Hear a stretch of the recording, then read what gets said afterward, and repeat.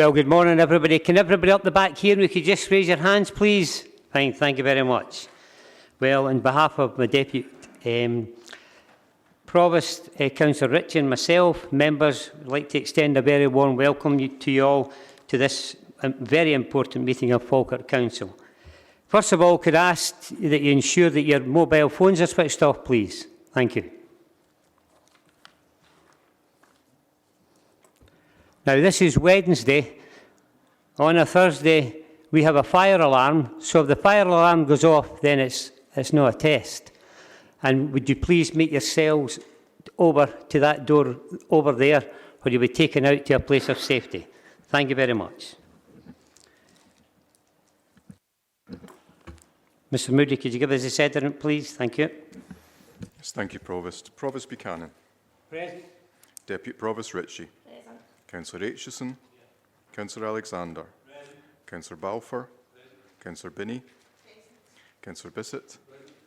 Councillor Black. Present. Councillor Blackwood. Present.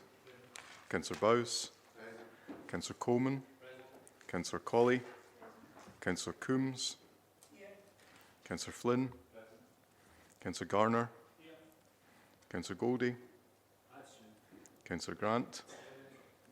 Councillor Harris. Councillor Hughes. Councillor Kerr.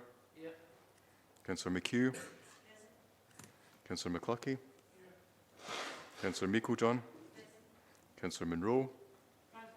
Councillor Murtagh. Councillor Nicholl. Councillor Nimmo. Councillor Patrick. Councillor Reid. And Councillor Spears. Okay, thank you for that. That takes us now to item 2 on your agenda. It's declarations of interest. And just for clarity, I'll read this out. Members should declare any financial and non-financial interest they have in any item of business at the meeting, identifying the relevant agenda item and the nature of the interest. Have we any declarations at this time?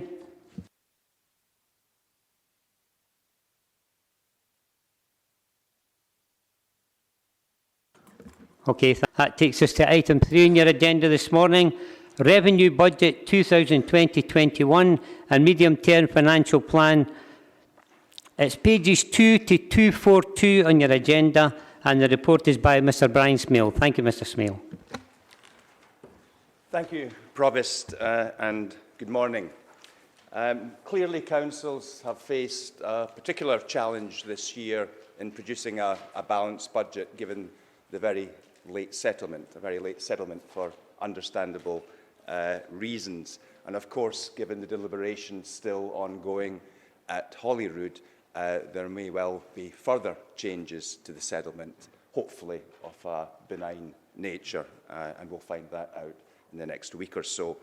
Today's agenda focuses on the General Fund Council having already agreed the housing budgets at its meeting in January. So the focus today is on the services other than council housing. I'm proposing to go through the reports, a detailed report, not in detail, and just to pick out from sections what I believe to be the particularly salient points that I would want to make sure members were alert to. So, starting with the background section, I would just highlight there the different timeline for Falkirk Community Trust's business case. That was a deferred or delayed time frame by agreement between the parties and for particular reasons. And that's picked up in section 410. I think it's also worth highlighting the important ground preparing work done by the Budget Working Group at its meetings which precede this. I think in terms of the context, section 4.1, I would draw members' attention to the imminent best value review. There can be little doubt that the auditors will pay particular attention to the decisions taken at the council meeting today on all items on the agenda. Key part of the report is at section 4.2, the local government financial settlement. That provides our grant position, which is the major variable in the budget. It dwarfs everything else in the mix. The table at para 422 sets out the general grant position, and the subsequent paras deal with the various specific grants that supplement that core grant. In section 4.3, the budget gap, we effectively come to what is the core part of the budget report, as it sets out both the gap and the means by which it is proposed to be bridged. The actual decisions you will take today are focused on the lower part of the table, really under the lines sitting below the balance by subheading. And perhaps just to zero in on a couple of the lines there, the first one's the service savings. These are analysed later in the report by Council of the Future theme. The Council's own service savings proposals are supplemented by those from the Falkirk Community Trust and the Integration Joint Board. We have the provisionally agreed council tax rise of 3%.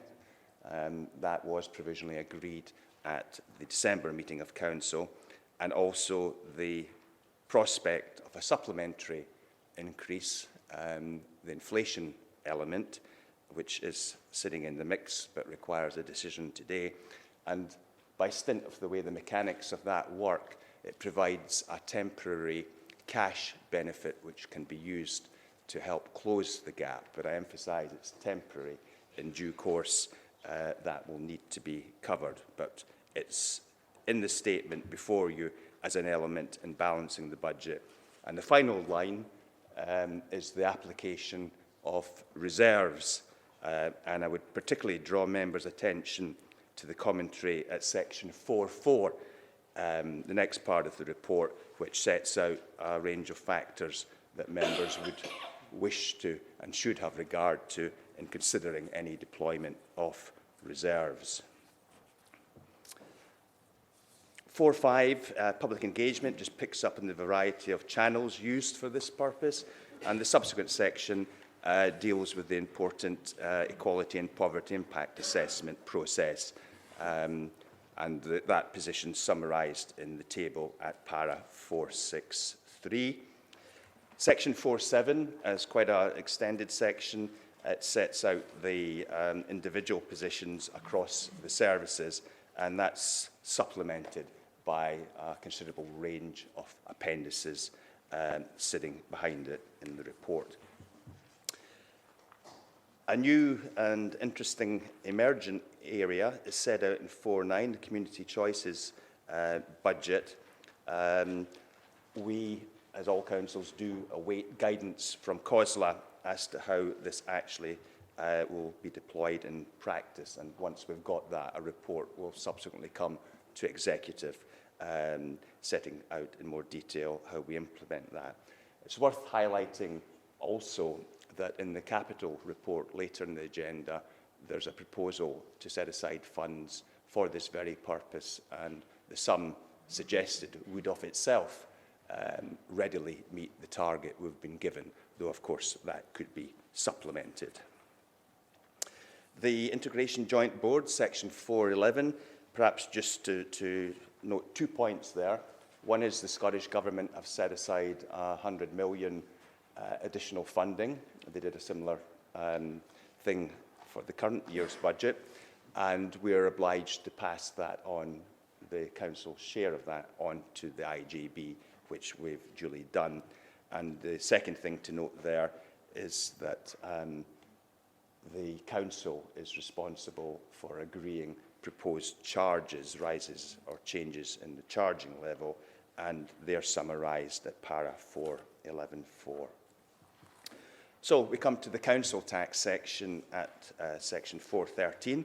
There's two strands to that. One is, as I've touched on earlier, the what you might regard as the standard 3% that is allowed, and that was already built into the budget gap projections right from the word go, and council at its December meeting provisionally agreed that rise. There's also the supplementary element, the 1.84%, which is really the 3% adjusted for inflation, and the prospect of, if were you to agree that, applying it to capital has the potential to lever in additional capital investment in the order of 24 million. And if that's agreed, clearly we'll pick it up in more detail in the capital report. The tables in this section of the report show the yield from the incremental rises and also the impact across the various council bands. And worth noting that those entitled to council tax reduction would be fully protected from any rise that was agreed. Sections 414 and 415 are very closely related, the medium-term financial plan and the business plan. The former, the medium-term financial plan, essentially sets out the projected gaps over the forthcoming 5 years. There's a bar chart there showing the estimated position, and the business plan is the means by which we find ways to balance these gaps, and the Council of the Future transformation programme is a vital and key element in that mix. Getting towards the end of the report, section 416 picks up in workforce, a very important part of the agenda. We're a service-based organisation. We're a people organisation, both in terms of our own staff and those that we serve. And you'll see there's several important strands in that section, progressing the Council of the Future agenda, pay structure, and engagement with our friends in the trade unions. I think it's worth just focusing finally on the conclusion section and just bringing out some of the key points there. The first one is stating the unique interface between this revenue budget report and the subsequent capital programme, particularly by stint of the marginal option of council tax, which I've mentioned. In para 7.3, just to remind members that the projected gaps over the medium term still show considerable challenges to be met, and to deal with these successfully, a strategic approach is necessary, and the importance of the Council of the Future transformation agenda in achieving that is vital. I also highlight that because this budget is very tight, it will be very demanding on services, budgetary control will be particularly important in the forthcoming year, and more so due to the anticipated deployment of reserves. And the more reserves that are deployed, the more significant this point will become. And the final paragraph, 7.5, just recognising that, albeit it's the nature of the beast perhaps, that particular focus is directed at the budget meeting on the means by which the budget gap is addressed, and that's understandable. But sometimes we lose sight of the £500 million or so that's actually spent on delivering services, and there's maybe an idea to accentuate the positive on those occasions. So, jumping back to the fair number of recommendations at the front end of the report, section 2, maybe a few just to pick out for you in particular. The first one is with respect to that marginal increase in council tax. The second one, number 3, just to recognise that there is still potentially further information and hopefully cash to come from the Scottish Government, and how we might deal with that is set out in that paragraph. With respect to the Falkirk Community Trust at para 4, just B and C elements there, the parallel treatment of the Trust, as with council services, with respect to voluntary severance at B, and the matter of the ongoing subsidy for a further year to Falkirk Grangemouth Golf Club as C. And the last item there, 9, just to advise members that the intention is to bring an updated business plan to the Executive in May. Provost, before I hand back to you, can I perhaps take the opportunity to thank my staff in the Finance Department for the considerable work that's gone into preparing this budget, and particularly so this year, given the acute budgetary timeline pressures we face. And if in particular I could mention Danny Kearney and Margaret Smith, my very able lieutenants in this endeavour. I'd also like to acknowledge and thank my colleagues, my corporate colleagues across services who have been instrumental in being able to pull this together. And finally, I'd like to acknowledge the work members have put in, the very hard work members have put in over this period to get to a position where we have this before us today. Thank you, Provost. Thank you, Mr Smale. I'd just like to echo the sentiments for all the endeavours and hard work that officers and members have taken during the course of this process. I would now like to ask the Leader of the Council, Councillor Meikle-John, to come forward. Thank you. Thank you, Provost. I would just like to echo my thanks to Mr Smale and all indeed the staff and indeed the senior management team and what has been a very difficult budget setting process with many uncertainties and one that is yet to be completed, but I do know that the hours that have been worked have gone well above and beyond and indeed my own colleagues for the work that they've done in helping me to bring this budget together. This year's budget has been a unique challenge due to the late notification of the Council's grant settlement, which was due to the deferment of the Westminster budget. As a result, we are having to make decisions based on the best information available. But we are taking our decisions today for the right reasons and to limit the impact on those who are entitled to council tax reduction in particular. Scottish Government is still to agree its final budget, and as we've seen in previous years, we are hopeful that we will again see more funds being made available to councils. However, there is clearly no certainty of that happening, and we have to be mindful of that in our due diligence in the process we're going through today.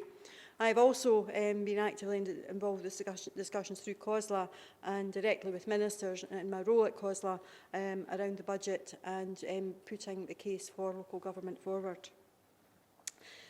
It's also been the most challenging budget as it was our largest predicted budget gap of 20 million. The anticipated trajectory over the next few years is showing a decline in the expected gaps. That unfortunately does not necessarily make them any easier to manage unless they are managed and planned for. As a council, we have an obligation to produce a balanced budget, and what I present to you today is under difficult circumstances with some tough decisions to be made to balance the books, but what we've looked to protect is our priority areas, our communities and the most vulnerable, limiting the impact. And I believe that service users will not see a significant change in the services provided. Some may be provided in a different way, or others in a different place. And the intention being there are much improved services and more relevant and directly tailored to their particular needs. Excuse me. It cannot be denied that the Scottish Block Grant has reduced year on year by Westminster.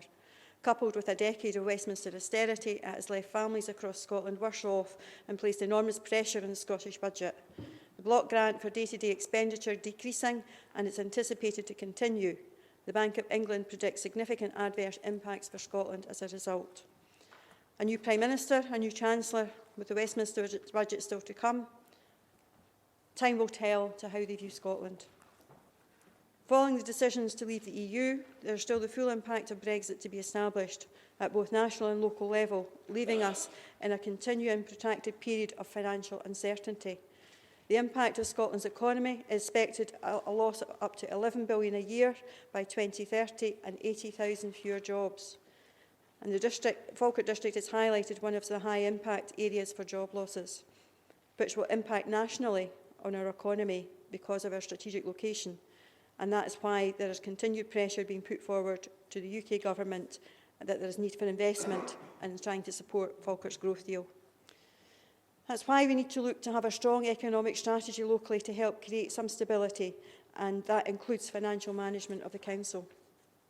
I have no doubt today we'll hear calls that it's the erosion of local government funding is the Scottish Government's fault and they should provide more funding. But it also has to be acknowledged they have provided additional funding that has come to local government for specific initiatives, something that has been done by every government, irrespective of colour, some more than others. And I challenge others to say what they would stop funding as a priority, whether that be housing, education, health or social care. The Scottish Government has also invested in the Food Fund programme, supporting food banks, investing almost £100 million to continue our mitigation of the bedroom tax and the UK's welfare cuts.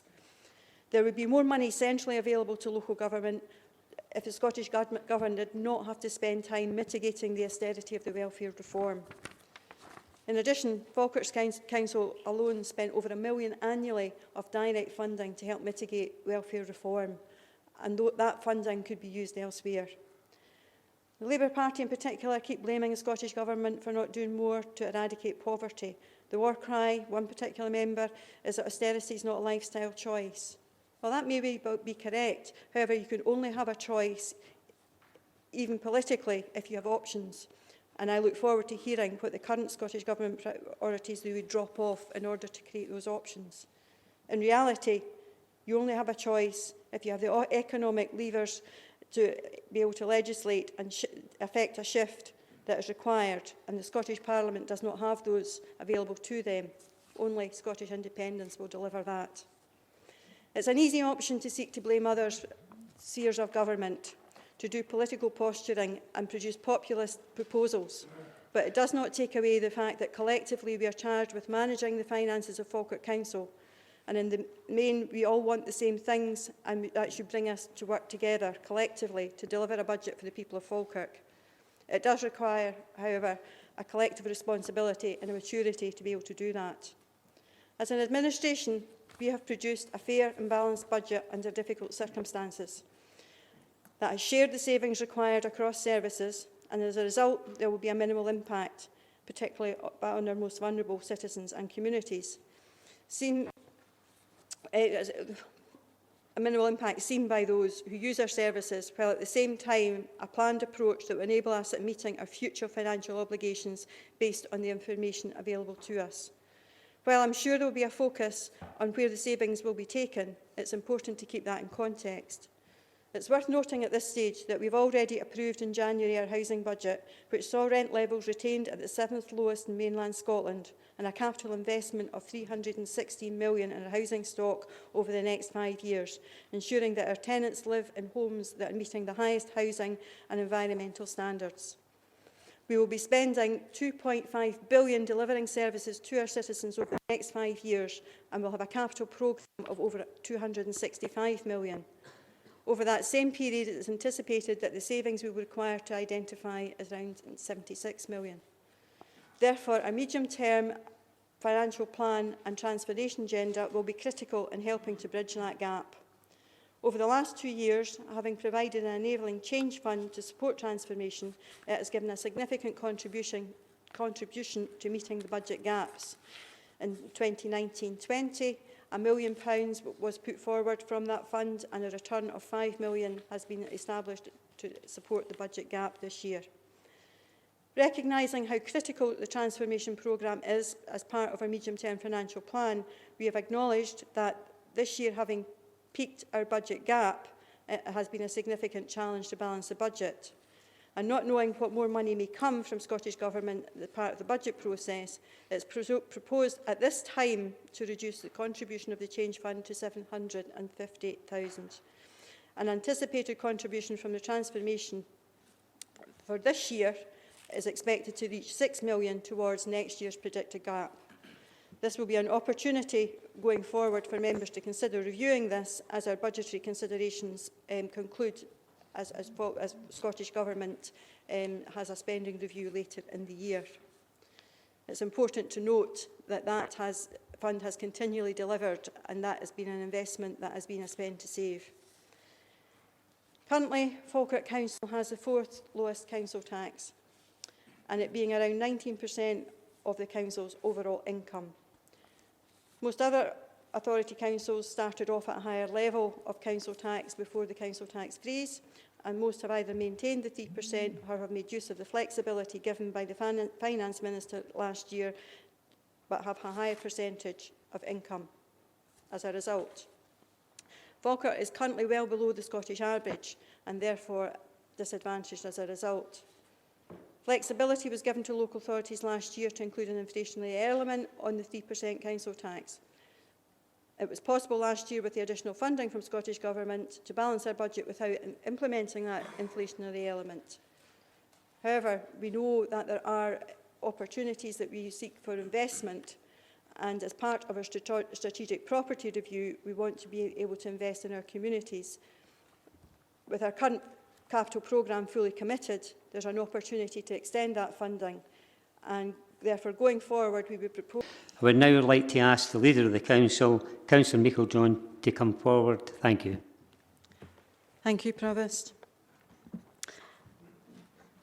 I would just like to echo my thanks to Mr Smale and all indeed the staff and indeed the senior management team and what has been a very difficult budget setting process with many uncertainties and one that is yet to be completed, but I do know that the hours that have been worked have gone well above and beyond and indeed my own colleagues for the work that they've done in helping me to bring this budget together.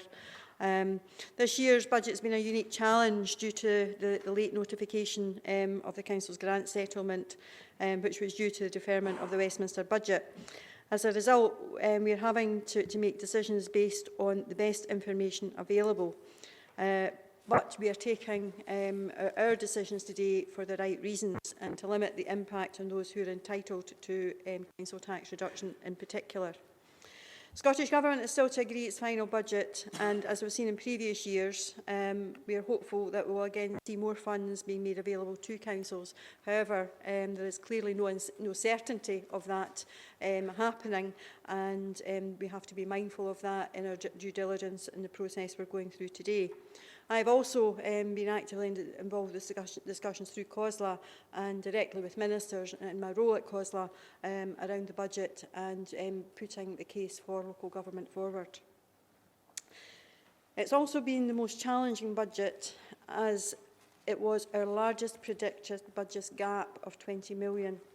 The anticipated trajectory over the next few years is showing a decline in the expected gaps. That unfortunately does not necessarily make them any easier to manage unless they are managed and planned for. As a council, we have an obligation to produce a balanced budget, and what I present to you today is under difficult circumstances with some tough decisions to be made to balance the books, but what we've looked to protect is our priority areas, our communities and the most vulnerable, limiting the impact. And I believe that service users will not see a significant change in the services provided. Some may be provided in a different way, or others in a different place. And the intention being there are much improved services and more relevant and directly tailored to their particular needs. Excuse me. It cannot be denied that the Scottish Block Grant has reduced year on year by Westminster. Coupled with a decade of Westminster austerity, it has left families across Scotland worse off and placed enormous pressure on the Scottish budget. The block grant for day-to-day expenditure decreasing, and it's anticipated to continue. The Bank of England predicts significant adverse impacts for Scotland as a result. A new Prime Minister, a new Chancellor, with the Westminster budget still to come. Time will tell to how they view Scotland. Following the decisions to leave the EU, there is still the full impact of Brexit to be established at both national and local level, leaving us in a continuing protracted period of financial uncertainty. The impact of Scotland's economy is expected a loss of up to 11 billion a year by 2030 and 80,000 fewer jobs. And the Falkirk district has highlighted one of the high impact areas for job losses, which will impact nationally on our economy because of our strategic location.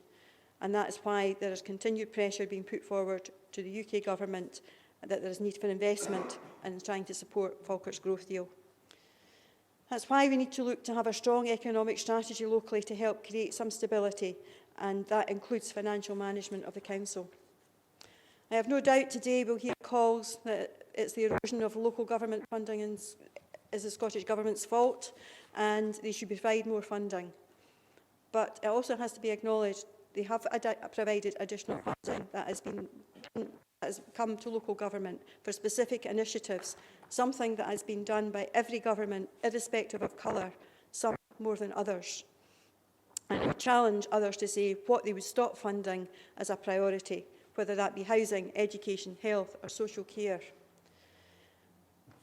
The Scottish Government has also invested in the Food Fund programme, supporting food banks, investing almost £100 million to continue our mitigation of the bedroom tax and the UK's welfare cuts. There would be more money centrally available to local government if the Scottish Government did not have to spend time mitigating the austerity of the welfare reform. In addition, Falkirk's Council alone spent over £1 million annually of direct funding to help mitigate welfare reform, and that funding could be used elsewhere. The Labour Party in particular keep blaming the Scottish Government for not doing more to eradicate poverty. The war cry, one particular member, is that austerity is not a lifestyle choice. Well, that may be correct. However, you can only have a choice, even politically, if you have options. And I look forward to hearing what the current Scottish Government priorities they would drop off in order to create those options. In reality, you only have a choice if you have the economic levers to be able to legislate and affect a shift that is required, and the Scottish Parliament does not have those available to them. Only Scottish independence will deliver that. It's an easy option to seek to blame others, seers of government, to do political posturing and produce populist proposals, but it does not take away the fact that collectively we are charged with managing the finances of Falkirk Council, and in the main we all want the same things, and that should bring us to work together collectively to deliver a budget for the people of Falkirk. It does require, however, a collective responsibility and a maturity to be able to do that. As an administration, we have produced a fair and balanced budget under difficult circumstances that has shared the savings required across services, and as a result there will be a minimal impact, particularly on our most vulnerable citizens and communities. A minimal impact seen by those who use our services, while at the same time a planned approach that will enable us at meeting our future financial obligations based on the information available to us. While I'm sure there will be a focus on where the savings will be taken, it's important to keep that in context. It's worth noting at this stage that we've already approved in January our housing budget, which saw rent levels retained at the 7th lowest in mainland Scotland, and a capital investment of £316 million in our housing stock over the next 5 years, ensuring that our tenants live in homes that are meeting the highest housing and environmental standards. We will be spending £2.5 billion delivering services to our citizens over the next 5 years, and we'll have a capital programme of over £265 million. Over that same period, it is anticipated that the savings we will require to identify is around £76 million. Therefore, a medium-term financial plan and transformation agenda will be critical in helping to bridge that gap. Over the last 2 years, having provided an enabling change fund to support transformation, it has given a significant contribution to meeting the budget gaps. In 2019-20, £1 million was put forward from that fund, and a return of £5 million has been established to support the budget gap this year.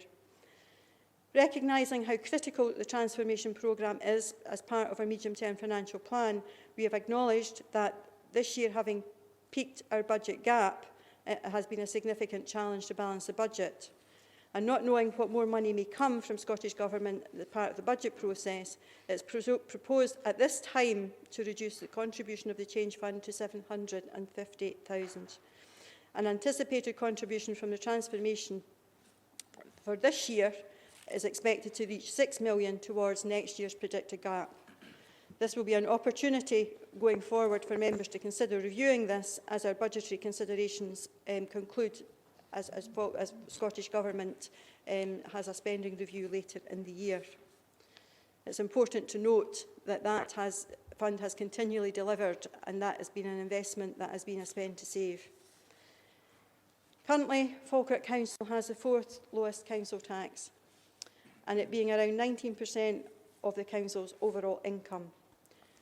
Most other authority councils started off at a higher level of council tax before the council tax freeze, and most have either maintained the 3% or have made use of the flexibility given by the Finance Minister last year, but have a higher percentage of income as a result. Falkirk is currently well below the Scottish average and therefore disadvantaged as a result. Flexibility was given to local authorities last year to include an inflationary element on the 3% council tax. It was possible last year with the additional funding from Scottish Government to balance our budget without implementing that inflationary element. However, we know that there are opportunities that we seek for investment, and as part of our strategic property review, we want to be able to invest in our communities. With our current capital programme fully committed, there's an opportunity to extend that funding, and therefore going forward we would propose that the 1.84% be ring-fenced to capital fund borrowing, which could lever in 60 million over 3 years that will enable investment to our communities across the district and be directed by the outcome of the strategic property review. This would mean a 3% rise, a 4.84% rise overall, but significantly the 1.84 being used purely and simply for capital funding. This will amount to 42 pence additionally onto the council tax band D, with our most vulnerable who are in receipt of council tax reduction remaining protected and would not have to pay any additional costs. This year we will continue to spend £500 million in delivering a wide range of valuable and valued services. We continue to prioritise education with savings of less than 1%, as well as protecting children and adult social care. We've extended our entitlement for free school meals, breakfast clubs and music tuition to those families in receipt of housing benefit and council tax and pension credit, again supporting more of our vulnerable families and improving our children's life opportunities and choices. We continue to roll out our early years expansion programme and are on target to deliver the 1140 hours of free childcare for some 2-year-olds and all 3- and 4-year-olds. We will continue to fund, as allocated in last year, the SFLAs and the food holiday programme, supporting our vulnerable families as recommended when approving the poverty strategy. We have continued to maintain a pupil-teacher ratio across the council area and created opportunities for probationer teachers. Unlike many other authorities, we have sought to maintain non-statutory services that have given added value to our communities, such as continuing additional investments in roads. And turning to Falkirk Community Trust, with decisions taken by Council in June, the views of members and the outstanding work in relation to the strategic property review, it's made it impossible for Falkirk Community Trust to meet their budget saving target of £1.2 million. Following discussions and feedback from members, following the submission of the business plan in January, the saving contribution from the trusts required to be revised, with further challenges in meeting their contribution.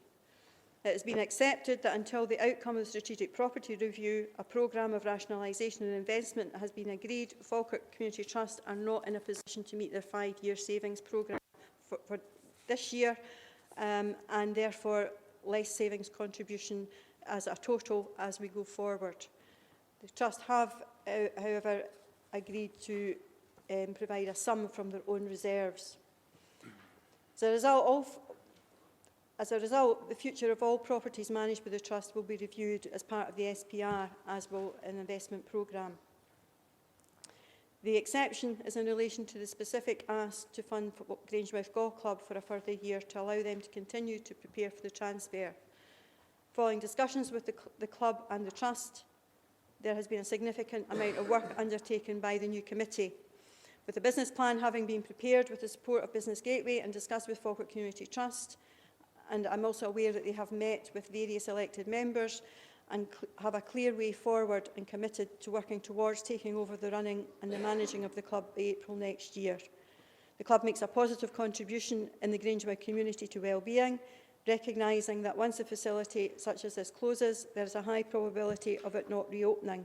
Therefore, would be a significant loss.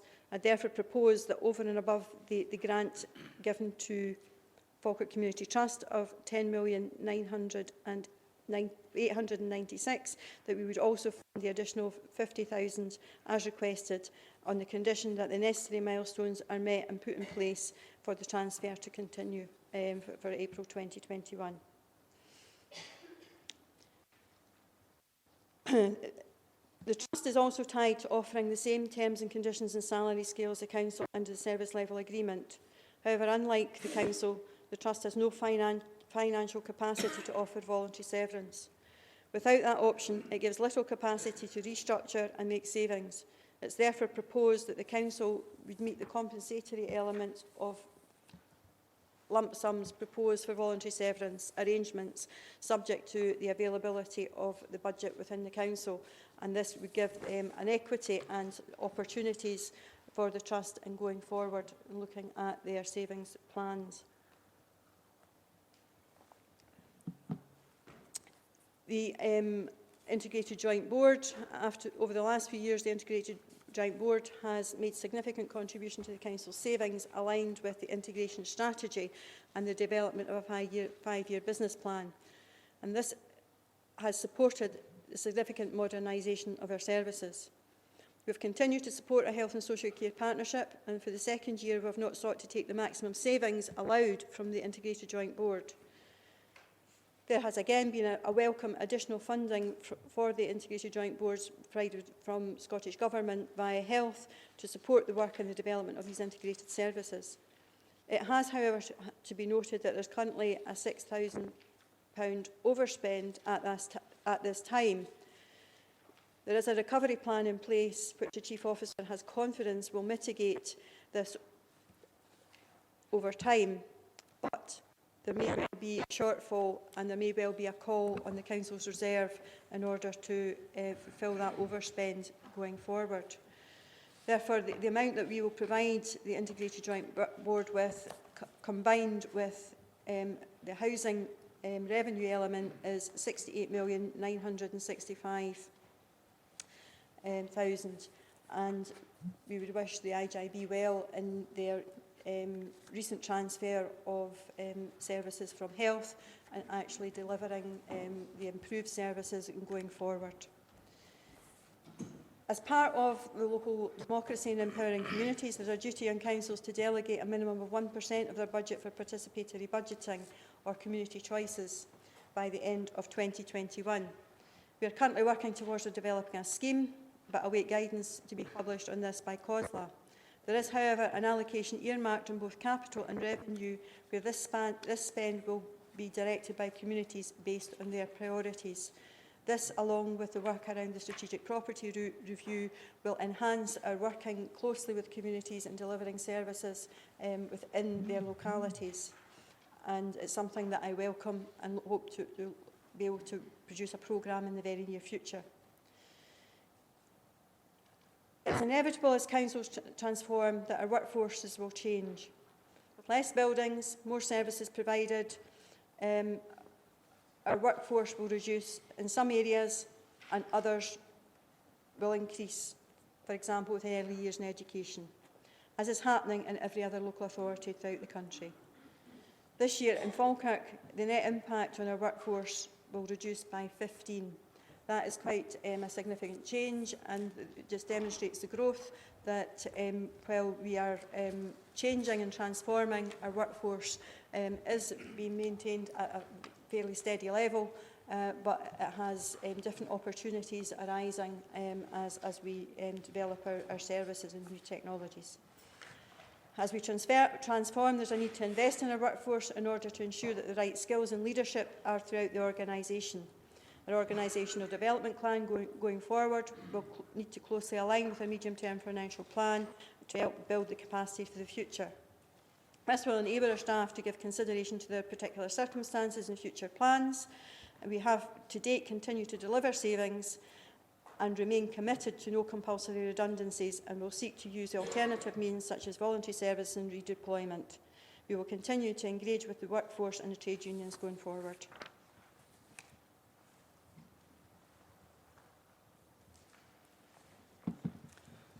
As an administration, we have maintained prudent use of reserves over the last couple of years. This is facilitated with producing a balanced budget, but in particular has been used to support a transformation programme. As Mr Smale has indicated, it is appropriate use of reserves in order to support the transformation and deliver a robust medium-term financial plan. However, there are significant financial risks to the authority that we are not directly in control of, such as historical child abuse. There's a need to look ahead to the future. We don't know what will be the full impact of Brexit and what we may be called to mitigate. We don't know what calls will be brought on the reserves. We also have to start to plan for the conclusion of the PFI contract, whether we continue or buy out, not to mention other major projects such as replacement schools and any other required match funding. Also, there should be a need. There may well be a need to cover residual spend from the Integrated Joint Board, should they not be able to mitigate the overspend. As it's very clear, there's only the ability to use our reserves once, therefore careful consideration should be given to the use, enabling investment to be used as a return, particularly around our revenue budget. And recognising that the budget process is not yet completed, as a result, there may well be additional funds from Scottish Government, along with the fact that historically the end-of-year outturn has been slightly better than predicted over the last few years. We would only take a sum of £1.1 million to be used from the reserves to help fill the budget gap. Potentially, this will take us close to the agreed lower level of our strategy. Any further use of the Council reserves or alteration to the floor would put at risk the Council's financial stability, jeopardising the Council's ability to respond at times of crisis, and it would be a naive and financially irresponsible to do so. It would therefore be appropriate to continue to take a prudent view of the use of reserves, and once the full funding picture is known, there may be an opportunity to review our position on that. In conclusion, I would appeal to the other parties in recognition that this budget process is taking place in a uniquely unusual climate, without the final outcome of the Scottish Government budget process having been concluded, nor Westminster having announced their budget. We are having to do so based on the best information available and doing so protecting our most vulnerable. There has been much deliberation and discussion by the administration with officers, resulting in some challenging decisions having to be taken in order to produce a balanced budget. I therefore would ask our members to support the budget as proposed, with the caveat that should there be a material change as a result of the Scottish Government's outcome discussions with other parties, that proposals be brought back to a special council meeting before the end of March. I would therefore move the motion as I have passed to officers. While that's been distributed, I'll just read that out. We would agree the balanced budget closing the revised gap of £23.7 million through the means set out in paragraph 4.3.2, with savings further identified in paragraph 4.7 onwards and appendices 5 and 6.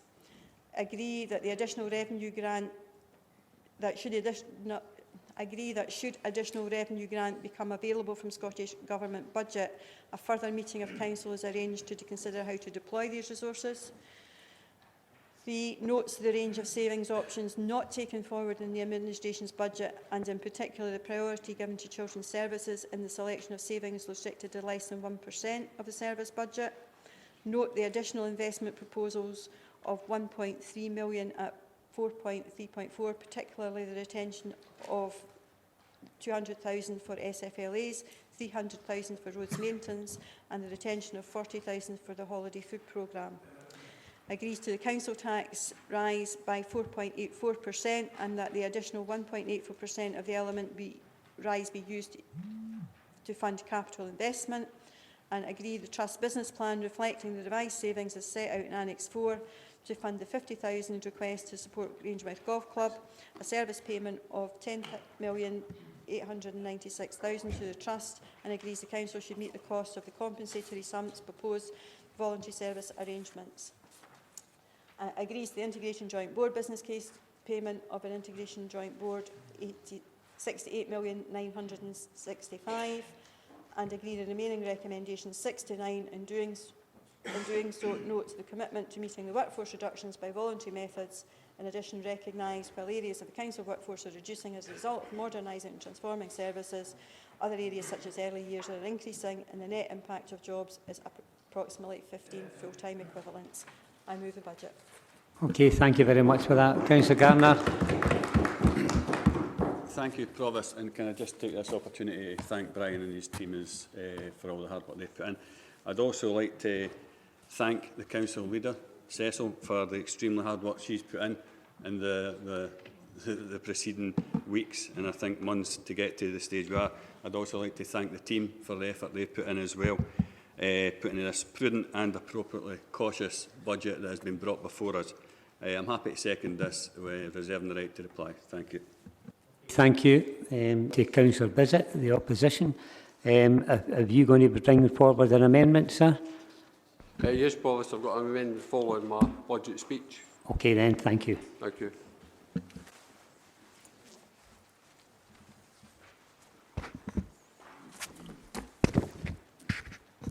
Provost, I will begin by thanking my Labour colleagues who worked diligently in order to prepare our amendment to the Administration's budget. I also want to pay thanks to the finance team that assisted us in this process, particularly Mr Smale and Mr Kearney. These two officers were completely professional throughout our deliberations. Thanks also must go to our Chief Executive, Mr Laurie, Mrs Geisler, Mr Naylor, Mr Ritchie and their officers who diligently and professionally assisted our deliberations. Provost, we have seen cuts to councils across Scotland of 10,000 jobs lost since 2010-11 and £2.1 billion cut since 2012. The impact of SNP cuts is real and cannot continue. Enough is enough. The SNP claim they are giving councils an extra £495 million this year, but the Scottish Government commitments delivered by councils will cost an extra £590 million. The reality is a £95 million cut to essential services that affect the most vulnerable. It is vital to note that this doesn't account for inflation and therefore in real terms, the cut to local government revenue budgets is nearer £300 million. These Scottish Government cuts have directly forced all councils in Scotland to make damaging reductions in essential local services. This year's predicted final settlement seems particularly unfair, given the Scottish Parliament Information Centre's own figures highlight that the Scottish Government's own budget has gone up by 2.6% since 2013. Clearly, this is a political choice, not an economic necessity. Provost, Falkirk Council has seen cuts of £150 million over the past 10 years, with £76 million to come over the next 5 years. That's a total cut of £226 million and jobs lost since 2012 of 250 full-time employees. This figure is 263 if we include part-time employees. And over the next 5 years, the business plan sees an anticipated further reduction of 311 jobs. So it's a total of 574 jobs over a 15-year period. Recently, the Scottish administration intervened where there was a threat of 500 jobs being lost at Bifab and Ferguson Shipyard, and intervened, and quite rightly so. Yet where local government jobs are lost on a greater scale, no action is taken. I think that tells us how important the SNP think local government is. Again, these cuts are a political choice, not an economic necessity. This vandalism of local government budgets must end, as councils are at a cliff edge. Enough is enough. As a footnote, had the SNP not cut 150 million from our budget, we could have built 4 HQs and art centres, and 7 primary schools and 4 high schools, and we could have had more economic growth and could have improved the high street. Effectively, the SNP have taken 150 million out of Falkirk's economy, and the cuts to services in turn affect local businesses. The SNP have said in their budget they will cut almost 94 jobs. Our amendment will save 18 of those jobs, thereby protecting families and the local economy. Provost, the SNP this year have taken 6.076 million of cuts from services. In doing so, the SNP have placed a financial burden on the citizens of Falkirk and will provide less services for our citizens. Labour have reluctantly taken 4.462 million. However, that's 1.614 million less of cuts, thereby protecting services and jobs and the local economy. I will highlight the areas where we have protected services and our citizens' finances in a moment. Provost, in order to protect jobs and services, we use 2.8 million of reserves. However, this budget is essentially a provisional budget that will change once the Scottish Government finalise their budget and the UK Government finalises theirs. Any additional funding from the Scottish Government will go straight back into reserves. Provost, enough is enough. I reiterate, this year Falkirk Council and the people we serve sees SNP cuts of 20 million. But it's not just the 20 million of cuts that's bad enough. It's the cumulative effect of the past 10 years of cuts that is doing irreversible damage to Falkirk communities. I'm sure everyone in this chamber did not stand for election simply be administrators of cuts that all of us know are causing serious harm to our communities. The SNP at Holyrood are asking us to administer these cuts without question or challenge. It's time every elected member in this chamber stood up to the autocracy of the SNP at Holyrood. We have a duty to the people we serve to stand up and be counted. Enough is enough. Provost, due to the SNP cuts to Falkirk Council's budget, we have reluctantly had to increase the council tax to 4.84. This will raise 1.2 million in revenue, which will be used to buy 24.5 million of capital. We propose to use to the benefit of the citizens of Falkirk. The annual effect of increasing council tax to 4.84 from 3% to raise 1.2 million for a band day is £14.39 per year, or 3.8 pence per day, but for band H is £52.87, or 14.5 pence per day. I must stress again, Labour did not want to increase the council tax, but given the SNP cuts to our budget, and in order to provide better services in education and to improve roads for our citizens, we had no option. The SNP nationally did not raise tax, then give additional funding to local government. No, they left that for us to do, so they can blame local government for tax rises. That's just an abdication and dereliction of their duty. But what's new with SNP? It's always somebody else's fault. Provost, Labour's amendment will stop the proposed charging for brown bin uplifts, stop the proposed charging after 3 p.m. at car parks, stop the stopping of some weekend community lets, stop the reduction in building cleaning standards and cutting cleaning staff jobs, stop the plans for community education centre closures, stop the reduction in street cleansing, stop the cutting of the roads maintenance budget, stop the planned charging for dog waste disposal bags, stop the plans to charge for replacement wheeled waste recycling bins and containers, stop cuts to the employment training unit service protecting 80 training places, stop the cuts to ground maintenance operations and seek a full report on the impact of not servicing 80 communal areas around Falkirk District, stop cuts to 18 jobs.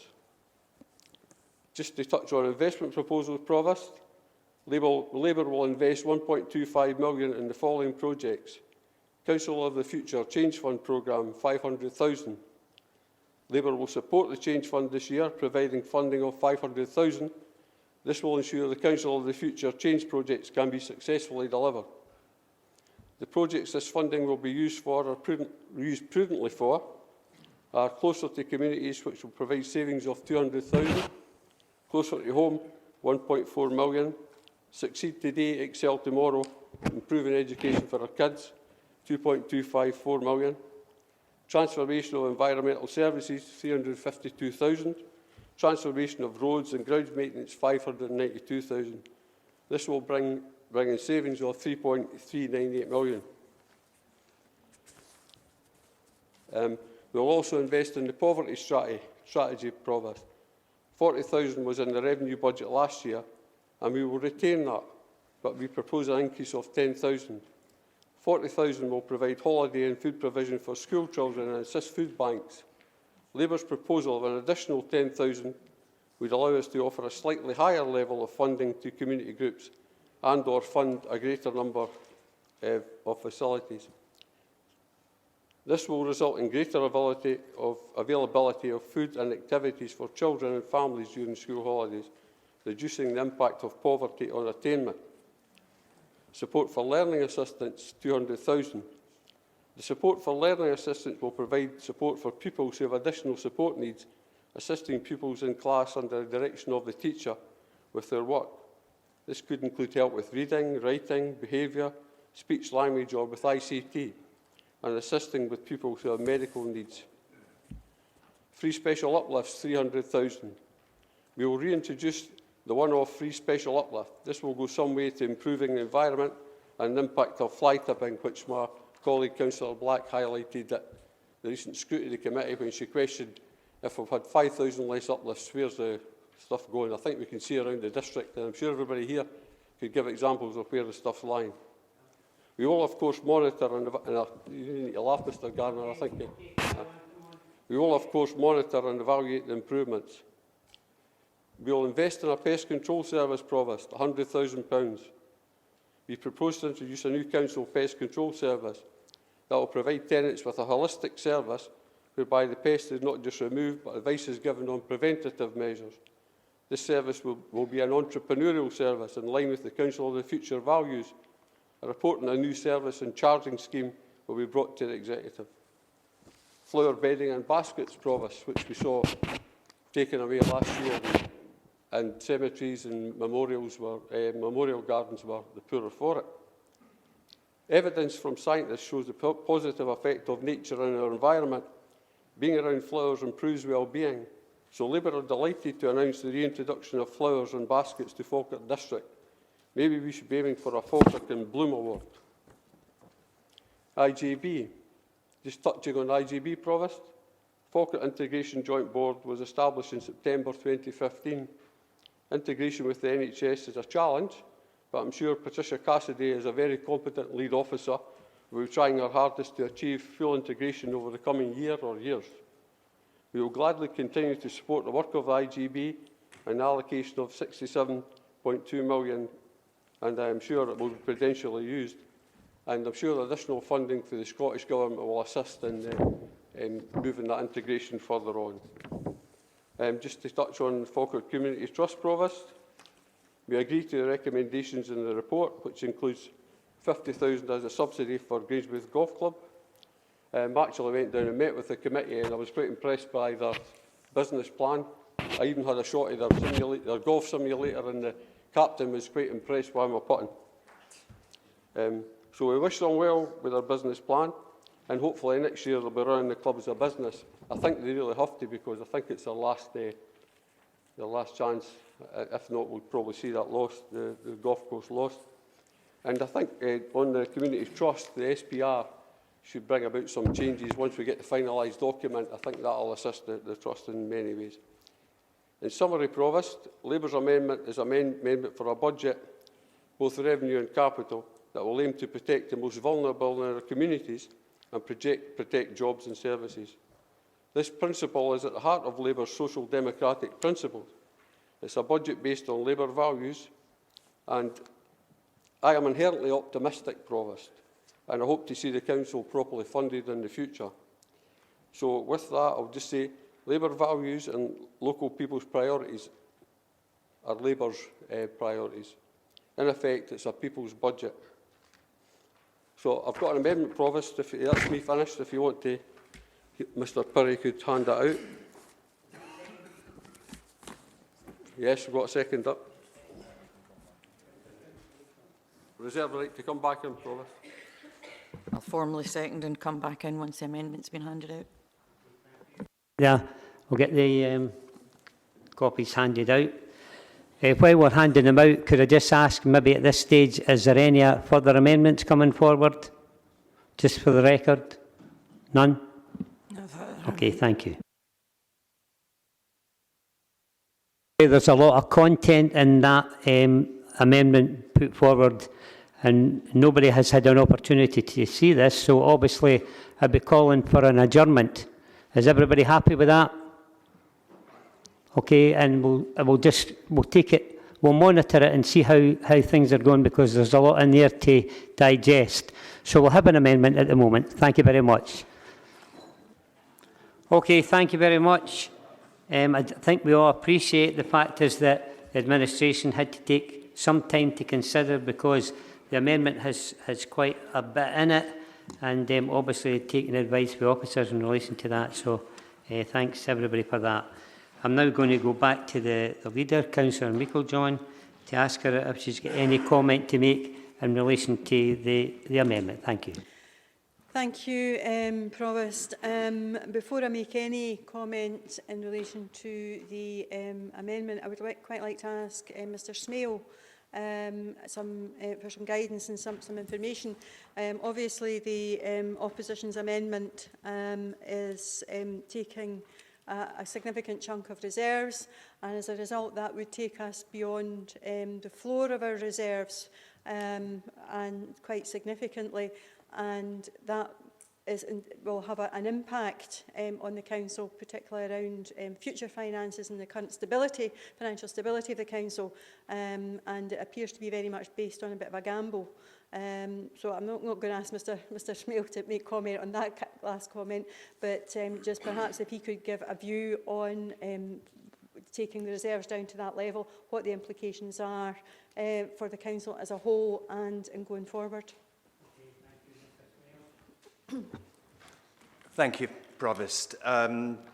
If I start by saying something about the range, the floor and the ceiling which we operate, and essentially those are indicative figures, guidelines, which we and Council regard to in terms of considering deployment of reserves. So the point is they're indicative, they're not rigid, and it's a matter of judgment ultimately as to how they are managed. In terms of the general factors that are pertinent to consideration of the deployment of reserves, there's a number of interrelated points that I think I can helpfully highlight for you. The first one is one that certainly auditors give particular attention to, and that essentially is the proposition that in deploying reserves simply to balance a hole in the budget isn't a sustainable position, because essentially you're using it as an expedient to plug the gap, but you're not addressing the underlying unsustainable difference between the resources that you have available and the level of expenditure that needs to be addressed. So that's a very important point to recognise. Flowing from that, and because of the lack of sustainability, what happens is any level of reserves deployed immediately goes on to your gap in the following financial year. So in section 414 of the report and the medium-term financial plan, our chart the projected gaps for the forthcoming years, including obviously 21 and 22. Reflect use the gap at 1.1. Any application of reserves beyond that figure, by definition, will increase the gap shown to be addressed next, or the year after next. Flowing from that, You then will have a situation where the gap for that year to be addressed, 21-22, the year after next. So when we're sitting here a year from now, having to deal with a balance or a gap of that size, the gap of itself, given its size, will be challenging. But what you won't have in your toolkit is the ability, as you have this year, to harness reserves to help bridge that gap. Reserves in those terms act as something of a shock absorber. So the gap, and it will be north on the basis of the proposition of 15 million. Council, in large measure, will have to address that gap without the help of reserves, and that will require very difficult decisions. You all know for the current year the difficulties in some of the safety options identified. In that scenario, this time next year, more challenging. Another dimension to it is that you in effect lose flexibility in terms of managing circumstances and situations that emerge. And if we think back to last year's budget, a practical application of that was with the trust, where we were able to, in a pragmatic and fairly quick manner, navigate a way forward whereby we could have a scenario where the trust was asked to find the additional savings, something under £1 million. But to the extent that that didn't happen in practice, we were able to say, we will cover that with reserves. So we had that in our toolkit. We had that flexibility to be able to manage the position in those terms. Another consideration is, and this is highlighted in the report, both in the conclusions and the recommendations, where the point is made that the budget for next year is a very tight budget. That reflects in no small measure the removal of inflation and demographic pressures, which has been the case for several years now, so that's compounded. So services will find it very challenging to adhere to the budget, and to the extent that they don't, and we have an overspend at the end of next year, that then will come off what will already be a depleted reserves balance, and we will be sailing into very difficult financial waters in those terms. And then, of course, you've got the underlying reasons for having reserves, and that's to help deal with uncertain circumstances that emerge, and they do emerge. We've had to harness reserves on a number of occasions to help deal with wild cards that we've been dealt with. And you've only got to look at the media in recent days to see the flood challenges down south in England and Wales, and the councils in these areas will be looking to help their communities, and having capacity and headroom in reserves to help them do that is clearly a significant consideration. And of course, in relatively recent times, we've had a potentially significant economic development shock that may have, thankfully it didn't, but may have impacted the area. So those events do happen, and one would want to be in a position having resources to hand to readily address these. And perhaps the last point to make is, as you know, we have a best value review scheduled to start imminently, in a matter of weeks. And one of the areas that we know will form part of their assessment is financial sustainability. and a position where the Council has elected to deploy reserves that takes it well below the stated floor will not be, one would think, conducive to an audit assessment that's positive in those terms. So, I have before you a number of pertinent considerations that you should have regard to informing your view. But ultimately, it's a judgment, and having heard what I've had to say and what other officers may have to say, ultimately it's a judgment and it's your decision at the end of the day as to what course of action you wish to take. Okay. Thank you, Mr Smale. Come back to Councillor Meiklejohn. Your question's been answered and summarised by Mr Smale. Have you any other issues in relation to the amendment? Yeah, it's just a comment in relation to Mr Smale. I thank him for that, and I also thank him for his good advice and governance in the financial processes, and particularly the information he's put forward to us. And I have to say that Mr Smale's advice and indeed his predictions around our budget setting and our financial planning have been very accurate in the past, and I don't doubt what he is saying and going forward.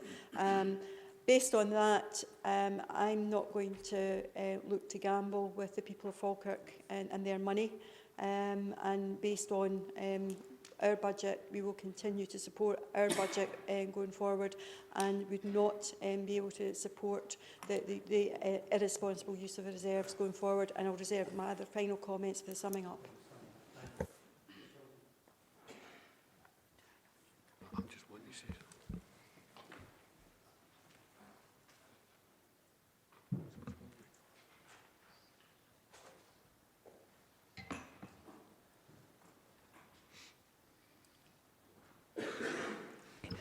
Okay, thank you for that. Now, excuse me, I know you're like, come on, Councillor Bissett first there, but you've already spoken. If there's any direct questions in relation to your amendment that's coming, then you'll have an opportunity to address them. But obviously, your deputy there who seconded will have an opportunity to give a further overview of the amendment. So before we start the debate, could I say this quite clearly, that to try and simplify it a bit, we have a motion moved and seconded, we have an amendment moved and seconded, and it should be as simple as that. In relation to the debate that's coming up, what we would like to ask everybody if they would show respect to everybody that's speaking, allow them to speak. Everybody's got an opinion, and at the end of the day, what we're saying is that we're going to have an open and transparent decision taken on this, then everybody must be allowed to speak openly, frankly, without asking or telling anything that would maybe cause MD to be disrespectful for one another. So we'll open the debate up, and I think Councillor Garner, I think you had reserved the right to come back in, so we'll ask you first. Thank you, Provost. There is a few things in this amendment that I would like to talk to, but I'll just touch on one briefly before I go into one part of my concerns, and that is the aspect of reinstating the pest control, which I find is quite strange. We never took any decisions lightly when we looked at any budget savings last year or indeed this year, and the pest control one is one that we looked at in great depth back last year. And in fact, we know through statistics and just through looking up and speaking to people that the private sector provide a cheaper service to members of the public, and they also provide a more concise service to members of the public. So I think putting £100,000 back into that is a bit of a waste of council's money at this stage, considering the budget constraints we find ourselves under. As I say, I could speak to quite a few of them, but I'll go on. Brian covered a lot, and I'm just hoping the councillors in here will actually listen to what he was saying and take heed. Councils hold reserve for unexpected events or emergencies like flooding, which obviously some councillors might be aware of the issues around the area, especially Councillor Blackwood, Harris, Coombs and Flynn, who have noted it in their own areas as well as my own members in their wards. Recently, in addressing councils over use of reserves and taking below the floor, SIPFA said balancing the annual budget by drawing in general reserves may be viewed as a legitimate, short-term option. However, it is not normally prudent for reserves to be deployed, and certainly not below advisory floor levels, to finance current expenditure, that is revenue budgets. Emergencies can happen and sudden increases in spending can be needed. Councils need to be resilient, or they end up in the position of Tory-led Somerset and Northamptonshire councils found themselves in, and that is basically bankrupt. In a report on financial sustainability of councils in 2018, the National Audit Office said reducing reserve levels means that local authorities have less scope to support invest to save programmes, and any delays in delivering savings or unexpected cost pressures have great impact on their financial position. Is this the road we want council to go down in facing the real threat of going bankrupt? We're the only council in Scotland who will be going down this route. This isn't a time for gambling with the uncertainties that have been mentioned here a few times. And going forward, this will inevitably affect other budgets like education and social care. And I see that along with the community safety team, which was a bit of a promise made, I don't see any mention of that really in this paper. So thank you, Provost, for listening to that, and I hope other people are thinking seriously about how they vote on this budget. Thank you, Councillor, and thank you very much, because you tackled the issue, and we're trying to keep this today that we're no attacking individual members. Thank you for that. Councillor Coombs. Thanks, Provost. Provost, I'm astonished to hear the council leader talking about reserves. In just 4 years, when they were in opposition, in just 4 years, nearly £15 million was taken from reserves. So I think today's a little bit of a contradiction. At the risk of sounding like a broken record, the SNP government has yet again decided to cut local government spending in favour of other functions. Where cash is given, it's been ring-fenced. There's no point in having local councils if Ms Forbes is going to decide where money should be spent rather than the elected members from our local communities. There's a marked contrast between how the SNP Scottish Government chafes at funding from Westminster and its high-handed approach to councils in Scotland.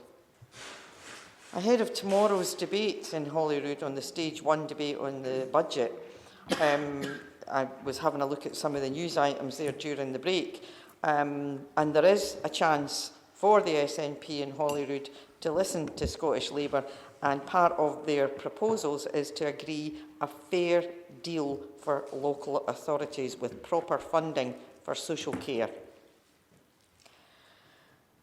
It's already been alluded to that Falkirk's not the only one in this position, and what's true for all councils across Scotland is also obviously very painfully true in this chamber. So much so that the SNP administration in Glasgow have at last agreed that Holyrood is indeed shortchanging our people. It's disappointing that the administration in this building won't stick up for our residents and admit the truth instead of playing this game of charades every year. We've just listened to both Mr Smale and Councillor Meikle-John refer to the challenging aspect of this budget and the challenges that we face. Let's not allow ourselves to get normalised by these words. Things like budget gap or transformational change. These are cuts.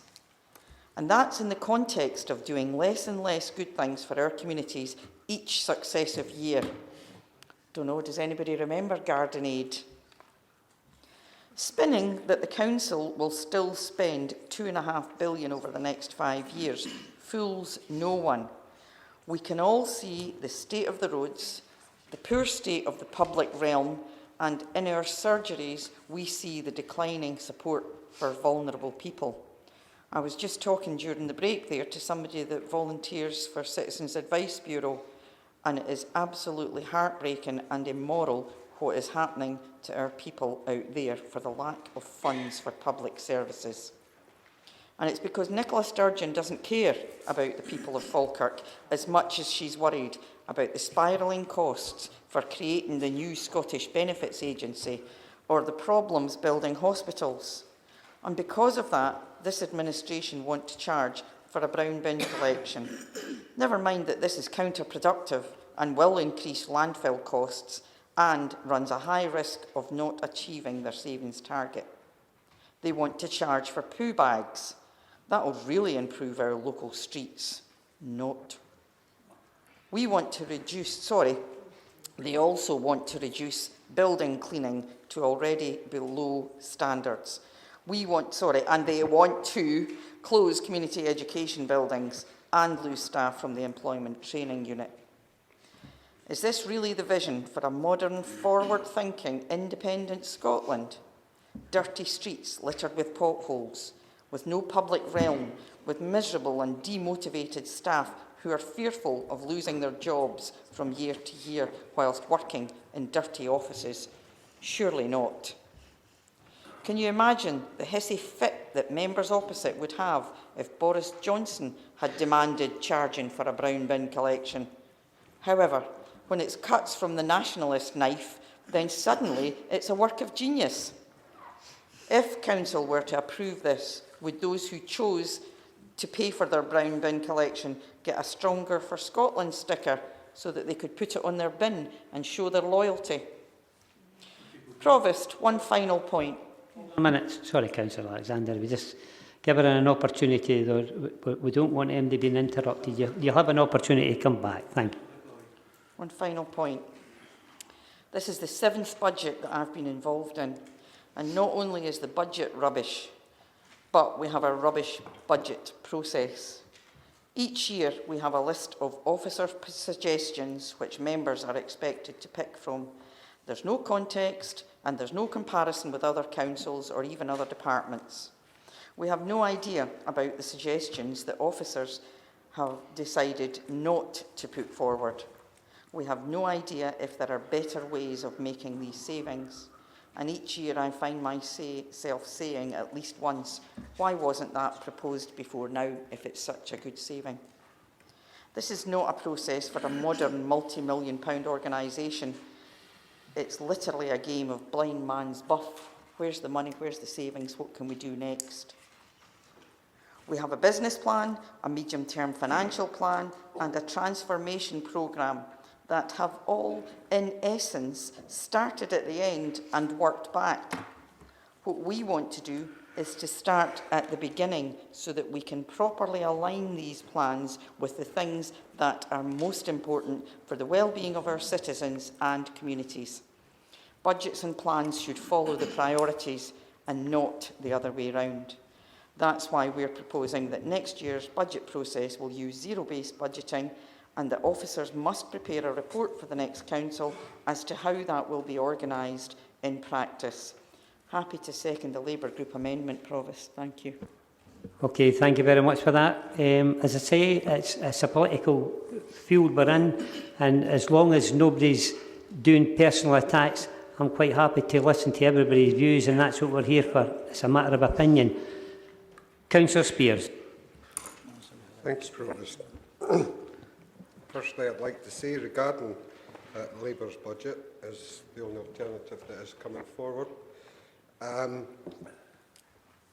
the criticism of the budget that the administration has put forward, I would like to say it's no charade. And I would like to counter the claim that Councillor Meikle-John doesn't care. I've never met a more caring individual in my life. And I would take exception to that.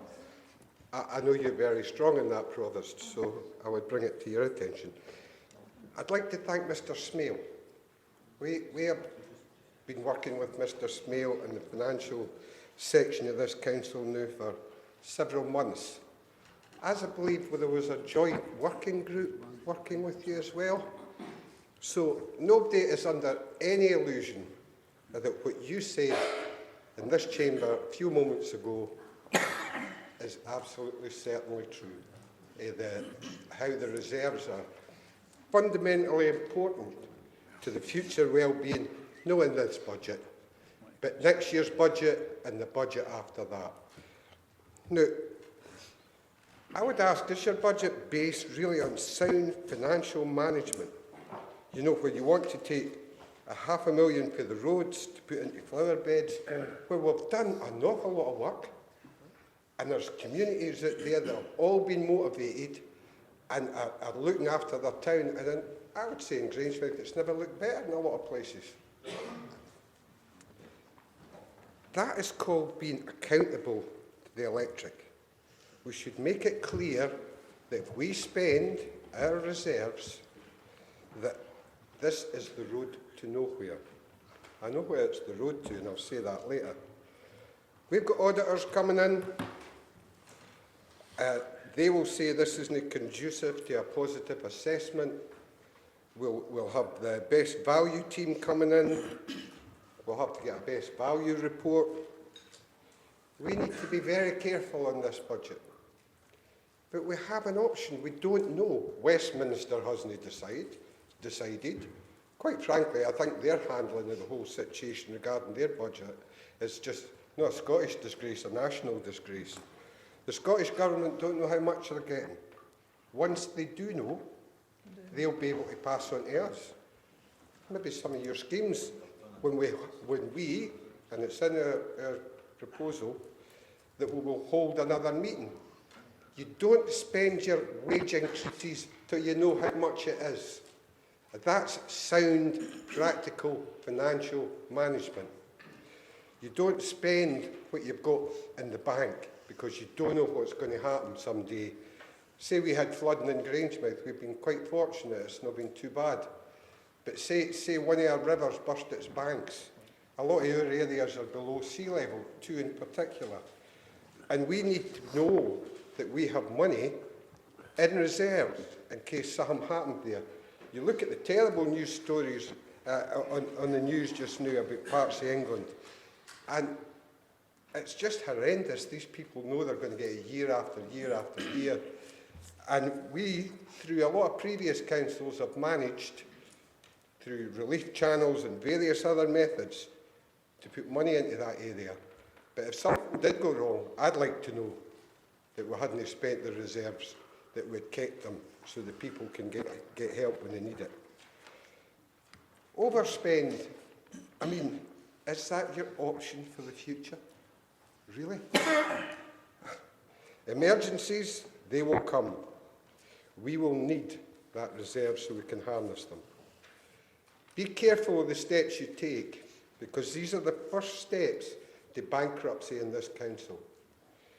And we, as reasonable people, will listen to the sound financial advice and stick with a budget that will not put us on the road to bankruptcy. Okay, thank you, Councillor Spears, for your input. Thank you very much, sir. That takes us now to Councillor Goldie. Thank you, sir. Yeah, well, thanks very much, Provost. I was in my first budget in here 40 years ago, and I thought I'd seen and heard it all. But I must say that today, it's a straightforward position. We've got opposition and we've got the administration. But the position still remains the same. It's open to either side to accept something from the other person's proposal. And that's been done in the past as well. And all the budgets I've seen, I think maybe there's only 4 when the opposition haven't said they would take money for reserves. So there's nothing new about that. It's sad to say there's nothing really new about a lot of this. The leader of the administration spoke for 21 minutes. Within 60 seconds, she mentioned independence and blamed Westminster. She talked about the need for getting our hands on business levers, and the levers are business and the levers are power. The Scottish Parliament last week were asked, would they give councils the right to levy business rates? You can think in your town centres, if councils had the rights to place their own business rates and set their own business rate. They've devolved powers down to the Scottish councils. They want power devolved with Westminster. Well, automatically then it should, of course, be devolved down to the councils, and that's really how things should work. But quite importantly, what's the Scottish Parliament's answer to getting devolved powers on business rates to councils? A flat no. Not even going to be considered. So they need to tell that to the people in Falkirk High Street and in Grangemouth town centre, and of course, what they're going to tell the people in Denny when they've just abandoned the town centre. Redundancies, regretfully, are a new thing. When I came in here at first, Margaret Thatcher was in control, and we still didn't have any redundancies. Didn't happen. But in redundancy now, whether it's voluntary, it might come to compulsory, and that's built into the budget. Strangely enough, there's never been any redundancies in Holyrood. It's no built into Holyrood's budget, but we've got a budget where we've got to build it into ours. And that again, is a real concern for me. One of the other concerns, and it's obvious, it's as plain as the nose on your face, the administration are talking about cutting, cleaning across the council estates, across schools, offices, all public buildings.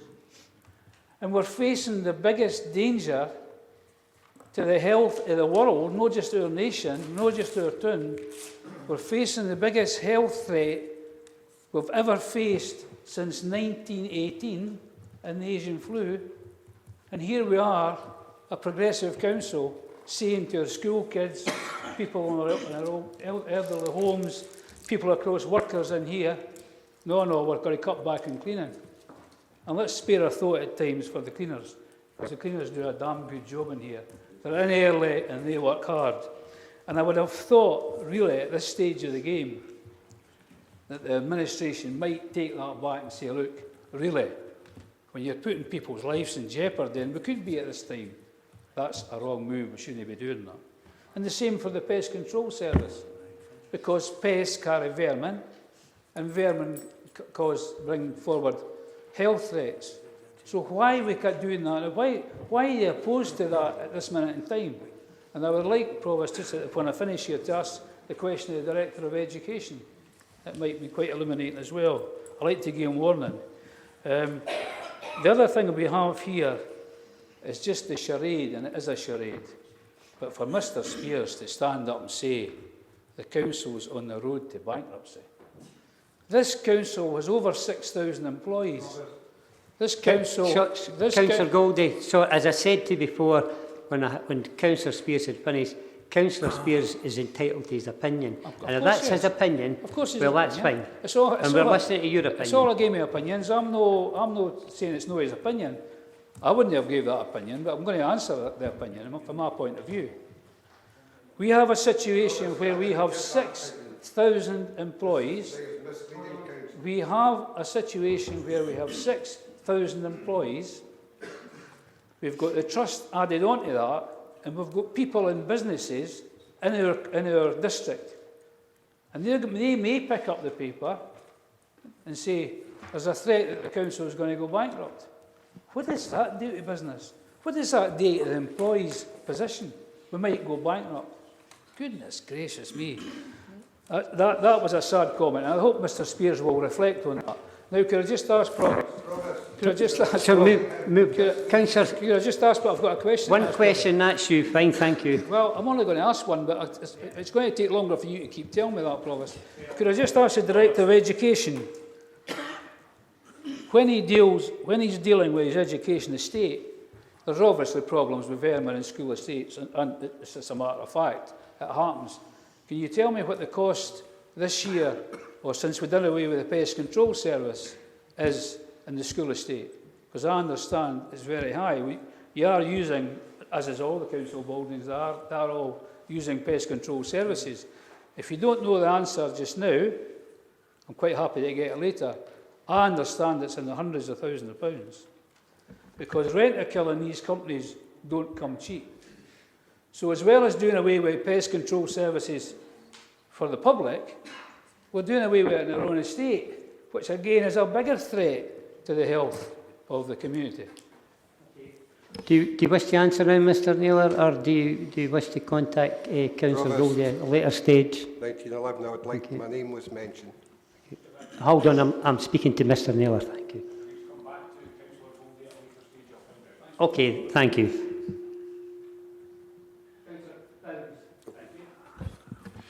Thank you, Provost. I'll try to follow your lines as close as I can. So, interestingly,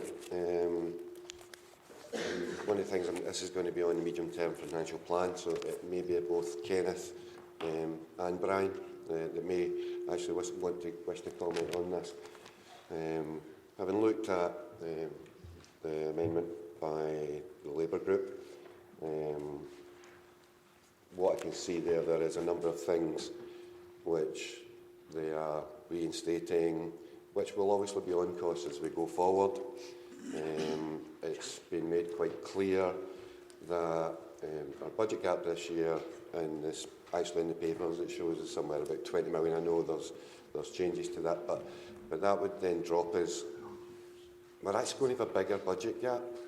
We're going to be dealing with a bigger budget gap next year than what we are this year, because the it's 2.8 million and the potential 600,000, which is a real possibility, takes us to £3.4 million is going to get added on to next year's budget gap. That makes it actually, because you're taking 3.4 off of this year, you're adding 3.4 on to next year, we're actually going to be dealing with a bigger budget gap with less options. My concern also, I mean, I've said this, and I may have said it to you before, this thing called horizon scanning, when we're actually looking out to see what's going to happen. That's what the 5-year medium-term financial plan is all about. I'm concerned that we're opening up that, we're making that the gaps bigger there, and yeah, you can have political opportunism today. I understand that, I get that. I'm not about that. This is about looking at Falkirk for 5 years, not to win a bit in today's debate, we'll call it.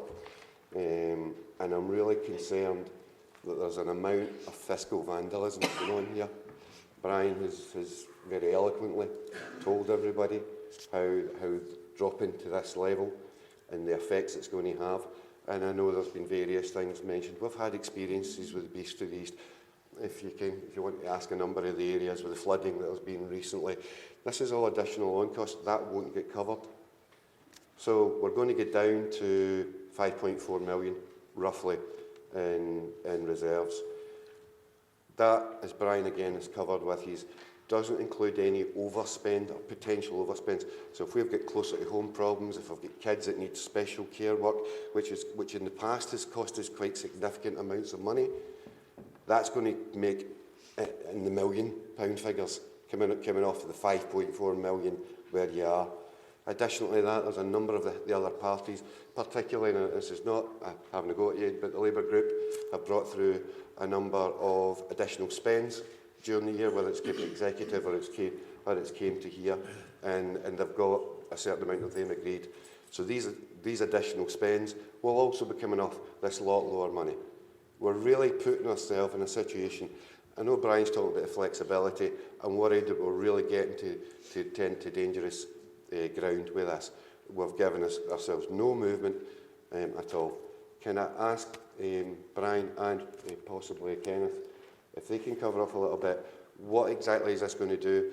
And I know you've not done the figures yet, and although I do know Brian, he could have probably done them whilst he was sitting there, to tell us what the medium-term financial impact is going to be of where we are today.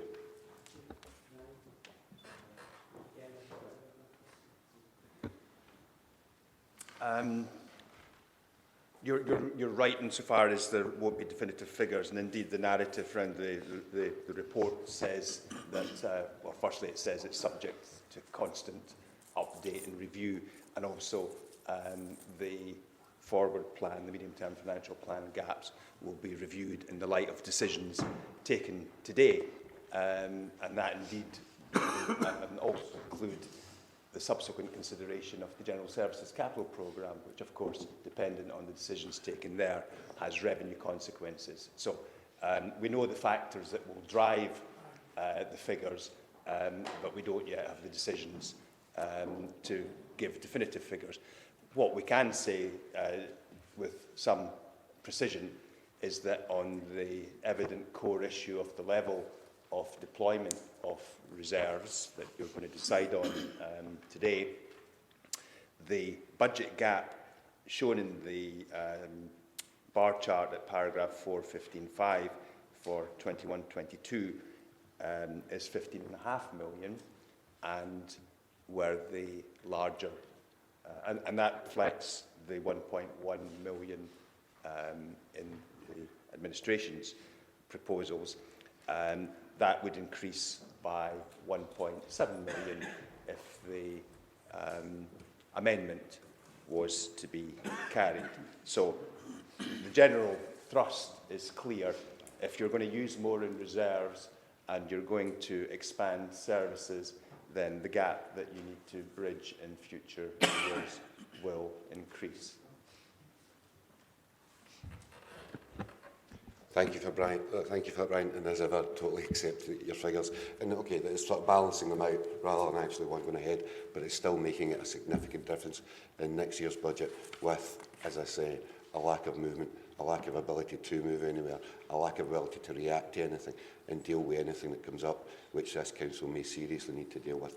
Who knows what it is? As Councillor Goldie said, it may be to do with Asian flu, the Asian flu that's coming just now, or is hitting Europe just now. But it might just be it could be something normal. We do live in Scotland. The weather can be interesting, and it could affect us. Okay, thank you for your input there. Councillor Spears, will come back to you. Okay, what did you give us there? Was it a 19-1? Yes. What, 18-1? Thank you. Thank you for your reprimand. I agree with you. This is a very serious meeting. It wasn't a reprimand, it was just a fact. Thank you. I think the point was very clearly made by me. If we follow Labour's budget, that this is the first steps to bankruptcy in this council. Okay.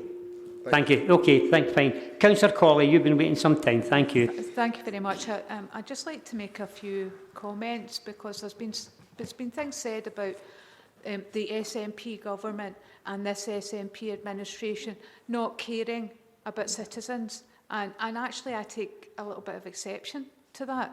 And there's been discussion about ring fencing. But I'd like to talk about some of the things that actually I'm very proud that my party in government and in the administration have introduced. We're bringing in money for school counselling services. We know that mental health of children is very problematic at the moment. They're living in a different age to most of us, growing up with social media, growing up with greater pressures than we ever had, and we need to support them. The Pupil Equity Fund, the Attainment Fund, investment coming directly to this council in early years in childcare. That's worth £4,500 for every child. That's how much that is worth. That's how much we're putting in the pockets of people in Falkirk. Going a little bit further, other money that is coming into our people. The Scottish Child Payment is coming in for low-income families. That's worth over £3,500 a year per child. Additional payments for carers with children with more than one severely disabled child. There's extra money coming in for them at a similar rate, over about £3,000. There's going to be a winter fuel payment coming in for parents with a disabled child. We all know how much heating costs. It is so much more for parents with a child with a disability. We've extended funding for carers with the Carers Allowance Supplement, for young carers with the Young Carers Grant.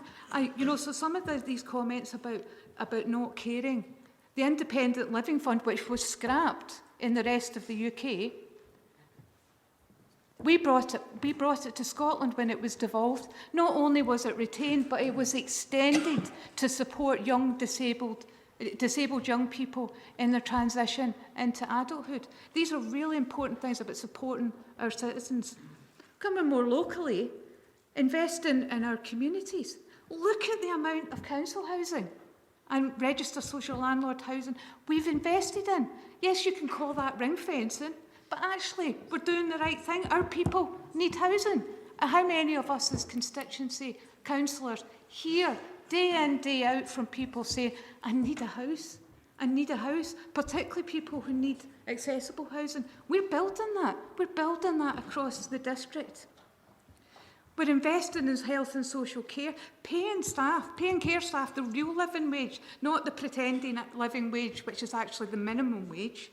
Investing in the Carers Act, more money for social care, tackling homelessness, and helping to mitigate the impact of things like universal credit. That's money we can't spend as a council. That's money that we are having to invest because of the impact on people. We talked about citizens' advice there. Citizens' advice, exactly the same, are having to deal with people who are on the verge of destitution.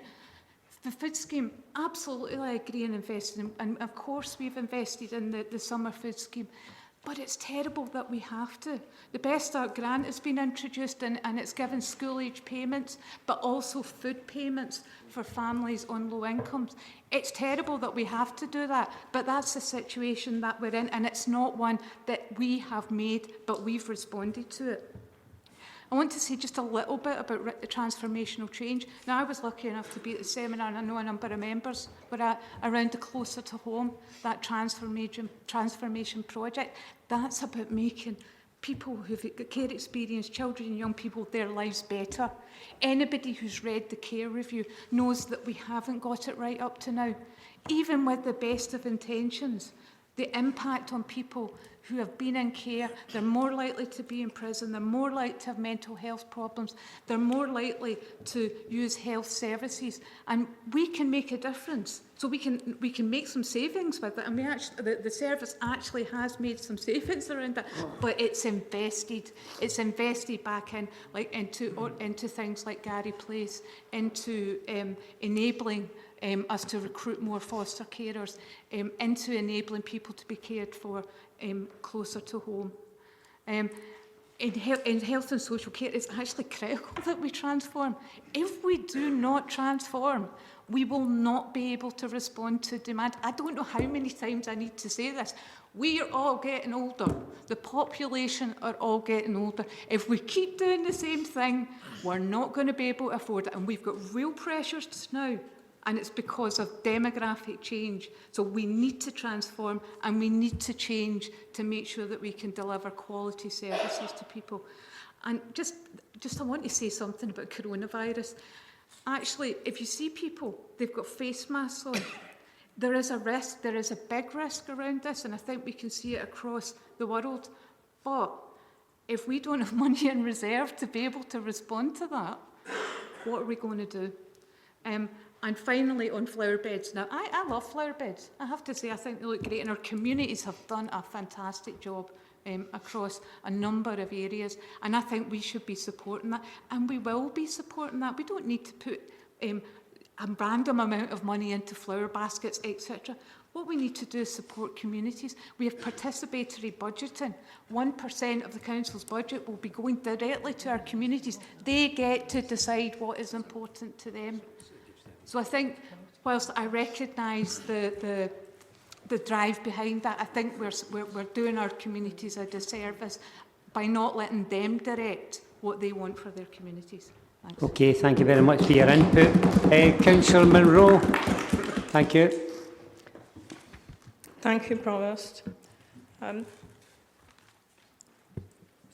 agree with some of the things that have just been said, and it was said with great passion and feeling.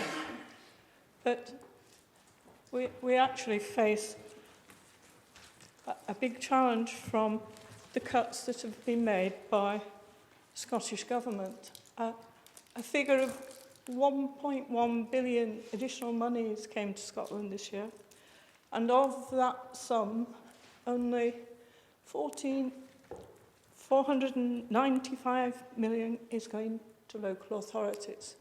And a larger sum than that, 500 million, is going to Ferguson Marine to complete 2 ships that were supposed to cost 97 million and which the customer, CalMac, doesn't even want.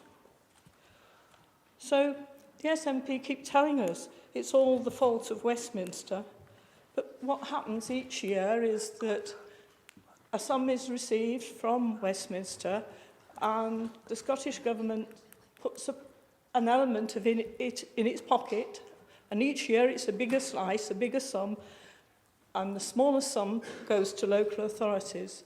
Of the 31 billion for revenue, only 10.8 now goes to local authorities. So each year they're taking an additional slice off before sending the 32 councils a reduced or diminished share. So we're faced with difficult cuts and choices that really affect the services we provide to local communities. We have a wage increase of 3%, and yet our overall revenue budget has only increased by 1%. This means that yet again we're faced with cuts to ordinary services. So we're therefore supporting the vision put forward by the Leader of the Opposition, which seeks to redress the cuts and focuses on people and on the basic things our communities need. We are reluctantly agreeing to the increases in council tax, which has been forced upon us by the SNP government. We look forward to supporting the return of flower beds and baskets, enhancing our communities and town centres, and retaining the free after 3 parking to support town centre business, keeping brown bins free of charge, protecting community learning centres, and we also welcome the much needed investment in our roads and road maintenance. Also the free uplift, which should help the environment and limit fly tipping, and finally to get rid of pests. Provost, the options before us today are stark. I blame everyone but themselves budget from the SNP, or the optimism of the alternative put forward by the opposition, an alternative which we will be proud to support today. Thank you. I think Councillor Alexander's been waiting some time. You want to come in, sir? Thank you. Yes, thank you. First of all, can I correct a couple of statements that have been made? First of all, the person who first spoke about bankruptcies within local authorities was actually Councillor Goldie himself, when he drew attention to a press article that showed that 2 Scottish local authorities were facing bankruptcy, potential bankruptcy. Both those local authorities had insufficient funds in their reserves to cover costs. Falkirk were in that position as well, or approaching that position as it happens. Secondly, the question of £15 million in the last 4 years of an SNP-led administration. Untrue. I think it was actually £7 million, less than half. And that was funded through significant underspends in various services that allowed us to grow the surpluses to a level that kept the local authority going. Not only with the local authorities' resources on the floor, but actually on the ceiling. So the two comparisons do not shape up well for the Labour group in particular. Can I say as well that I wondered when we're going to hear about the joint effort between the Labour and the Tories. We didn't get that from any Labour members. Not one single word of criticism towards those who have introduced universal credit, the bedroom tax, those who have cut the Scottish budget, and those who have carried out the monstrous cuts in terms of the type of society we want to have. Both parties lining up against the SNP. But with power comes responsibility. And the responsibility for this budget is if the amendments are accepted, will be with yourselves. Because the reality is that this is a budget that threatens this local authority with bankruptcy. It anticipates money coming to us when we don't know if money is coming to us, and we don't know how much that money will be. What we have done as an administration is present an open, true picture of the group, of the funding we have at the moment. What we haven't had contained within this administration's proposals are spin and rhetoric. And that's the two words that best describe the opposition response to this particular budget with their alternative budget. It's not an alternative budget. It's a wish list with the hope that we get some additional resources in the near future. As for the whole aspect of the proposals that are before us today, in relation to the alternative budget, or the alternative proposals, so I don't think we can call it a budget, is that to say that you've got your figures wrong in so many places. So many places. You heard 15 jobs is what this local authority will lose. It wasn't so long ago that a company called Molam took over from a Labour administration, took over responsibility for the maintenance of housing, etc. in the east of the district. 93 jobs lost at that particular point in time, with the 2 Labour MPs at that point for the locality begging the Labour administration in Falkirk Council not to go down that particular road. So I don't think I actually mentioned you in that one, Mr Goldie, but thank you for clarifying that it was you who was responsible. The fact that it remains, Provost, that we have a financial situation that will require major changes in terms of the way the council operate. You talk to members of the local authority from the opposition groups, and they welcome that in the members' lounge. They welcome the fact that things are going to be different. They welcome the fact that the staff are involved in the whole deliberation over in fact, the staff have led the whole deliberation in terms of the changes and modernisation that comes from to Falkirk Council and will come through Falkirk Council. Despite the fact that we have a dinosaur approach from the Labour group in particular, things have changed, things have moved on. Some of the initiatives that have been outlined by national government that Fiona, my colleague, has outlined very succinctly, have been totally ignored by the opposition joint administration, or joint alternative administration it would appear to be. So let's have a wee bit of honesty, chaps. Let's hear how close you actually are in terms of the red Tories and the blue Tories, because it seems very likely that what we're seeing today is the formalisation of an arrangement that's been in place for some time. And I think the people of Falkirk deserve to know, because it wasn't so long ago, in fact it was only a few weeks ago, that Falkirk voted with the highest percentage and at the highest total of SNP votes. We've won the last 8 elections in this area, and the general public, who has the mandate as the largest party within Falkirk. Apologies, Councillor Alexander, that's 6 minutes now. Fine, thank you.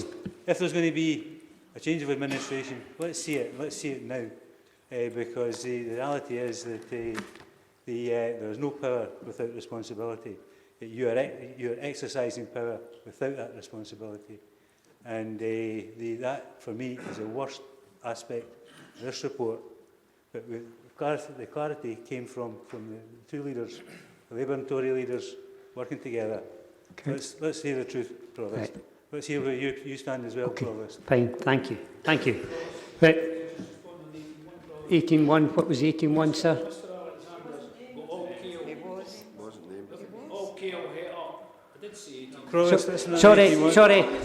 Sorry, Councillor Goldie, I've just took some legal advice. You weren't named, so if you could please take your... Councillor Goldie, could you please take your seat on that issue? Councillor Goldie, please take your... Just hold on a second. Right, that's fine. Just... I was responsible for 18... Can we have him ejected, please, Provost? Which is completely untrue. What happened with... Councillor Goldie! Councillor Goldie! We had a negotiation with the trade union... Hold on a second. Councillor... Mr Alexander cancelled the contract... Who's in control here? You be quiet. Thank you. Thank you very much. There's an opportunity now for Councillor Hughes to come in. Thank you. Thank you, Provost. I think what we've heard this morning has been a positive message from the administration. We've heard my colleagues speak about the positiveness that has come from the Scottish Government the positiveness of which this administration has gone about its business. But I know that the opposition, the UK parties, like to shout and scream and say, oh, the Scottish Government isn't doing this, it's not doing that. But I think that we really should look at the other side of the coin. I don't know if you heard the news this morning. And I watched it in shock, horror at what was happening. 1 in 4 patients not seen in hospital within 4 hours of arrival. 199,000 people sitting in trolleys. And the decline in hospitals has been ongoing for over 8 years. And I'm talking about what is happening in England under a Tory government. Are we talking about this? We're talking about this budget today, though, in the amendment. Thank you. That's what I'm coming to. That's what I'm coming to. Now, that also includes a decline, and we're looking at the flip side, because the money comes from Westminster to the Scottish Government, and the more they cut the Scottish budget, the more what will happen. We'll see what happens, as has happened in England, a decline in local government, education, defence, police. And now we have massive expenditure which will affect Scotland in terms of its budgetary requirements, £106 billion for HS2 and £205 billion for Trident. Now, in relation to the UK's budget, we are obviously waiting on Boris writing the Chancellor's budget. But when we look at the situation here, and I'm drawing us back, Provost, to the situation in this council, the combined opposition, or I should say the purple wave, the red and the blue Tories, their combined budget is threatening to place this council on the cliff edge. Excuse me, as far as I know, and I'm the Provost at the moment, the amendment coming forward has come forward for the opposition Labour group. There's no joint. There was no joint. That's it. I'm just trying to keep you right.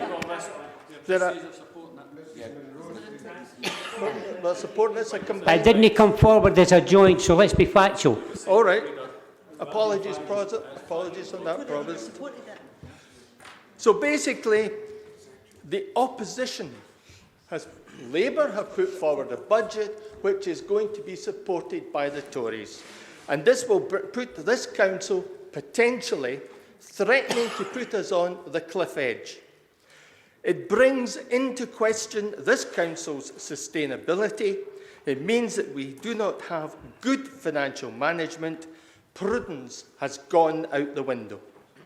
This means that there will be increased risk, which could damage our credibility and sound financial aspects. We will not be seen as a good, sound financial institution. I believe that confidence in us will be diminished. While I mentioned England right at the start, I should also draw your attention back again into how authorities in England, Tory councils, ignored audit reports, advice in relation to reserves, and 2 Tory-administered councils went bankrupt and into serious financial decline, that being Northampton and Somerset. By not having reserves, we will not be able to cope with future problems or potential problems which may arise. For example, Brexit. We don't know what the economic pressures will be on this locality, on us in the Falkirk area. We don't know what the impact on employment opportunities will be, and we don't know if the income to this council will be reduced. Other contingency plans could be about flooding. If we don't anticipate the future, Provost, we will be basically entirely and certainly on the road, on the rocky road to bankruptcy. Thank you. Thank you. I wasn't trying to be sarcastic there, Councillor Hughes, but I said at the very beginning of this meeting that it was simplified in the fact there was an administration came forward with a budget, then there was an amendment came forward with the opposition Labour group, and the fact is that the debate should, as far as I'm concerned, should wholly rest on the two documents. Okay, thank you. Councillor Murtaugh. Thank you. Thank you, Provost. I think I'd like to ask a couple of questions before I kind of go into some of the detail here. I'm reticent to say the words Councillor Goldie mentioned in case I get something coming back at me, but that it wasn't unusual to use reserves in a budget, which I think is accurate, what was said came forward. But I would wonder if officers could clarify whether going below the floor, as is suggested, in this manner and in this way to this level, breaching the floor, which, as I understand it, is a breach of current council policy, which has been agreed, has ever happened in the proposed budget before.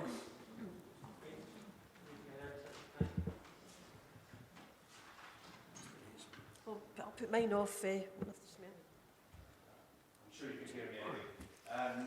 I'm not aware, I can't recall any instance since the council has had a strategy on reserves that we've gone below the deemed threshold, which I may add over time shifts, but the principle still holds. Okay.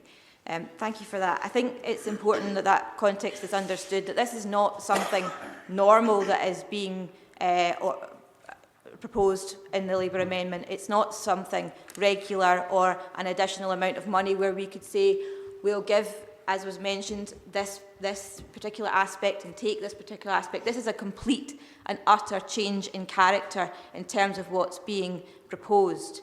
It was also mentioned during that this is the game. This isn't a game. Those words were used in this chamber from the opposite benches, and I, quite frankly, don't just find that the misunderstanding of all the things which were laid out by Mr Smale about the entirety of the budget gap that will need to be filled next year, the lack of ability to address any overspend, the lack of ability to go anywhere near whatever comes forward with office proposals or what might happen with the trust or what might happen in any circumstance, to have that ability to respond to that. To me, it seems quite simply to be madness in terms of a strategy to take us so far along the road to complete financial ruin. And I would agree with my colleagues who've mentioned the word bankruptcy. That's the direction of travel. It isn't kicking the can down the road to next year. It's turning the can into a barrel, filling it with tar, setting it on fire, and then trying to work out what you're going to do with it and drink the contents. That's the extent of what is proposed here in using the floor like that and removing the floor. As I said, I find it disgracefully reckless in terms of a strategy, but I don't think it's just the financial aspects which members opposite seem to fail to have grasped and to understand. Firstly, that the flooding has been mentioned, and then flooding down south has been mentioned in other places. But this weekend, in the ward that I represent along the Carse, we had some of the worst flooding in living memory. And for the people who are affected by that's a horrendous thing to endure. And I would, while I thank our staff for their contribution and under horrendous circumstances, I'd pay tribute to our communities who once again turned out, volunteered and did whatever they could to help each other. And that, that is very welcome. And I think that while we recognise that, we all send our good wishes to those who have been flooded, and I certainly personally give an undertaking to do everything I can to assist them going forward. It isn't just that it's in times of crisis where our communities come out. Our communities lead in their community.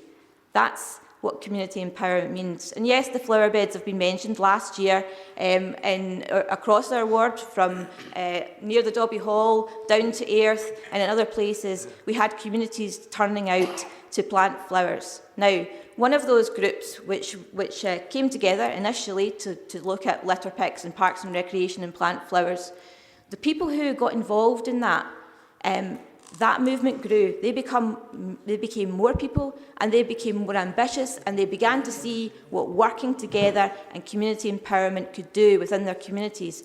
They began themselves to identify areas in which they could contribute to society. Councillor Bowes and myself have been leading on a project across the ward which has seen a movement that began with flower beds go and attract business investment. We are working with the schools, with the local churches, with the football club, and with lots of organisations. And even just in the short time that we've been able to harness this community potential, there have been table tennis groups set up, there have been football groups set up there where children can access free football. There has been the food pantry started up and going down the road. There's been lots and lots of different things that have come from that. And what I'd like to say is that in understanding, in misrepresenting the move to say we expect our communities to do stuff because we're not going to do it, it's disrespecting our communities. And it's not understanding that it wasn't a Labour person that said there's no such thing as society, but it's disrespecting that very principle of what our communities are capable of doing, of what they want to do, and how they want to help each other. And apologies, could you maybe wind up? Yeah, I will wind up. And I think that is the essence of looking at the budget. And as my colleague, Councillor Colley said, Councillor Colley said she took slight exception. I'd hate to see what actually happened if she took great exception. But Councillor Munro said that it was delivered with passion. It was delivered not just with passion, but with knowledge, understanding, and an in-depth understanding of those issues. And that's what's put into this budget from this side of the chamber. And when those things are said, and within group meetings, they're taken in that depth and listened to. And I think that is the way that we've approached this budget, not in some political posturing tool to try to kick the can down the road. And I think it's totally irresponsible what's been proposed here. Okay, thank you. You had your opinion, you gave it. Thank you very much for that. We're going to break for lunch now. There's a number of people still want to speak. So we'll be back here at 2:45. That gives you 45 minutes. Thank you very much. Very much for that. It's now an opportunity to carry on, and it's Councillor Black. Thank you. Thank you, Provost. As our Labour group leader says, enough is enough. If you look at both the SNP's motion and the Labour's amendments, one takes out 1.1 million, the other takes out 2.8 million from reserves, a difference of 1.7 million. Are we honestly saying that this is the road to bankruptcy? Because I don't think so. The administration are also dipping into reserves because the reality is that these are very desperate times. Instead of congratulating the Scottish Government, our administration colleagues should be campaigning for better core funding for local government. Our Labour budget has done its best to mitigate some of the effects of those cuts from Holyrood. I've been a councillor for 13 years now, and I have never seen our staff under so much pressure, so I really want to concentrate on that aspect of the budget. Too many of our officers have been given extra responsibilities. We see someone who's retired having a bit of their job put here and another bit of their job put over there.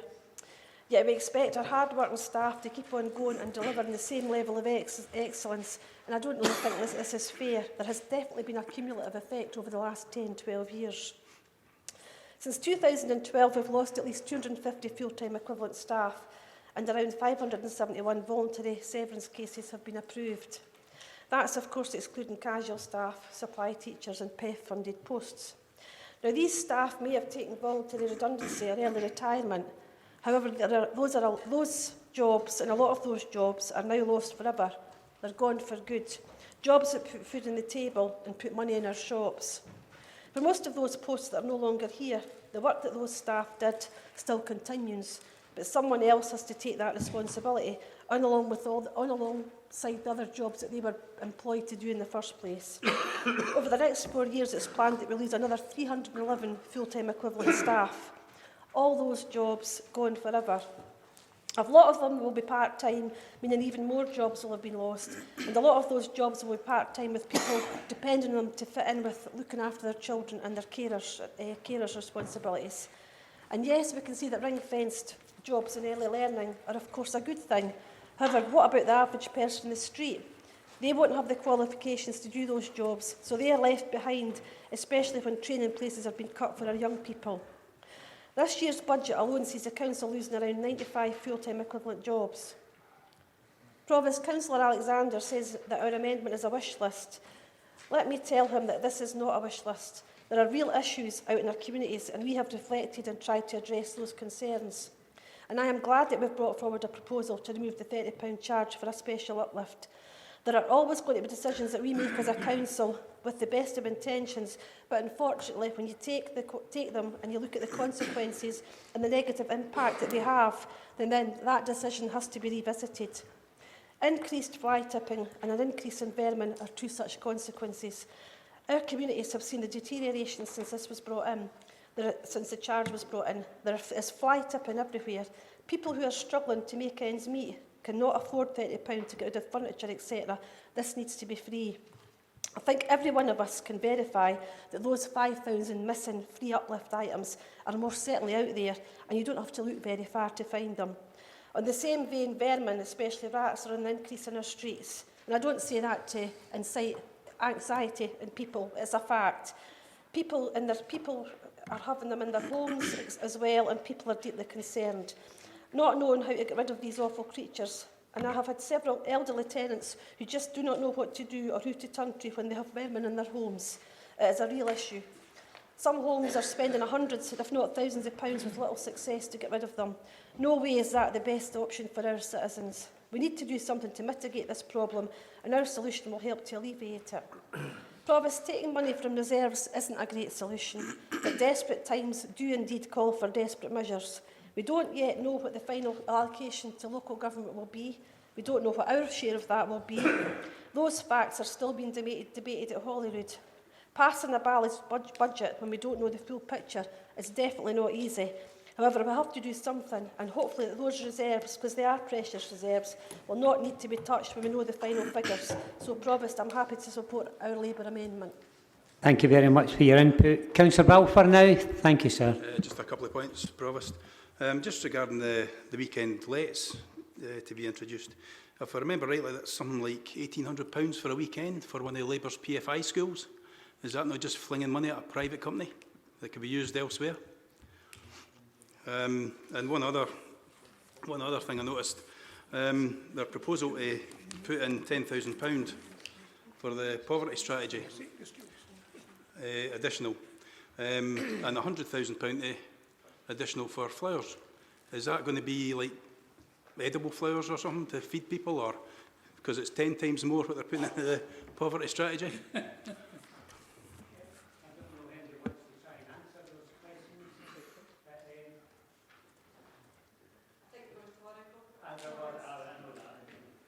Okay then, it's Councillor Nicholl. Thank you, Provost. We've all heard of the story of the journalist who assailed from both sides, takes solace in the fact that perhaps they're doing something right and being fair. I certainly felt like that at times this morning, as indeed many of my colleagues must have done on this front bench, because for 2 years we looked at the two options before us and we decided that perhaps on those occasions the SNP budget was the one to support. And quite rightly, we took stick from the members behind, who no doubt accused us of being tartan Tories and all the rest of it. Today, my good friend Gordon says that we see the beginnings of a purple alliance, a purple wave. Well, I'm glad it's a wave. In fact, neither of them are true. The people of Falkirk in 2017 decided that no one party deserved a majority on this council, and it fell to any one party, I suppose, to be the deciding factor. I had no complaints in supporting the SNP in previous budgets when I was the leader. And of course, the SNP were very grateful for that support from us. However, on this occasion, having looked at both options, the imagination and the optimism of the budget put forward by the Leader of the Opposition certainly caught the attention of members on this bench. Safeguarding something as precious as community learning was obviously very important.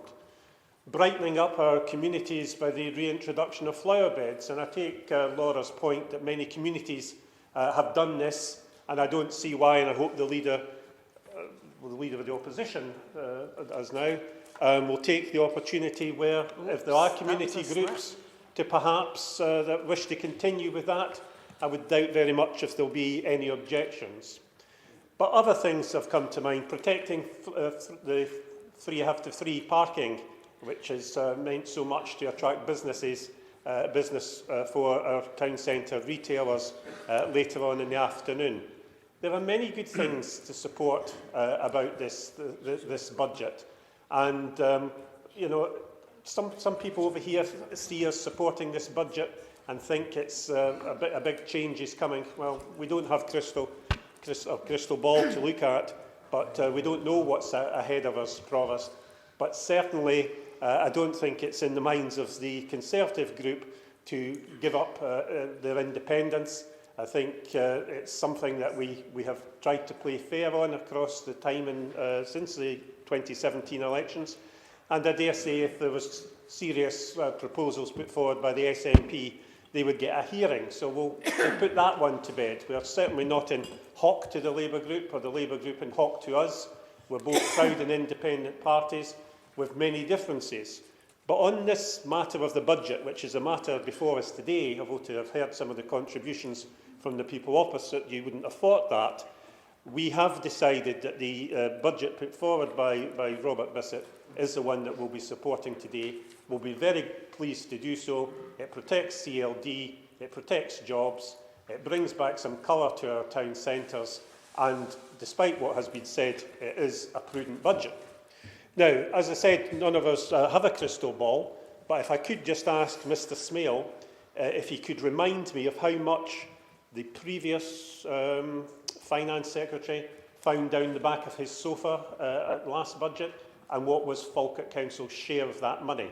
Because we have been heartened by the fact that the Leader of the Opposition has made it very clear that any money that's forthcoming, and of course we all expect money because every party which the minority government at Holyrood can possibly do a deal with is demanding more money for local government, quite rightly so. I fully expect that there will be more money coming. And, as I say, we've heard from the Leader that will go straight back to topping up the reserves again. So could Brian just remind us of how much was forthcoming last year?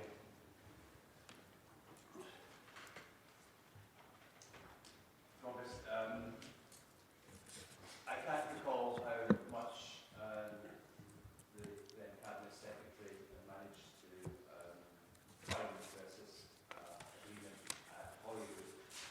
Perhaps the second part of this question is the more pertinent one. What was the impact for the Falkirk Council? And we have to receive an extra 2.6 million. It would be nice to receive a similar sum or more this time round. We'll have to wait and see. I don't like to say that that was another rhetorical question, because I did know it was 2.6 million. We've heard from Councillor Black that the difference between the two proposals being put forward is 1.7 million. As you say, Brian, we certainly hope that we get at least what we got last year. And if that's the case, I, for one, are certainly not worried about the effect on reserves, having heard that the Leader has promised that it will go, any additional money will go to topping up those reserves again. Thank you. Councillor McCaughey. Thanks, Provost. Provost, I've been involved in budgets for 12 years, and to me there's always maybe been slight differences. It's always a difficult subject, cuts and that, but I've always agreed that everybody's tried their best for the communities. That's until the day, anyway, because I've never heard so much rubbish in my life. obviously there are two sets of papers before us, and before I talk more about rubbish, we're going to bring in shortly, but what I'm saying is there are two budgets before us. The Labour budget that I wasn't been involved in, because I'm still in the Labour group, and the SNP budget. So I've looked at the two as well, and clearly the issues is, and also, as I say, we'll talk about what's been said today. So the first thing said today is about reserves. In 10 years I was involved in the administration. In 10 years the opposition came up with a difference of opinion on how we got to fund it out of reserves. As I say, my colleague down the front, as I say, has explained that we expect this money. The Leader of the Opposition summed it up in her maiden speech, that she expected more money coming for the Scottish Government. And the Leader of the Labour group has said that if the money comes, it will go straight into the reserves. So that question's answered. So this about bankrupt and everything is just a load of garbage. Right? We'll go into the next thing on that subject, and we're talking about caring council, caring for their environment. We go here and say we're going to nab the folk out there for 433,000 a year in brown bin charges. Well, I'll be telling Ruby when she cuts the grass to put it in the green, the same as we used to put it, and everybody else put it, and they tell us, the Scottish Government, they wanted to save money going to landfill, because it goes straight to landfill with the green yin, right? And then we have to pay all the taxes on that landfill, right? So we save nothing, right? And that's why we got the green bins. No, but I'll be telling, and everybody in my area would have been putting it in the green yin, that's the honest truth about it, like, no kidding on about it, right? Excuse me, who's speaking here? Come on, here. It's okay, carry on, Councillor McLaughlin. Right. The second subject we go into is the state of the places. Everybody's complaining about the state of places, folk dumping all over the place. 5 community councils up my way, all complaining about the state of the places. Labour proposals bring back a special uplift that will hopefully stop folk from dumping out there that goes and helps that. So there's only one paper in front of us that's looking after the environment, and that's the Labour proposal. Then we go into education. Lifelong learning, we used to come and say. That was the cry, lifelong learning. What are they doing? We've got to take £100,000 off of community education, right? So that's nabbing the caring folk, the folk that's come in and can't talk English and go to learn computers to get their brew money and all that. So we go there to take £100,000 off of community education. Then what I'm saying is the training and development unit, 80 places lost. People that would get trained into a job. What's happened to that? That used to be a buzzword by what we were going to go and do. Right? Then we're going to... Point of order, Provost. Excuse me, I'm used to it. Point of order is in regards to the comment about the 80 places lost within the training section. I'd like to hear from, like to hear from the relevant officer. Could we take some legal advice on this point of order? Just relax. We've got the standing orders in front of us. The point of order, it's a point of order. Somebody speak about something. Yes, thank you, Provost. Just to confirm, a point of order is a point raised in relation to a particular aspect of standing orders which may be being breached, and a councillor making a point of order should refer to the standing order which is apparently not being complied with. There's a number of standing orders that could be considered under, including accuracy of comment. What number of standing order, Provost? What number of standing order, Provost? That's why. My apologies, Provost. The Provost. I think you're getting your The Provost shall ensure that there is a clear and concise debate. For one, I'd like to ask Mrs. Geisler just exactly what the situation Provost, is. that's not a point of order.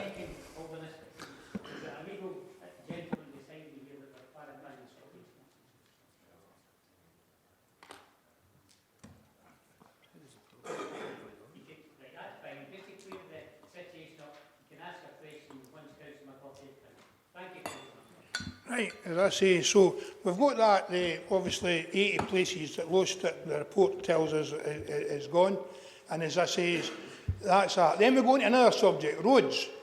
Cutting the budget to roads. What has this administration done for it came in? All the priority 1 roads in the place, it's now priority 2 roads. And I can hear a dozen phone calls a day in a bad bit of weather in the morning, all coming up and complaining because they priority 2 roads didn't get gritted where the priority 1 roads do.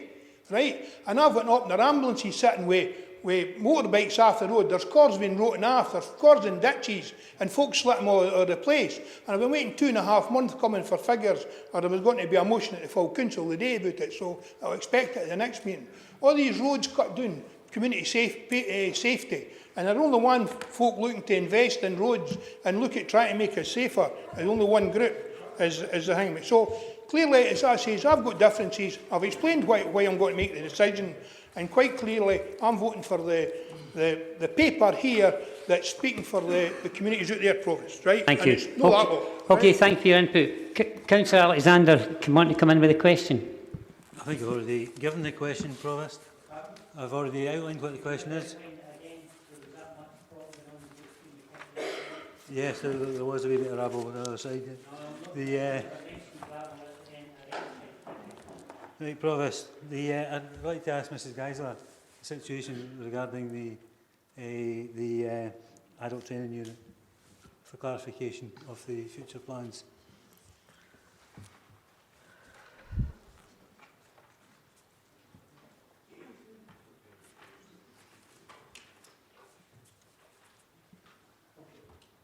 Thank you. I'm sorry, I can't get the microphone.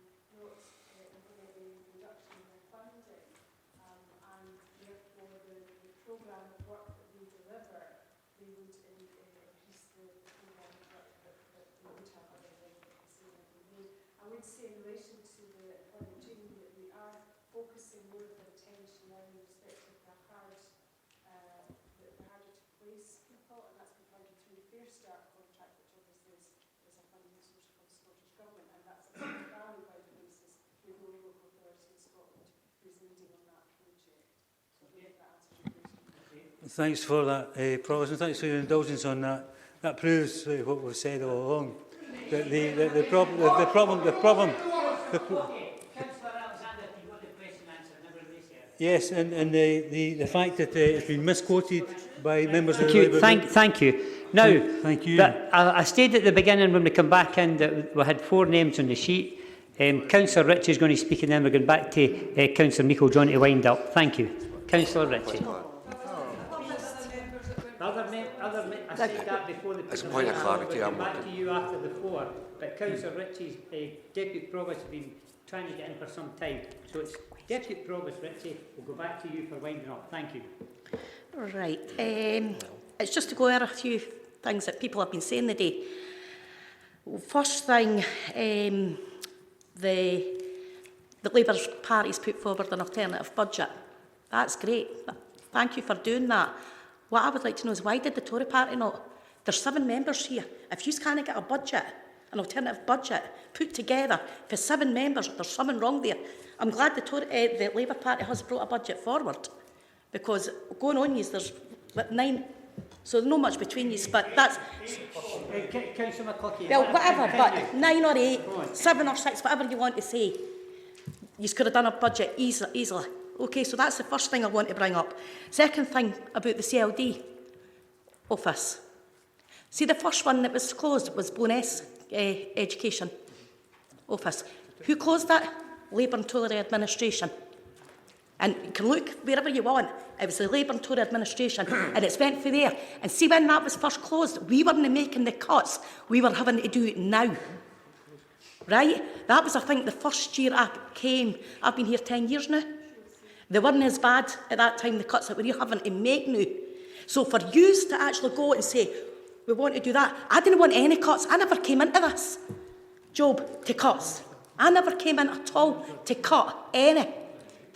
But for you to turn round and say, this is bad, you first introduced it. And Robert, I wish you were here at that time. We might have not lost our bonus. One-stop shop. We might have still had our registrar's office, because they were first to go as well. And who closed them? Labour and Tory administration. So don't turn around to say there's no a pact here the day. There is a pact here the day, like there was when you were in administration. right? Third thing I want to go on about is the flower beds. I wish you were going to bring this forward today. See the amount of work, and I'm only going on about my own ward, that we've put in since last year's budget decision, okay? Non-political, we made sure it was non-political going forward in Bowness. We had over 40 volunteers coming out, doing all the beds, doing this, that and the next thing. We knew we weren't going to have the money for this year. We've been going out to gain funding for this. If I knew what you were going to do, I wouldn't have bothered wasting my time and doing what I've done. It's ridiculous that you could have been saying this at your sub-budget groups, that all the group leaders going to. Why did you not say it then instead of this? Hopefully there will be alternative money coming forward for the Scottish Government. Then you can look into all this. To me, it's like an election year for local government for what you have put in this. And it's no good. I'm sorry. You ken what I'm like. I'll say what I think. But it's ridiculous the way you have actually been bringing this all forward when it's you yourselves that started it all. And then you are blaming us. I'm sorry. No, you are wrong. Okay then, thank you for your input. Councillor Meikle-John, would like to wind up, please. Provost, is it possible to ask questions? No, I'm going to Councillor Meikle-John to wind up. There's been comments made from the other side that I would like to clarify. Councillor Meikle-John, wind up, please. Thank you. Provost, I've got a point of clarity. Sure, we'll allow that. Provost, I don't think members heard, first of all, that you'd asked, listening to people and then asked me to wind up. This is a budget meeting. This is one of the most important decisions the Council has to make. There's members on both sides.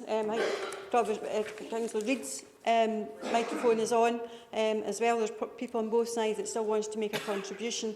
I think that we should continue to have those questions and clarification. We will continue. I've asked you to wind up. Thank you. I'd stated that when we come back in initially, that we had 4 names. Councillor Ritchie came in at the last minute, and obviously the Deputy Provost allowed. What I'm saying is, I've asked you to wind up. Thank you. Please wind up.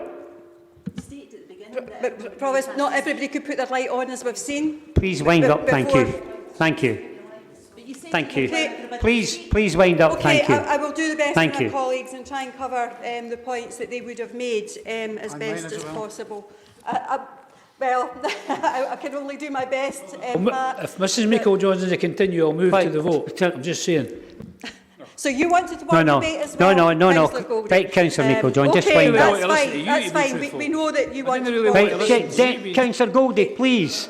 We've asked this. You continually had him intervene, Provost, and there was a total lack of respect for other members. Thank you. Can I have a point of order, Provost? 18.4. And I think it might be 16. Basically, that the Provost not to overturn a decision, but to explain the reason for decision. I understand what you've said.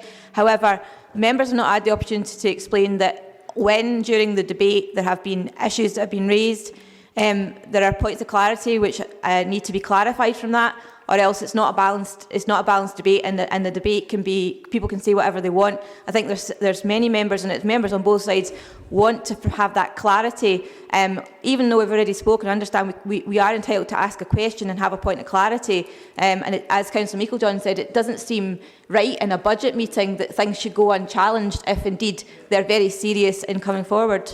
You've already spoken, as you know. Other members, everybody's had an opportunity to put their lights on. This has been a very long debate. What I'm saying is, please wind up. I haven't spoken, Provost, Please yet, wind up. and my light didn't go on because of the other lights on. And I'm the same, Provost. My light was on and nobody looked across. And I'm sure Councillor Reid's in a similar position. Provost, I'm really sorry, but you've already ruled on this. Please wind up. I'm happy to do my best. Please wind up. I have to make the point that there were other members whose lights couldn't go on because of the limitations that did want to contribute, so that we are very clear on that.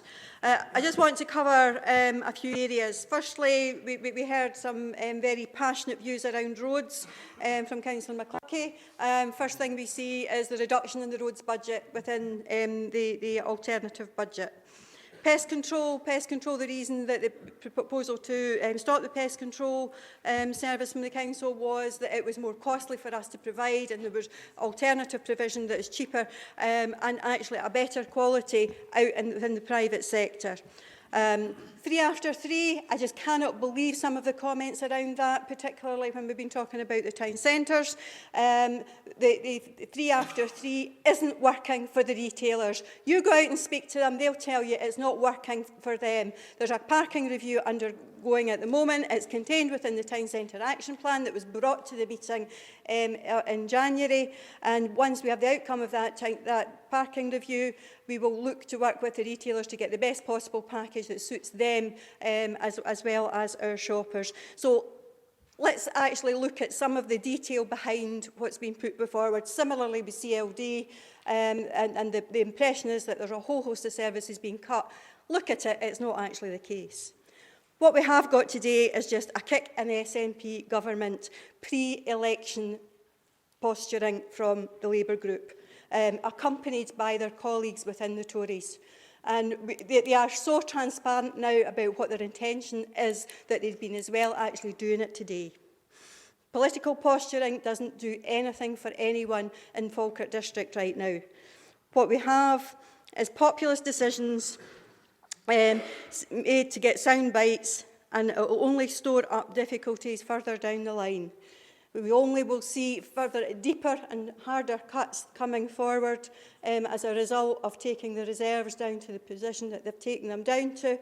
And I'm really surprised that some of the members opposite, who I would never have considered to be naive, but actually have not used their knowledge and experience to give guidance to others.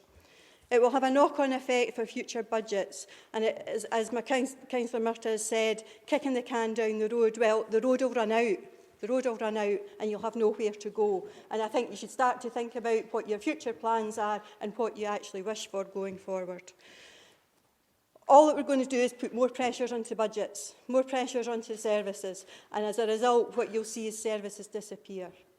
An example of that is around the change fund. By reducing the change fund, you are not going to get the same return. It's anticipated for the contribution within the administration budget for next year. You would have received around 9 million. We heard from Councillor Bissett that that's going to be reduced because picking and choosing and cherry picking the key projects to fund within the change programme. It's not been done in a consistent and managed way. We've already seen what's happened with other authorities down south, where the reserves have been pilfered and pilfered and pilfered and gone into bankruptcy. And bankruptcy is maybe a strong word, but that's the reality. That's the reality of what we're facing. That's what the auditors are going to see, and the alarm bells that are going to ring when we come into our best value review. And I'll be making sure who made that decision, where that decision lies, and who is taking the proper financial governance responsibilities as far as we can in this council. I think it's irresponsible to take that decision, and wrong. What we did have is an opportunity to have further discussion once we had the outcome of the Scottish and Westminster government's budgets. That meant that we could get back round the table. We could have worked to come to a consensus that would have been the best possible for the people of Falkirk.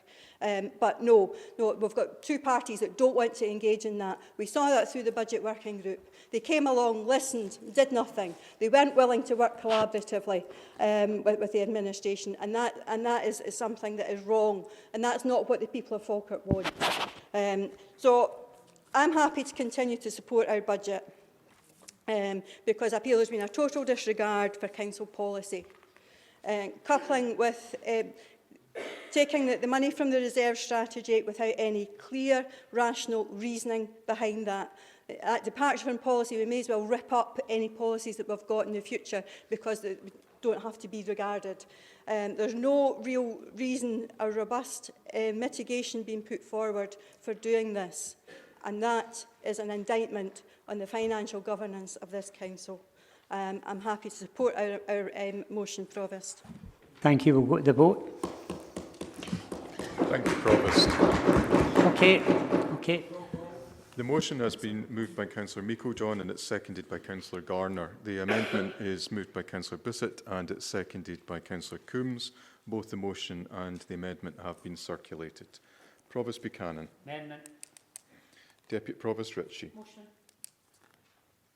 Councillor Aitchison. Councillor Alexander. Councillor Balfour. Councillor Binney. Councillor Bissett. Councillor Black. Councillor Blackwood. Councillor Bowes. Councillor Coleman. Councillor Colley. Councillor Coombs. Councillor Flynn. Councillor Garner. Councillor Goldie. Councillor Grant. Councillor Harris. Councillor Hughes. Councillor Kerr. Councillor McHugh. Councillor McCluckie. Councillor Meikle-John. Councillor Monroe. Councillor Murtagh. Councillor Nicholl. Councillor Nimmo. Councillor Patrick. Councillor Reid. And Councillor Spears.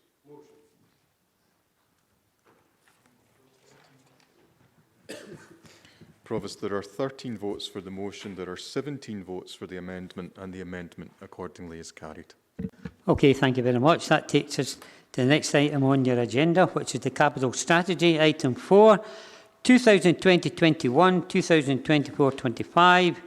It's pages 243 to 258 on your agenda papers, and we'll bring in Mr. Smale again. Thank you, Mr. Smale. Thank you again, Provost. The capital strategy sets out the broad framework for consideration of the capital programme, which is the next item on the agenda. The strategy is required by both the Prudential and Treasury Code. Now, I know members will be keen to get on to the next item, which is where the key decisions are made. So I'll very briefly go through the strategy. Just to draw your attention at para 3.2 to the interface with a range of other strategies. 4.1 asset management. The major element there is the key SPR, the Strategic Property Review, and that has a focus on 3 strands: the rationalisation of the estate, the transformation of service delivery, and revenue savings. Section 4.3 sets out the draft capital programme, and as already noted, we picked that up in the investment, the investment plans in the next agenda item. 4.6, just drawing the important and very strong link between capital investment plans and treasury management. Reference at 4.7 to the prudential indicators, which are required. They're somewhat confusing and complex, but they are designed to provide a risk and control framework. Maybe just to focus in on the chart at paragraph 4.7.10, members who were in attendance at the recent SPR workshop may recall that I used this to illustrate the significant headroom the Council has for additional borrowing, given its relative position with other councils, and that's reinforced with the relatively low council tax we have.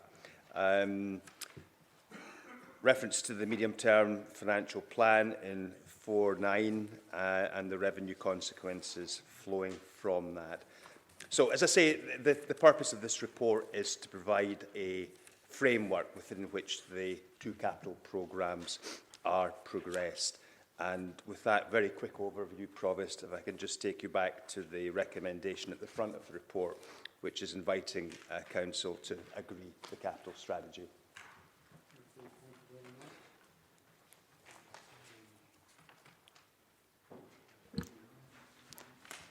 Ask the leader. Thank you. I think I'm still leader, Provost. Thank you. Just for a little while longer. Thank you. Moving to the longer financial term planning, there is the need under the new financial regulations to have an update in our capital management strategy. This obviously clearly links to a medium-term financial plan and part of our business cases and going forward. The strategy is integral to our longer-term planning and will impact on our revenue budget. But what the strategy is telling us within the paper is that, we have low borrowing and low debt. And while that may well be what people see as a perfect situation, it also tells us that we have capacity for borrowing, and Mr Smale's already said that. But we need to look at how we actually take that forward and use that to the best effect to support a revenue budget going forward to try and reduce some of the pressures on it. But the strategy, it sits us well for doing that, and it's something that we've not taken advantage of in the past, and as a result we find ourselves under significant pressure, and therefore I hope that when we do move to the next item, there will be some agreement about how we can look to mitigate that going forward. I'm happy to move the capital strategy. Happy to second, reserving the right. Anybody want to come in on this one? Councillor Bissett? Just to say we agree the recommendations, Provost. Just a question, Provost. Either harks back to the last item or anticipates the next item, I'm not very sure. But if you think I'm on the wrong subject, you can move me out of order. I'm quite happy that you do that. I think Councillor Meikle-John mentioned in her speech that if we increase the council tax by the 1.8 for the next 3 years, we would raise about potentially 60 million in capital. I think that was correct, Cecil. Now that then represents an extra 3 million of loan charges being spent for the 60 million borrowing. Does that not then put pressure on reserves and pressure on the budget gap?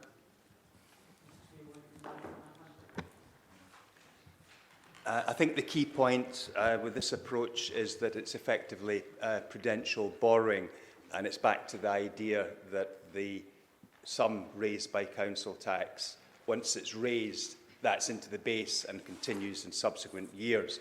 So the borrowing costs are met by that council tax charge, so it doesn't have an additional impact on the gap or on the call for reserves, as the case may be. So it's self-funded, self-financing, and that's its attraction. Councillor Alexander. Yes, Provost. I'm just wondering, I welcome the policy introduction of the capital strategy. I'm just wondering if it will last any longer than the Treasury strategy that was approved just a few executives ago, which was thrown out this morning. It'd be interesting to get some guarantees from the leader of the opposition, the combined opposition, with regards to this aspect of how relevant this report will be, and for example in 3 months' time, and whether it will see the day where it will outlast the Treasury management strategy within the next 2 months. For that, there's an opportunity whether you want to answer that or not, or we just... No? Okay. Right, does anybody else want to come in? We've got a motion moved and seconded to agree the report. Councillor Bowes. Thank you, Provost. On the capital strategy, one of the things that the people don't always see, I know Brian got thanked earlier on, is the hard work that he puts in that. You're talking about £265 million of capital spent here. Unfortunately, in the last item, there was a point of clarity, which I wanted, because there's a part on the actual motion, which actually I believe isn't costed, but never mind, that's seemingly gone now, because then I would maybe have questioned whether it was actually a competent actual motion in the first place. Thank you, Provost. Okay then, is all members agreed to that? Agreed, thank you very much. This now takes us to item 5, which is the 5-year Capital Fund Programme 2020-21, 2024-25. It's pages 259 to 302. Now, there's an application being made from Mr John Patterson, Falkirk District Arts and Civic Council, to be received as a deputation to be heard in respect of this item of business. Are we agreeing for Mr Patterson to be heard? Agreed. Thank you. If you'd like to step forward, sir. Maybe, have you just come up? Right up here, fine. Thank you.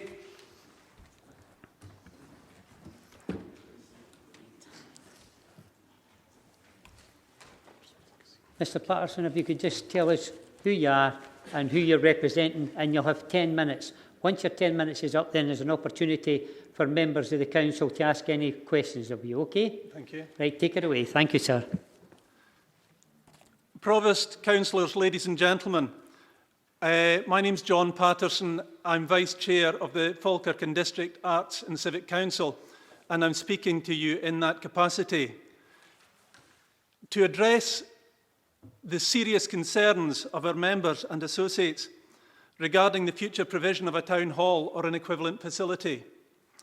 We are led to believe that there is a real possibility that, whether by design or by unavoidable circumstance, the existing town hall may be closed, and that a decision may be taken not to provide a suitable replacement facility. While I'm aware of the financial constraints placed on local government, our membership is very strongly of the opinion that the town hall is not simply something that is nice to have, but is an integral part of a modern civilised society. In the existing town hall, if the existing town hall is closed and no suitable replacement is provided, many organisations within the town, such as Falkirk Operatic Society, Falkirk Christ Orchestra, Falkirk Bohemians, Falkirk Festival Chorus, Falkirk Caledonia Choir, will probably cease to exist, as there will be no suitable venue for them to perform. The local dancing schools will not have a suitable venue for the displays. There will be no professional shows, whether it be music, theatre, comedy, or any other type of performance, for people to attend locally. Why is this important? Taking part in this type of activity is a very important part of the lives of the people involved. In many cases, it makes an important contribution to their education, their mental health and well-being. Taking part in performance arts gives the participants, children and adults alike, the confidence to achieve goals in life out with the theatre, and can have a huge impact on their career prospects. Thousands of people will not have the opportunity to attend live theatrical or musical performances, as many of the people who attend performances locally do not have the means to go further afield to go to the theatre. It has been suggested that other venues in the area, such as schools, school assembly halls, would do equally well for the type of productions that are staged in the town hall. While schools may have assembly halls that can seat several hundred people, there are many reasons why they are not suitable alternatives for the town hall. Primarily, they are school halls. They are not lying empty, waiting for people to stage theatrical productions. They are an integral part of the school and in constant use. It would not be possible for the school to vacate them for a week at a time in order to stage a show. They do not have the sound and lighting infrastructure that you would expect to find in a theatre, and to bring it in for a week's run of a show is extremely expensive and very impractical. They do not have the onstage or backstage accommodation that you would find in a theatre, and I don't think the school management would take kindly to the suggestion that the school can do without several classrooms so that they can be used as dressing rooms for a week at a time. When you go to the theatre, you expect to find a bar and a comfortable social space front of house. Once again, it's not possible to provide this in a school. When you go to the theatre, you expect to sit on comfortable theatre seating, not on hard plastic school chairs. Many members of the public who are happy to pay to go to the theatre do not feel they are getting value for money going to a school hall, and hence will not attend. Due to a clash of dates, the Bairns Christmas concert has, for the last 2 years, been staged in St Mungo's High School instead of the Town Hall. This is a one-day event on a Sunday, not a run of a week, as many shows are. So we have managed to come to an arrangement with the school management regarding the use of the building. However, while the cost of hiring the Town Hall for the event was less than £1,000, by the time staging, lighting and sound equipment are installed in the school, the cost of staging the event is now more than £3,000. The fact that it is in a school hall with uncomfortable chairs and the lack of facilities I have mentioned has resulted in a significant drop in the audience numbers, with the result that after more than 20 very successful years in the town hall, it is now proving very difficult to make it viable to continue in the school, and this may result in this Falkirk tradition being lost. The points I have made do not form an exhaustive list of reasons, but are just an illustration of a few of the reasons why a school hall is not a suitable alternative. Many of the same points apply to churches, church halls, and other community spaces. It has been pointed out that in the Edinburgh Festival, many shows are performed in small venues across the city. That is true. But the shows in the small venues are shows designed for small venues with a cast of between 1 and about 6 people. The large shows are staged in the large theatres and concert halls with the proper infrastructure. I would encourage the use of small venues for stand-up comedians and bands that can be accommodated there. But a 60-piece symphony orchestra simply doesn't fit on a small stage. As for staging a musical or trying to accommodate 200 children taking part in a dancing display from one of the many dance schools in the area, the idea is just ridiculous. Falkirk needs small venues, but it also needs a large flagship venue. The town hall is not just a performing arts centre. Many other community activities take place there, such as business forums, educational activities, displays, and exhibitions. It is a fundamental part of human nature to come together for social or civic gatherings, whether it takes place in a clearing in the woods, an amphitheatre in ancient Greece, or a town hall in 21st century Scotland. A community needs a communal space. Local businesses see the building of a new civic centre and theatre as a way to revitalise the town centre.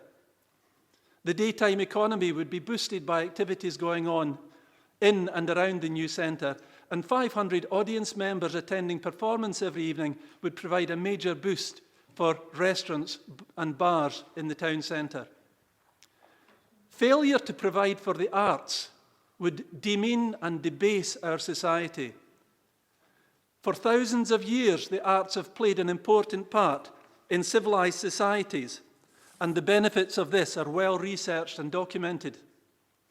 It would be a sad reflection of our society today if we only strive to provide the bare essentials for survival. In Victorian society, wealthy philanthropists such as Andrew Carnegie and at a more local level, Robert Dobbie, knew the importance of investing in the arts. They knew that theatre in all its forms made for a happier, healthier, and more productive workforce. It is no less important today, and the leaders of our society must have the vision and ambition to enrich our society and not allow it to slide back into the dark ages when physical survival was the best that people could hope for. I find it unbelievable that Falkirk, with all its proud heritage, might end up with no town hall or focal point for its cultural activities. Thank you for allowing me to speak this afternoon, and I hope that you feel that the points I've raised are relevant to the debate you're about to have. Thank you.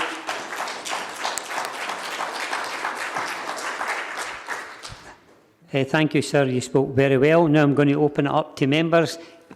Questions? Councillor Hughes, question to Mr Patterson. Thank you. Thank you, Provost. Mr Patterson, would you agree with me that culture, for example, music, dance, art, and culture in its many forms, is a vehicle for regeneration, which develops community well-being and adds value to the local economy? I would agree wholeheartedly with that point of view, yes. From a regeneration point of view, breathing new life into a failing town centre is fundamental to the to the regeneration of Falkirk as a town. We have a very proud heritage, and it would be a very sad indictment to see that disappear.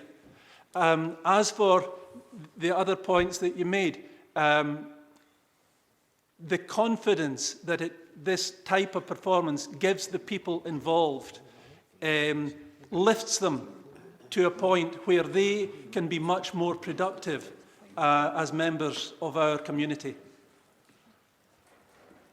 Thank you, Mr. Patterson. Thank you. I think this is question times at the moment. Councillor Meikle-John, questions to Mr Patterson. Thank you. And Councillor Harris, then Councillor Grant. Thank you, Mr Patterson. I've got two questions, and I'll just put them both to you and just allow you to answer them, just in order to allow others to come in. Have you got an idea of a figure of the number of people that are involved in the arts locally? I know that's probably very subjective, but just an indication of those. And also what your thoughts are is if there wasn't that venue, what would the impact be locally to just to those that are interested in arts, who enjoy the arts, but also those that visit? Yeah. With regard to the number of people involved in the arts, it's very difficult to put a figure on it. But I listed half a dozen or so organisations. Each of these organisations might have more than 100 members. So we're talking there of possibly around 1,000 people. But if you then go to other organisations like the dancing schools, there are the children, the number of children involved in dancing schools, you're talking about another 1,000 or so children.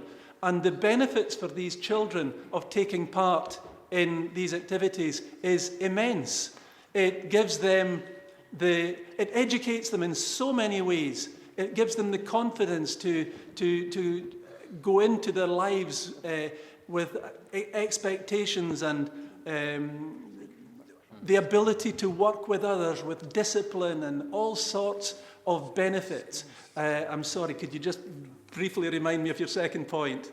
It was in relation to those that may actually then participate within, who may well come as audiences or visitors to the around all the performance arts. Once again, I didn't go to research that figure specifically because I was approaching this from a more philosophical point of view. Those figures are available through the Community Trust, but it's many thousands of people go to these performances. If you think about the number of performances that take place in the town hall, and let's say up to 500 or 600 people can be attending each performance, so we're talking many thousands of people going to performances in the course of the year. And the final part was, if that wasn't available, what do you think would happen? If there was no suitable performance venue for the organisations I mentioned, Falkirk Operatic Society, Falkirk Festival Chorus, Falkirk Trist Orchestra, if you take away the opportunity for these organisations to reach the final goal of their activities, i.e. putting on a public performance, then the organisations will fold. They will cease to exist because there's no point in being there if you can't achieve that goal. So hundreds of people within the town will have their lives seriously diminished by the fact that they don't have that opportunity. Thank you. Councillor Harris. Thank you, Provost. Mr. Patterson, thank you. Can I just preface my question by saying that what you say about the Town Hall is certainly, a lot of it is true. Speaking as the father of a young lady who started her time on the stage at the age of 2 with Irene Langland. She's been through Falkirk Children's Theatre, Big Bad Wolf, and performed with Falkirk Opera. So we've been at most of those shows, and she's now studying to become a professional musical theatre practitioner, but my question relates to the statement you made about the imminent closure of the Falkirk Town Hall. And coupled with this, there's been a flurry of activity on social network over the last week or so with the banner Save Our Town Hall. Now, I'm just wondering where the information came from relating to the imminent closure or possible closure of Falkirk Town Hall, because certainly I don't think any of my colleagues on this side, on this bench, are aware of any proposals to close the current town hall. Well, can I say that I hope you're right, and I would be very pleased if we have been misled. I have been led to believe that the current building is in a very fragile state, and that, for example, the heating system could pack in at very short notice and cost a great deal of money to reinstate. I've been led to believe that there are serious shortcomings in the fabric of the building, and amongst other things, that it has a very, very high carbon footprint. So all of all of this information has come to me through various people who have attended Arts and Civic Council meetings, and I wouldn't wish to land anybody in trouble by naming names, but it has come to me through sources that I would trust and would expect them to be telling me the truth. Thank you. I just find it strange that the brand new expensive sound system and a completely new set of seats put into that theatre that might well close. But thank you for your answer. Do you mind if I just say a little bit more about that? In as much as even if the proposal was to go ahead, the project would take several years. I've heard the year 2024 mentioned for a possible opening of a new theatre, even if it goes ahead, full steam ahead right now. And in order to make the current building function adequately for the intervening 4 years, it certainly did need investment just to keep it going even for that short time. So I don't think we can stop investing in the current building, even if a replacement building is scheduled. Thank you. Councillor Grant. I did put off my light, Provost, because I was going to ask the same question as Councillor Harris, where that Mr Patterson got the information that town hall was closing. That completely confused me. But obviously Mr Patterson's heard it from better resources than myself that it's closing. As for the hearsay about the state of the building, once again, I haven't heard whether we are going to invest on that and make it top of the range. So I think a lot of this, Mr Patterson's hearsay and what's going to happen to it rather than what is happening to it. Councillor Reid, then Councillor Nimmo, then Councillor Spears. Thank you. At the moment. I just realised I'm a member of the Arts and Civic Council, but it's obviously a non-pecuniary interest. Could I still ask the question? Well, I'm the same as yourself. I was going to bring that up when we were going to the deliberation. Right. But I'll just bring it up at the moment. Obviously, as the Provost, have a position within it.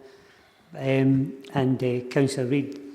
So I don't see a problem in taking the circumstances are, Provost, that if, as a member of the Arts and Civic Council, there would be a non-financial interest engaged in that in relation to this item of business, because the Arts and Civic Council are being heard as a deputation. But then there's the next stage of applying the objective test. So the real issue is whether you think that would, or whether a reasonable member of the public would think that that's going to change your view on the matter. So that's a view you need to take. I'm trying to think of a reasonable member of the public in Falkirk. That's the reasonable member to think of in these circumstances. Right. As you know, John, this was the sole item on our last agenda. Yes. And the information given at that meeting, not from myself, I hasten to add, was that the Town Hall is in a potential danger of not operating as well as it should. Yes. And your other matter was whether or not a new arts centre or theatre would appear in the HQ project. Yes. These are the two main items. If taken together, the theatre could possibly malfunction, and secondly, not appear in the capital programme. Is that? Yes. These are the two concerns, I think. Yeah, well, my concerns are twofold. First of all, that the current building, apparently, I'm led to believe, is no longer fit for purpose, that planning should be taking place in order to ensure that an appropriate venue, whether it's refurbishment of the existing town hall or whether it's a replacement building, is something I'm not qualified to say. I would be very happy to see either of these as long as we have the facility available in the town.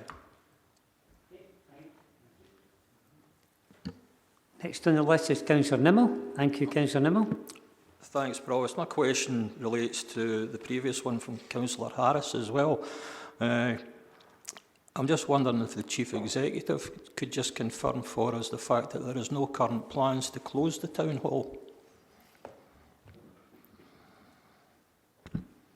Thank you, Provost. I mean, members have received a number of reports in relation to HQ and the Town Hall, the proposed Arts Centre. I think one of the things that's well known to members is that both the condition of this building and the condition of the Town Hall are cause for some concern, and thus the reason for bringing forward the proposal for a new HQ and Arts Centre.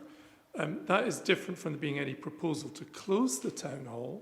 There isn't a set proposal to close the Town Hall, but there is concern in the short to medium term about the condition of both this building and the Town Hall building. Thus, the reports that members have seen about the proposals for a new HQ and Arts Centre.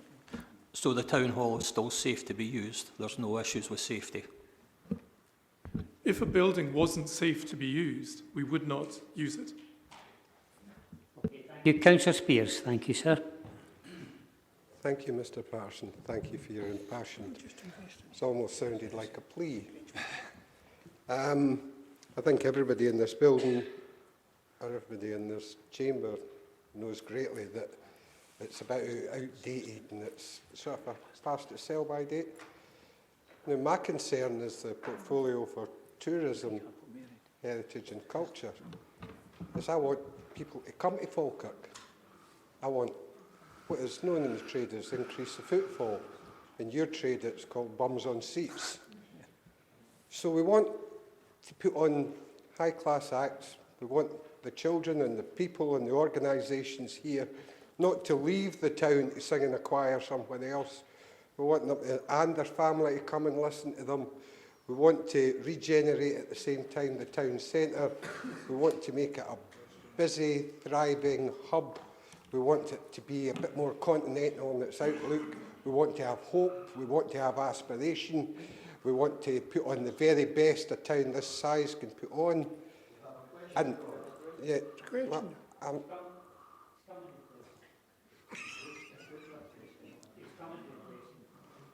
thank you, Provost, for your interjection there. Would you agree with me that, here comes a question, kids, I'll do the double act, that we need a new facility. We need something where people can expand their aspirations, where they can expand their theatre knowledge and their learning, and that we can attract a lot of people into this town. Would you say that that is what the aspiration of your plea is today? Yes, I would agree with that. when the existing building was built in the 1960s, a lot of big acts came because at that time it was more or less state of the art. A lot of, you probably all know that back in the 1970s, the children's theatre pantomime in Falkirk every year was broadcast on national television. These days have gone because no big acts want to come to an outdated facility. No TV companies want to come and put on shows from an outdated facility. So I think the choice, if we want to be in the forefront of the arts in Scotland, the choice is either a complete refurbishment of the existing building or building a 21st century facility which provides all the facilities that a modern, thriving community strives for. Councillor Goldie. Thank you. Councillor Goldie. Yeah, thanks for that, Provost, and thanks for your contribution today. But I think the first part I would like to ask is a question, and I hate to do this to the Chief Executive of the Trust. I've just asked for here. I'm nearly certain, of course, that the Town Hall, the present Town Hall, will have a system of maintenance going through it on a regular basis. It hasn't got... Now, that comes as a shock, because when was the last maintenance... Excuse me.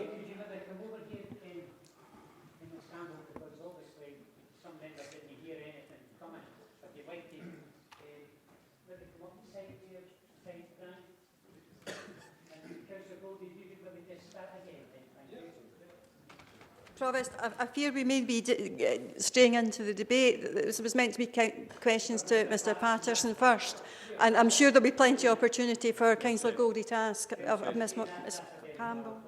Well, no, well, I'll make a point then. I know it's just a... No, listen, you just talked about openness and transparency, the Provost's favourite phrase. Right, OK, I'll get to the question. So I'll ask Mr Patterson, are you aware of any maintenance programme being carried out in the Town Hall? that is not within my sphere of competence. Right, so you're not aware of it? No. That's the answer.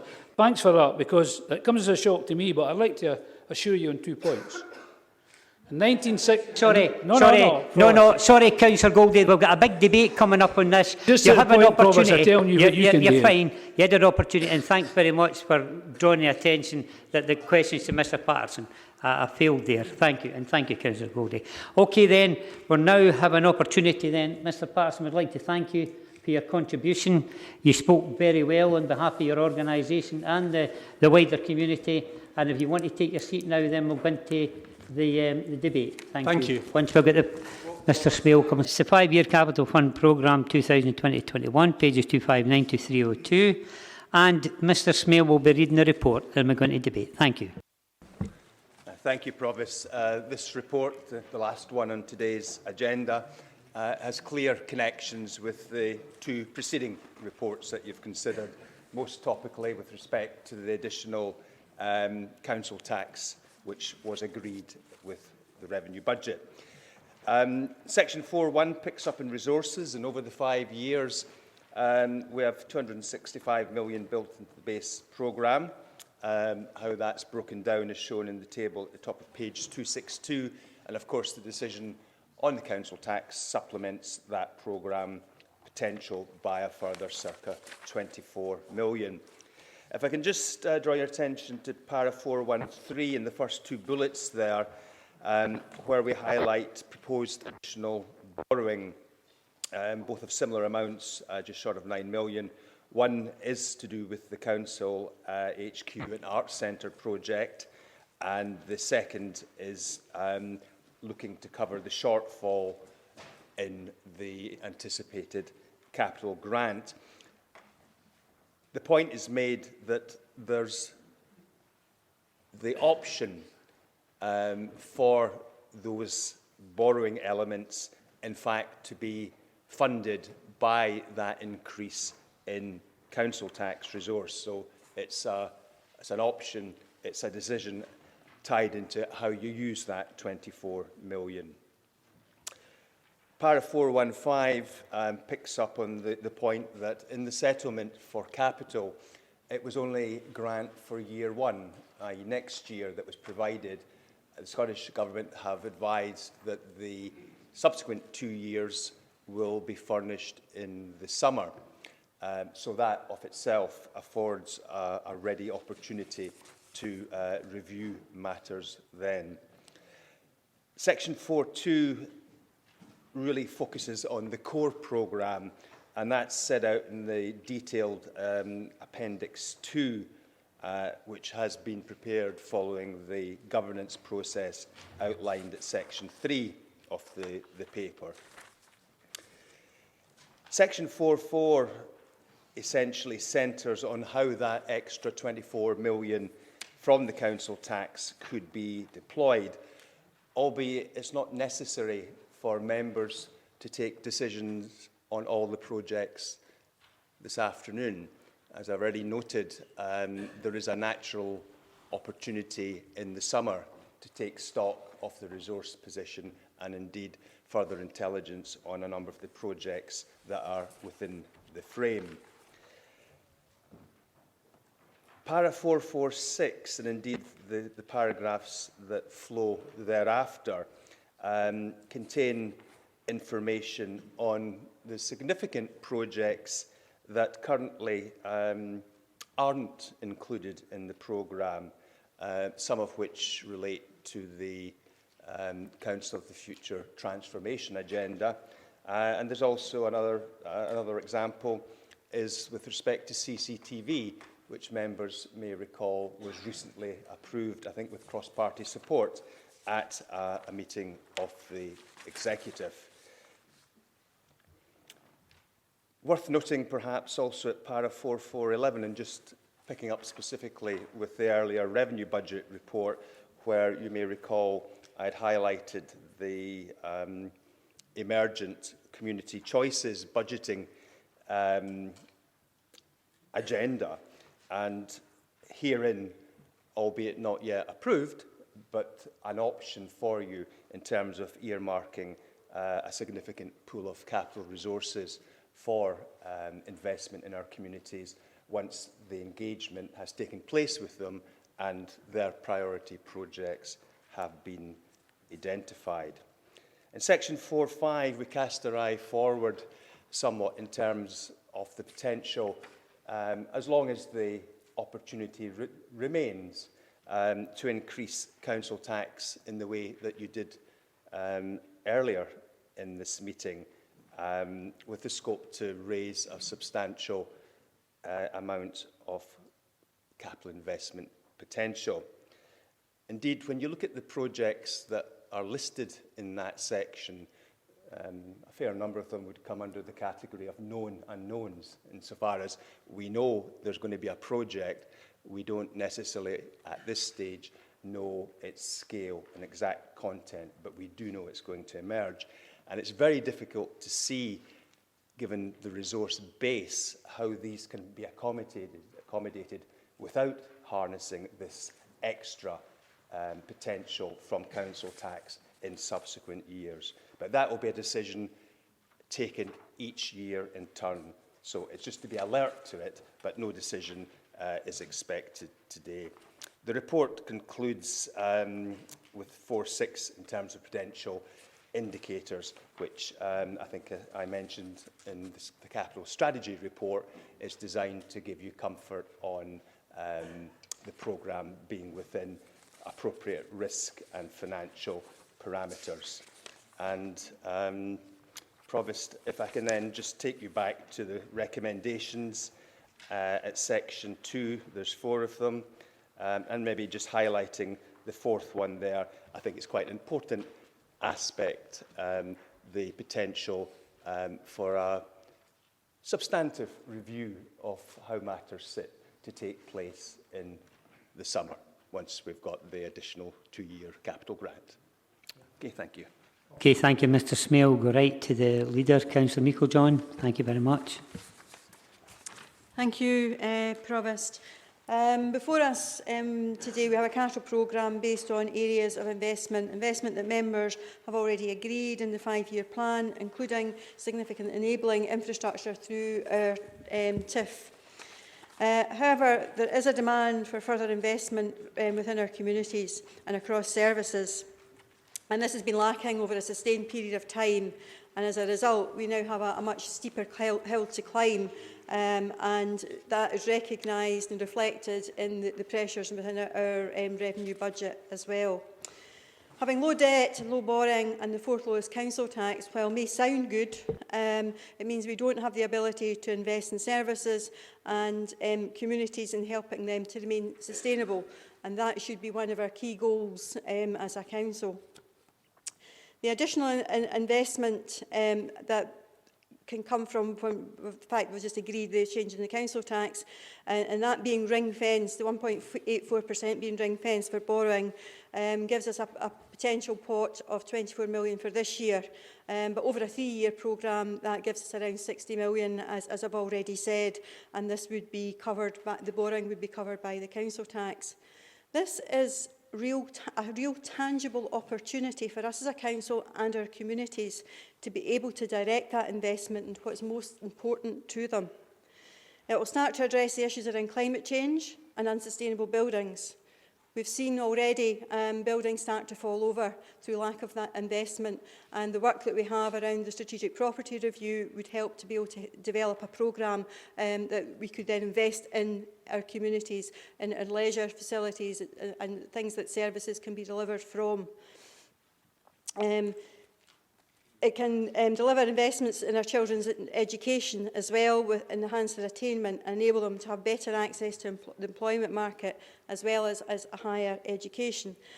I'm going to ask a couple of questions because it's in relation to the Council HQ and office accommodation. I'm going to, through yourself, Provost, ask Mrs Geisler if she could give us an overview of the condition of this building and the condition of the Town Hall, which we've spoke about, and that will give a bit of clarity following the questions from Mr Patterson, and to what the risks are associated with it, because I fundamentally agree with what's been said. We have never ever said there's a closure of the Town Hall, but there is a threat there that something could happen that could cause us to have to close that facility, as we have had to do in other places such as Hall Glen. So if Mrs Geisler could ask that, and then I'll maybe be able to continue.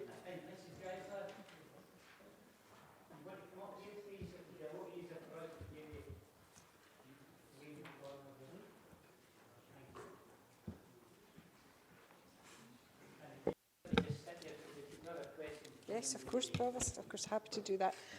Thank you, Provost.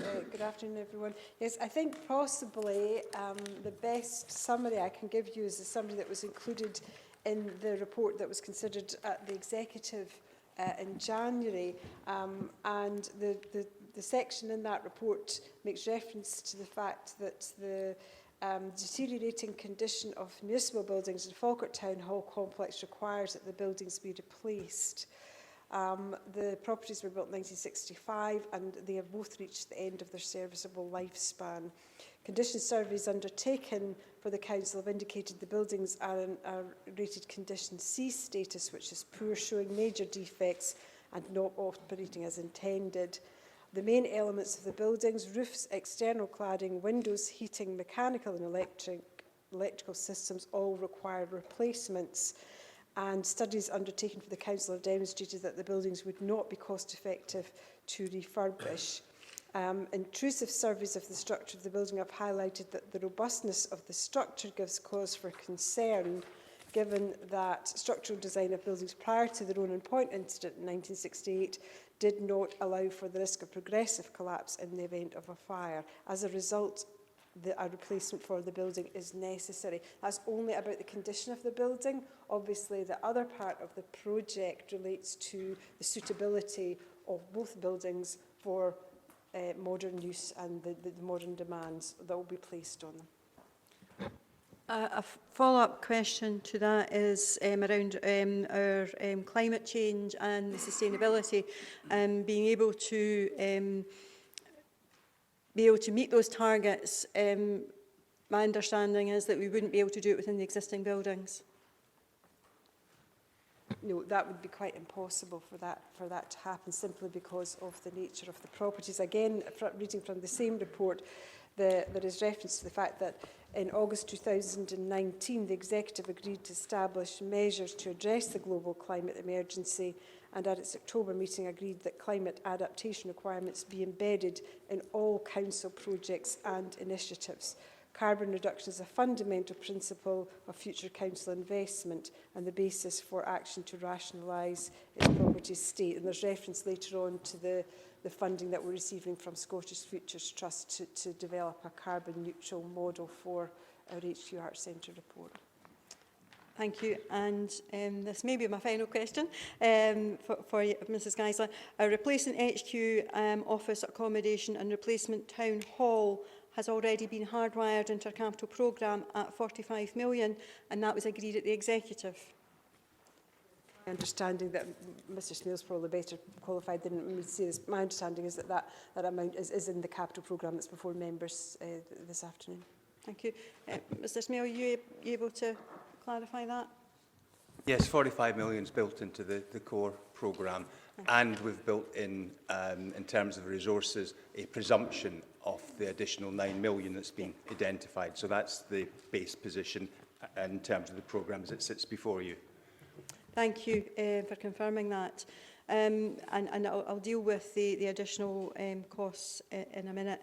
The arguments on the need have been well debated on several occasions, and nonetheless, the need for us to take action around the economic viability of our town centre, and the HQ and replacement town hall is seen as a way of creating that catalytic investment within our town centre. If we don't look at doing that, then we risk over 5,000 jobs, the majority of which are relatively low tariff, but are putting food on the table, shoes on children's feet across the district. Not just people that live in Falkirk, but throughout. Our town hall is well loved and respected by the arts community, and we've just heard that very passionately come from Mr Patterson. And should the building fall over or not be replaced, it would be the only community, it would be the community that pay patronage to the various events that would be mostly impacted, and not have facilities for the types of performances that take place in the town hall. It is, however, recognised that there is a concern around the costs of the additional replacement for the town hall and the library to the overall project. And while it is contained within the draft programme that we have here in front of us today, I'm actually going to suggest that, propose that officers look to identifying an alternative source of external funding to meet that 9 million gap. For example, we already have earmarked the capital receipts from the Gateway project for the town centre. There may be opportunities in a contribution from our growth deal, which we will hopefully know the outcome towards the summer. And there are a number of other funding streams from Scottish Government that have been recently announced in the budget, particularly around the green agenda, that could potentially contribute towards the project, as well as any capital funds that may come from the Westminster Government. And I believe, therefore, that there's potential there to look at other sources of funding that would perhaps fill that 9 million gap, as I have heard from members, particularly on the other side, that is a real concern to them in going forward. And it's a genuine concern, it's one that I respect as well, Provost. What we can't do is continue to delay this project. The continued uncertainty will risk the loss of the interests of both developers and potential investors, and a reputational risk for the council around our town centre regeneration. Every delay that takes us closer to a day of where facilities will fall over, our failing office accommodation and our town hall, the impact on our town centre businesses, who are just holding on with hopes and prayers of the council taking forward its promise to invest. Therefore, I would ask that if concerns are around the additional funding requirement, and that's the barrier to taking this HQ and replacement town hall project forward, then please support this proposal to look at alternative sources of funding and support officers to go away and do that piece of work. Within the additional draft programme, there's additional funding that 2 projects in particular I would want to mention. One is the analogue to digital CCTV, which was agreed at the executive. We all have issues of antisocial behaviour within our communities and our town centres, and this would greatly be a benefit council-wide to the council in building management. I would therefore propose that we have that going forward in our programme that would be funded by the investment from the additional council tax. The other project that there has been a lot of engagement with members around is the Connected Falkirk digital learning environment, a commitment to a long-term investment on this project. The pilot has demonstrated in a small scale the positive impact for our young folks, and I know there's been a number of member briefings. It will help support our transformation programme in teaching and learning within their schools and give our young people the best possible opportunity to successfully progress to access the labour market and further or higher education, with the potential to broaden the learning from that across the council and allow others to engage within that. I think this is something that everyone should be able to support, and then I would therefore propose that that particular project also be taken forward as part of our new capital programme. However, I am going to suggest that the other projects in Appendix 1 all be placed on hold until we know the outcome of the Westminster budget. The Scottish Government year 2 and 3 capital has been allocated, and we have been notified of any other external funding streams that are known to us that would help deliver some of those projects. It would also give an opportunity to give time for some of the outcomes of the strategic property review to be gone through, and a programme of community investment developed in tandem with our communities. So while we have in front of us a capital programme, there is the additional draft programme that covers what the potential of the 24 million that could be generated from the additional council tax. I'm therefore proposing that within that we take forward the CCTV and the digital learning Connected Falkirk, and all other projects be put on hold until there's further discussion and there's clarity around the various funding streams from the various governments, and the strategic property review work is concluded, including engaging with our communities. That would allow us to have a potential three-year programme that would allow investment to be carried out in every part of the council district. In every community, they would be able to see the benefits of that additional funding that's very, very tangible, and we'd be able to look at enhancing and being able to deliver better quality services for our communities. There is an amendment, Provost, there to be circulated. I'm happy to repeat it while it's going out. I'm moving that the 5-year capital programme 2021 to 24-25 and addition council approves the balanced general fund capital services programme set out in Appendix 2. Requests that officers seek external funding to support the HQ and Arts Centre, replacement town hall, with a view in particular to reducing the capital cost to the council to the original provision of 45 million. Notes the additional available resource of 24.4 million arising from the inflation increase of the council tax, and agrees that 2 additional projects are funded: Connected Falkirk Digital Learning and CCTV, as set out in Appendix 1 of the report, and the programme will be reviewed in the summer when years 2 and 3 of the general capital grant is notified and further information is available on potential projects, including those arising from a strategic property review, and agrees the allocation of the remaining funding from the inflationary increase in council tax is continued to a future meeting of council at that time, and of course not forgetting that we note our prudential indicators. Thank you, Provost. Thank you, Provost. I'm assuming there's another joint further amendment coming forth from the opposition party. I'd like to second that and reserving the right. Okay. Councillor Bissett. Councillor Bissett, have you got an amendment, Could sir? I just correct Councillor Gardner first? There's no joint amendment coming forward. I think it was a slip of the tongue. Fine. Councillor Councillor Bissett. reply to that? No, it's Thanks, okay. Provost. Councillor Bissett. I'll confirm. Councillor Bissett. Councillor Bissett. Thanks. Arisa? You'll get an opportunity. Just to put you in the picture, if Councillor Bissett's going to speak on an amendment, then there'll be an opportunity then for everybody to go out and look at the paperwork that came from the administration and Councillor Bissett's amendment. Okay? Right, carry on, Councillor Bissett. Thanks, Provost. Just to be clear, this isn't a joint amendment, it's a Labour group amendment. Provost, the 5-year capital plan needs very little change at this stage. A lot of the projects have already started, however, they will be subject to usual scrutiny.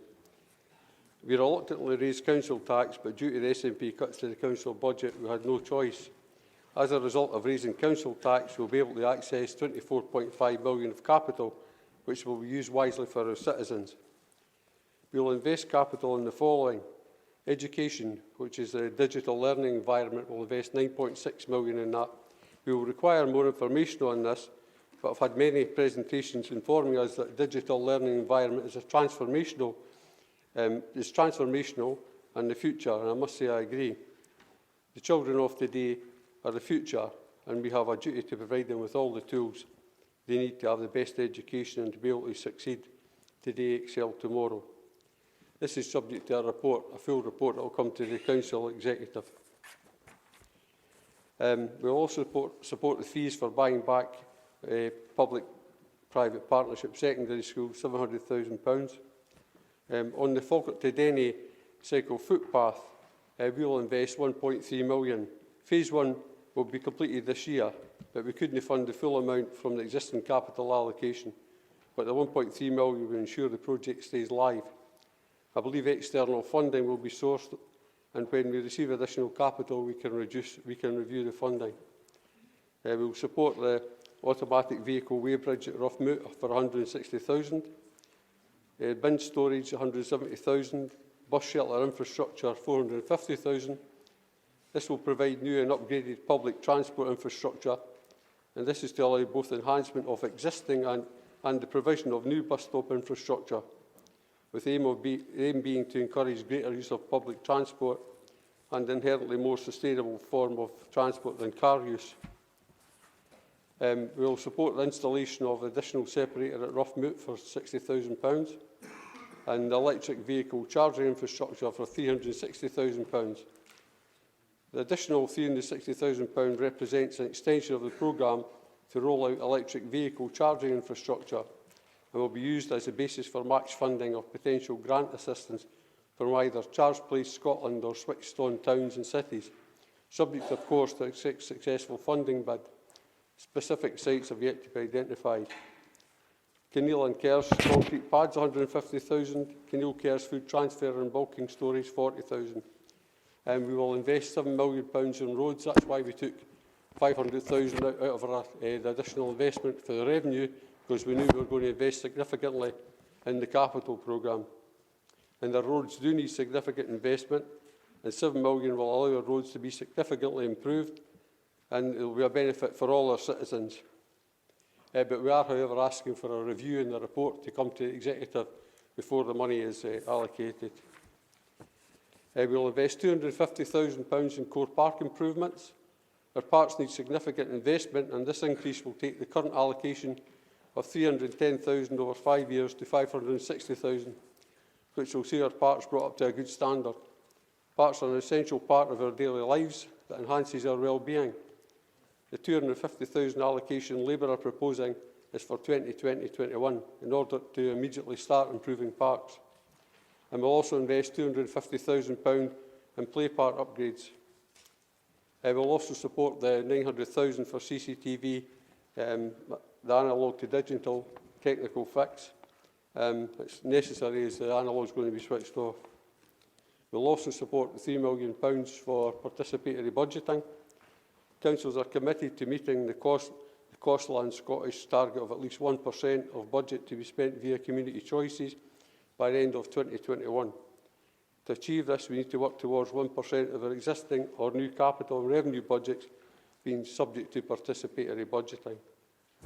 A working group of council officers are currently drafting proposals on how community choices is implemented in Falkirk. This is likely to include a combination of the following: place-based budgeting and community small grants. Councils are awaiting guidance from COSLA on how to take participatory budgeting forward. It is anticipated that this will be available by April. So on the HQ and Arts Centre, so just to touch on that, we will not be supporting the additional capital spend of 8.7 million on the current HQ and Arts Centre project. This will see, over the lifetime of the loan, it would be £22.5 million, and in these austere times we don't think it's the right thing to do. And we'll also be putting a cap on the project of £45 million. And their amendment explains the next steps. And I think the Art Society's protest of Save Our Town Hall was an error, as I've just not aware of the Town Hall being closed. And that's all for me in the Capital, Provost, and I'd formally move our amendment. Formally second with the right to come back. Come back in, okay. Opportunity now, we've received the motion from the administration. We're now going to be handed a copy of the opposition Labour group's amendment, and then it's an opportunity then for groups to go away and discuss.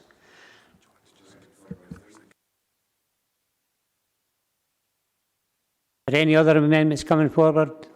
No further amendment. Thank you. Just for the record.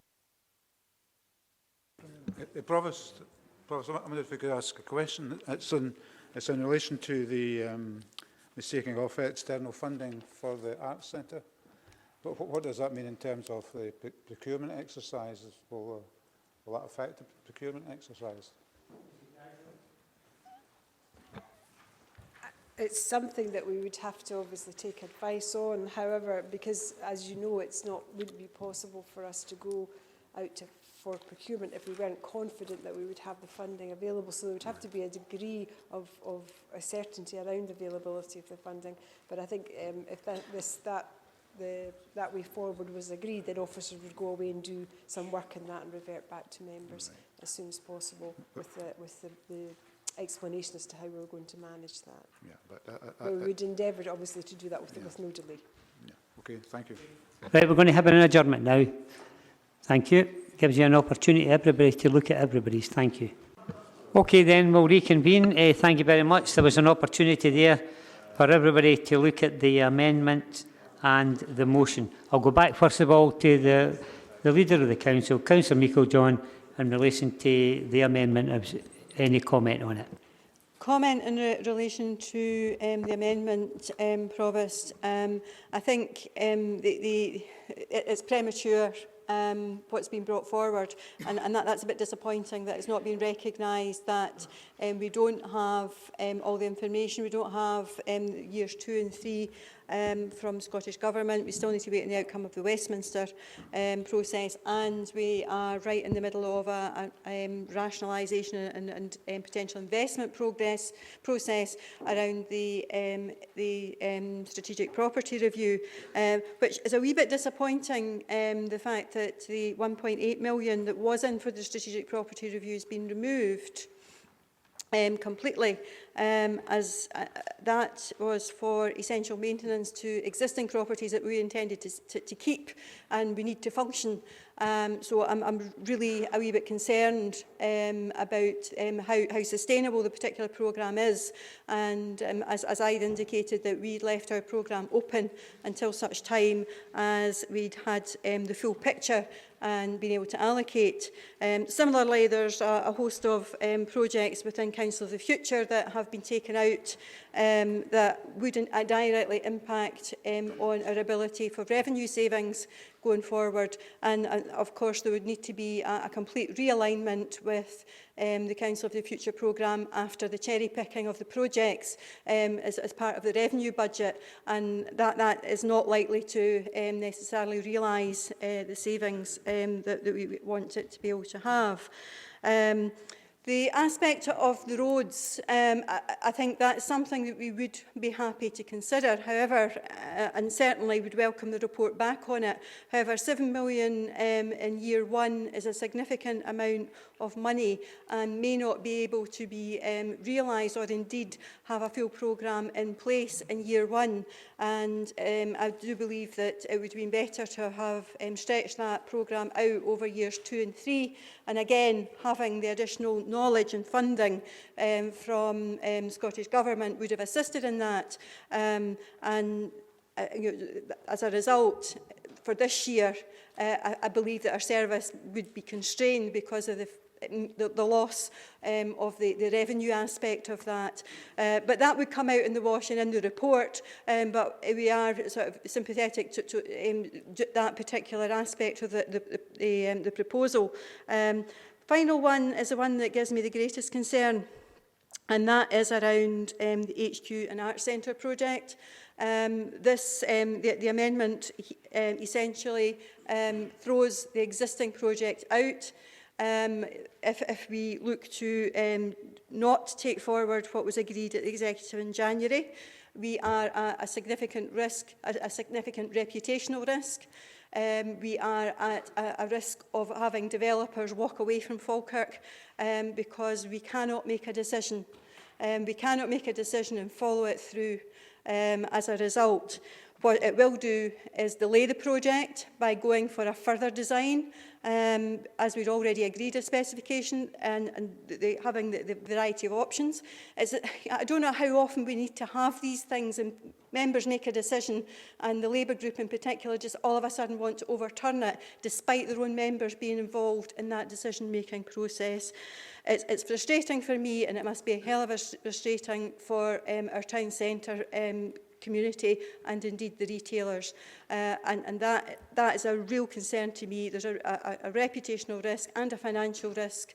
We know that buildings will start to fall over. This building, the town hall, that every time we put a delay in the process, that risk increases. And I really think that they need to think about the people of Falkirk in this.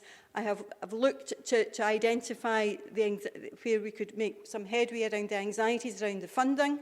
We know that the whole project, the 54 million, is hardwired into the capital programme.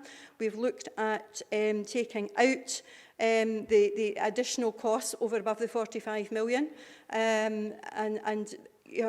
Again, if we are looking to get funding from Scottish Government and Westminster, particularly around our growth deal, we need to be seen to be putting something in the pot by way of investment, and this would be part of our contribution. That could quite honestly put that whole project in jeopardy. So I really honestly think that the opposition parties need to go back and think about their commitment to Falkirk Town Centre, their commitment to the arts community, and their commitment financially to Falkirk Council, because after the decisions today, I really have to question whether that has been at the heart of any of their decisions at all, or whether it's just been political posturing. So, thank you. So what we're saying is that your motion stands at the moment. Okay, we'll go to Councillor Bissett in relation. Have you any changes in relation to the after seeing the reading your amendment and obviously the motion? Maybe have you got anything to add? Thanks, Provost. The only bit that we would add to our amendment is that 3.3. After HQ and Arts Centre, we would say, and information on any additional funding. That's all we would add. Clarify that again then. Just could you clarify that again, 3.3? 3.3, Provost, just after include decoupling the HQ and Arts Centre, we would insert and information on any additional funding.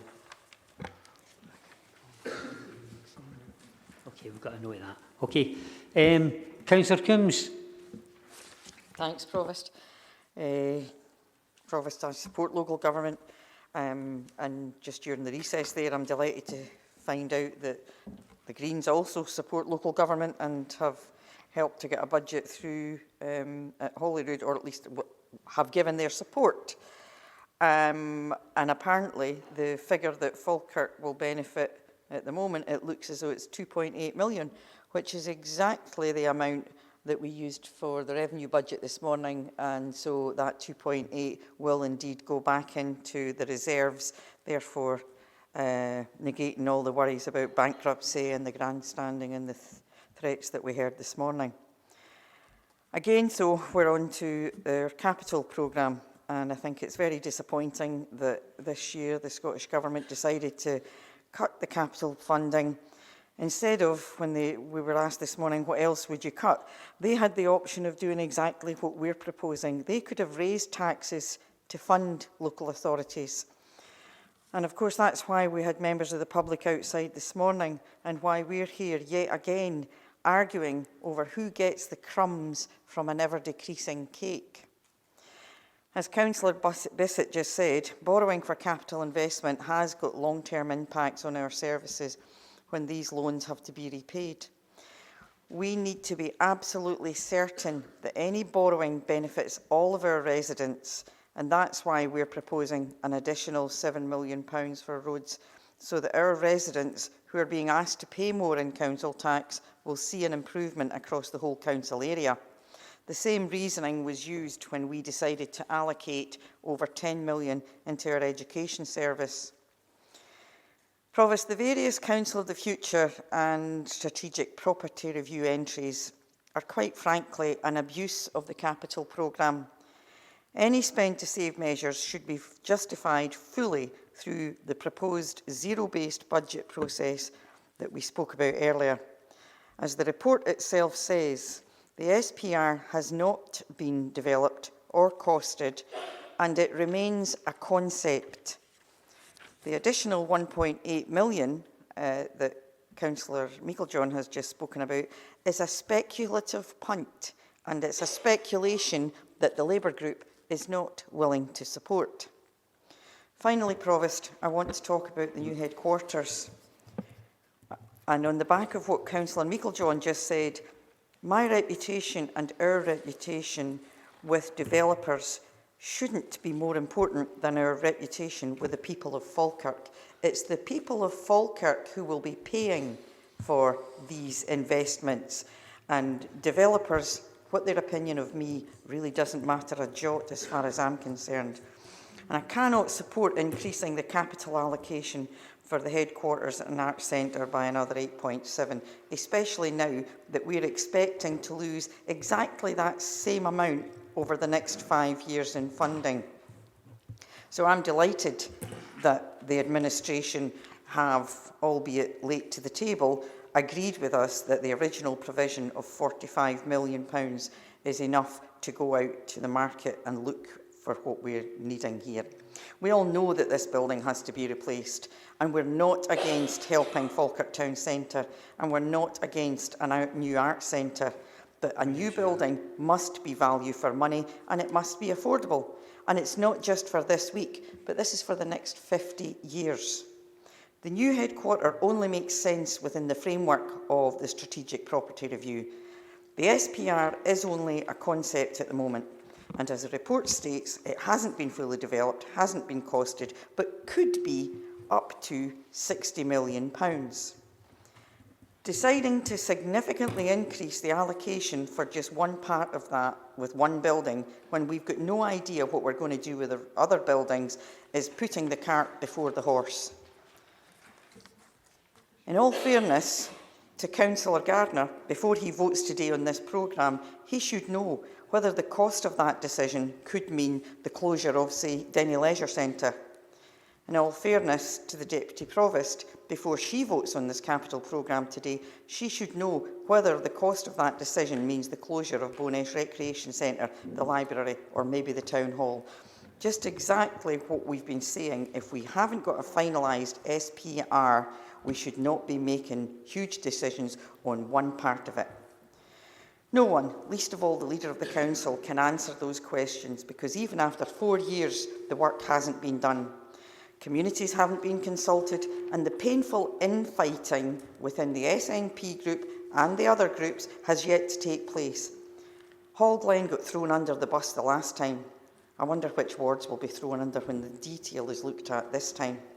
And given that cuts are coming faster than buses, we'll be lucky if there's any buses left to be thrown under. Increasing the capital allocation. We took out all the bus cuts, by the way. Increasing the capital allocation. Come on, order.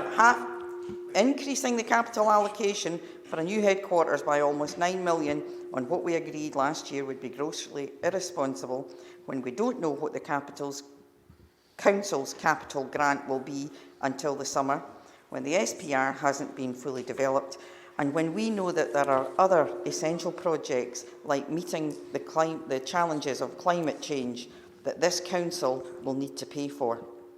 Would you wind up, I'm please? winding up. Thank you. We need to see the full picture. We can't keep raising taxes and borrowing against income, and we can't keep on ignoring the revenue implications. My plea today is don't blow your scarce capital resources on the first cuddly toy that comes down the conveyor belt until you know what's coming behind it. That's not prudent capital programming.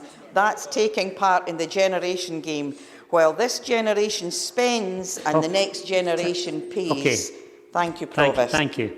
Well, obviously, you know that we're allowed 4 minutes usually at a meeting, but when it is the budget meeting, we're being going over, giving people 5 and 6 minutes. Councillor Bowes, thank you. Okay. Interesting. Can I just start with one, quite simply, first of all? I'm actually going to ask questions. Stuart, if you can get close to a microphone as well. I'm going to ask you a question as well. Rona, I'm going to start with yourself.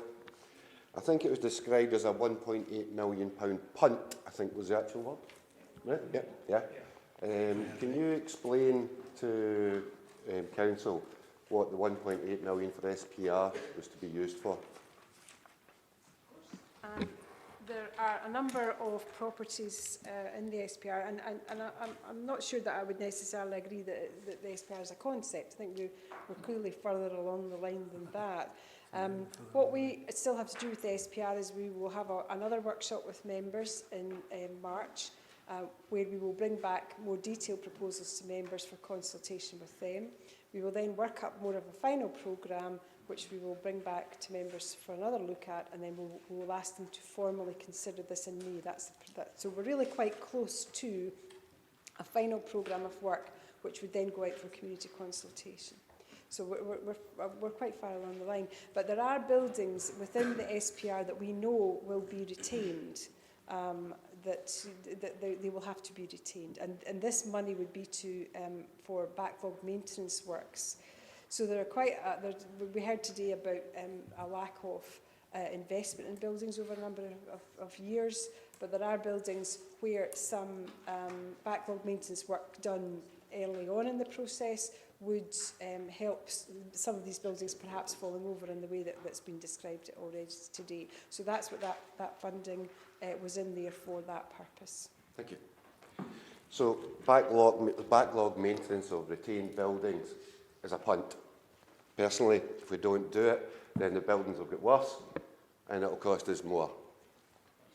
I'm sure it was a punt, wasn't it? Yeah, I wasn't sure of that. Okay.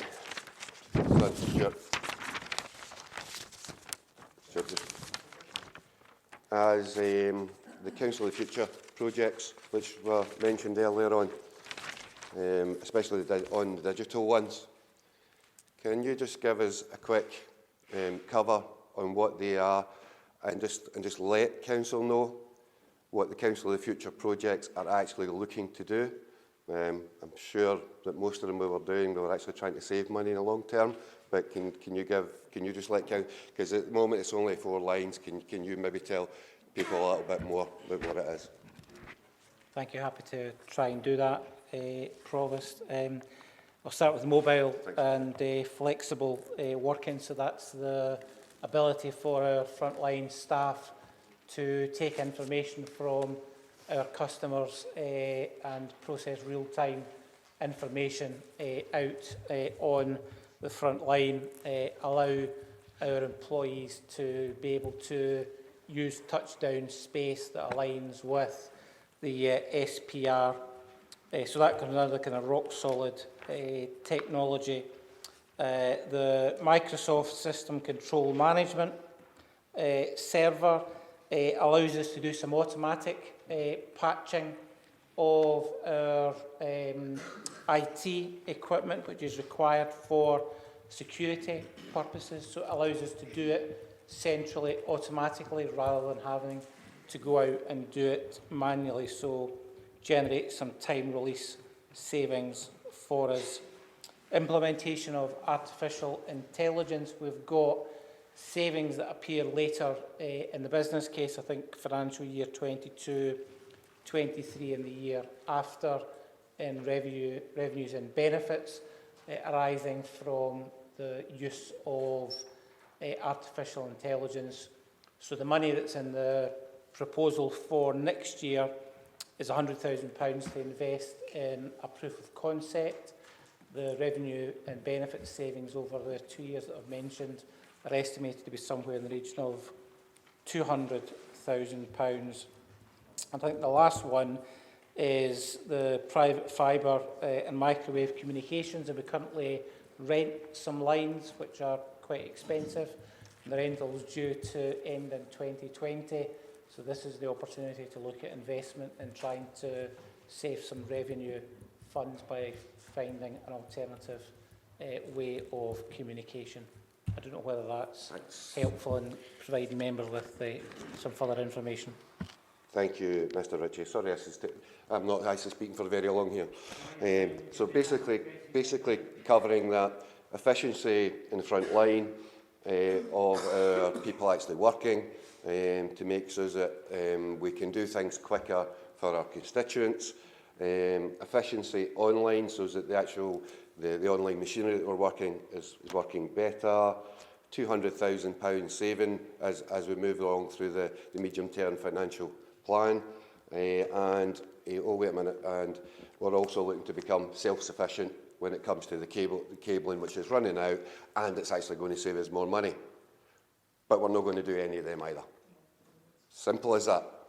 Right? We've already said, and I was nice and quiet when other people were talking. So we've already said we'll be sympathetic to the roadside. I think Councillor Meikle John said that quite clearly. My concern, again, we come on to the HQ project. If from what I can see, this stops the current HQ project, we go back to the start again. Something which I think was mentioned earlier on about 2024 potentially, we could have one. We're now potentially going to move that to 2026 to 2027 before you'll have an HQ and an arts centre. For people who want to invest in the Falkirk area, for people who want to invest in our high street, for all the things that we're trying to do to help and support business, to give us, and the condition of this building I think has been confirmed already. You're talking about putting significant time onto this project. This takes us back. What our motion does is allows us to take the procurement forward, and that allows us to do a review of everything else when we know all the facts. I really do hope that, and I appreciate people have put in a motion, but I hope that every councillor will look at that and look at that we're trying to be pragmatic. We understand it's possibly better to wait on a number of them. I think the stuff that Stuart particularly just went through doesn't possibly need to go on the 1st of April, but so therefore that rolling forward as we go forward will be fine. It's not that difficult in this one. I'm sorry, but hopefully he's understood. Hopefully he'll take on board what I've said. If you don't, well, that's fine.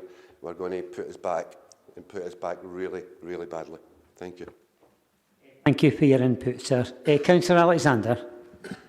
As convener, as the economic development spokesperson for the council, I'm deeply disappointed with the implications of this particular report for the town centre regeneration and the replacement town hall and headquarters. I recall, I think it was something like the second meeting of the Policy and Resources Committee after the 2007 elections, and there was a report on the condition of this particular building. It said it was reaching the critical stage of its life expectancy. We began a programme then of looking at for an alternative, and the administration at that time, the Joint Labour Conservative administration, came up with the suggestion with regards to a replacement headquarters here on this ground. No commitment to a town hall, no commitment to the arts centre element of it. Just a vague reference that would be replaced when required or when appropriate. I really honestly wish that every single member of this authority could have been at the business conference in Falkirk, in Grangemouth, just a couple of months ago. The feeling of positivity in the business community was there, and it was you almost touch it, the atmosphere in there. I'm sure if Lynn and Pat and others who were there from the opposition benches will agree that there was a tremendous feeling of positivity. All of a sudden it felt as if Falkirk was back in the running again, as we were when we had the original regeneration of Falkirk High Street 40 years ago. Also when projects such as the Falkirk Wheel and the Kelpies were being developed, and you could feel that excitement growing. What we've got now is a situation whereby we're going back to square one. Now that is not feasible, it's not sustainable, it's not sensible, it's bad practice. And we're doing it at a time when we don't need to do it. That's the worst of it. We don't need to do it. We can go and test the market, and testing the market is what we should have as a priority today. The commitment to go out and test the market, as well as having a public consultation. By approving this today, if we approve the Labour amendment, then there won't be a public consultation. There won't be a test of the market. That's extremely unfortunate, because what the proposal was there to develop was that sense of identity and that sense of pride that clearly isn't there in Falkirk at the moment, in large parts of Falkirk at the moment. We need some positivity. We need some clarity in terms of people's reactions, particularly people within these groups. So that's the Conservatives in particular. You had the opportunity to get through, as part of a majority administration, the proposal to develop this site. And you saw the flaws in it. You saw the flaws in the fact that it didn't offer the regeneration opportunities that we wanted. It didn't offer the type of intercourse that we were looking for between the various elements of the package, and it didn't address the issues that were seen from the review of the assets. The fact is that there was no report to close Cameron Day Centre. We got a note delivered to us basically saying it's dangerous. It's become dangerous. You can no longer have access to it. Sorry, Councillor Alexander, could you wind up your reply? Thank you. That followed quite hard on the heels of the same ruling in Hall Glen, in the sports complex. We need investment within our properties. We need a vision in terms of what we do with the resources that are available to us. And that means we look at the money that the Strategic Property Review will bring in and ensure that every part of the district has a taste of what benefits could come from there. Because at the end of the day, Provost, if we don't, then what we'll have is deterioration, further deterioration in Grangemouth and in Bowness, in the town halls. We'll see eventually, in the not distant future, Falkirk close. And that, Provost, is totally unacceptable for a town this size. But we need Conservatives, in particular, to demonstrate that they are not part of a joint administration by showing their independence and voting for what they know is correct. And that is to continue this programme as we go. Okay, thank you for your input, sir. We're now on to Deputy Provost, Councillor Anne Ritchie.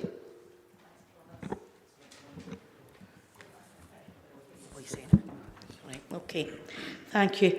It's just going back to Councillor Coombs and what you were saying about the recreation centre, etc. in Bowness. I would just like to take you back to when it first came up about all the trust buildings and this, that. It was in June last year, the 25th of June, that they were wanting to take everything out to consultation, see what came back, see if there was community groups that would take forward certain areas within, not just Bowness, other actually went into everybody's words, I think if I remember rightly. If that wasn't held up with the opposition, both of yous putting in an amendment and going together that day, we would be through this consultation. We would know what was going to be happening now. But due to that, we've not even had the consultation yet. Is it next month, the consultations? Right, that's going to be going out soon. That should have been done, and it would have been done if you had just put it forward as you were asked to do. At the time, I asked questions. We were all here. We can have a look at it.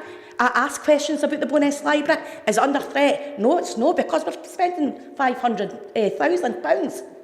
There's a meeting Friday morning. I take it Lynn and David will be going there about what's happening with that money. Right, so you know why you're not telling your groups what's happening with that one. After the meeting on for the summer holidays, there was leaflets going round about Bowness. Closure of Bowness Recreation Centre was never under for closure. It's to get a new centre. It's scaremongering, and I can tell you the people in here now who's scaremongering. It's members of the opposition, it's ex-councillors as well. Due to the fact what you've done, the Bowness Town Hall that had weddings galore booked in, that had 40, this, that and the next thing all booked in. See the amount of times people were actually getting in touch and they've cancelled due to your scaremongering. And you are doing it in here again today. Come on, we are... No. It's true what I'm saying. I'm sorry, it's true what I'm saying. Right? So what I'm saying is stop the scaremongering. Right? That is easy to do. We should all be in this together to sort out this. Yous aren't.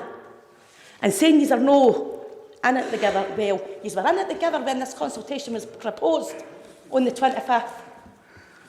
So what yous doing today? Yous are going to do the same again the day we are.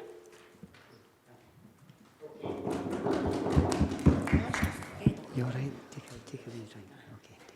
Okay, thank you very much, Councillor Deputy Provost Ritchie, for your input there. Thank you. Councillor Goldie. And remember, it can be a very emotive subject when you're talking especially about your own area, but we've got to be very careful what we say in terms of being disrespectful or causing any anxiety to any groups or individuals. Thank you, sir. Provost, could I first ask a question of any officer that's here that might want to answer? I don't know which particular answer we would answer this question. Much has been said about maintenance and maintenance of buildings. Am I right when I say that the council does not have a maintenance programme for any of their buildings? It is only when something breaks down, it's a breakdown and repair service.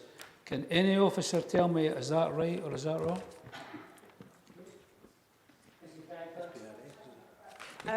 The general programme that we have, Councillor Gorge, is that we tend to operate on a reactive maintenance basis.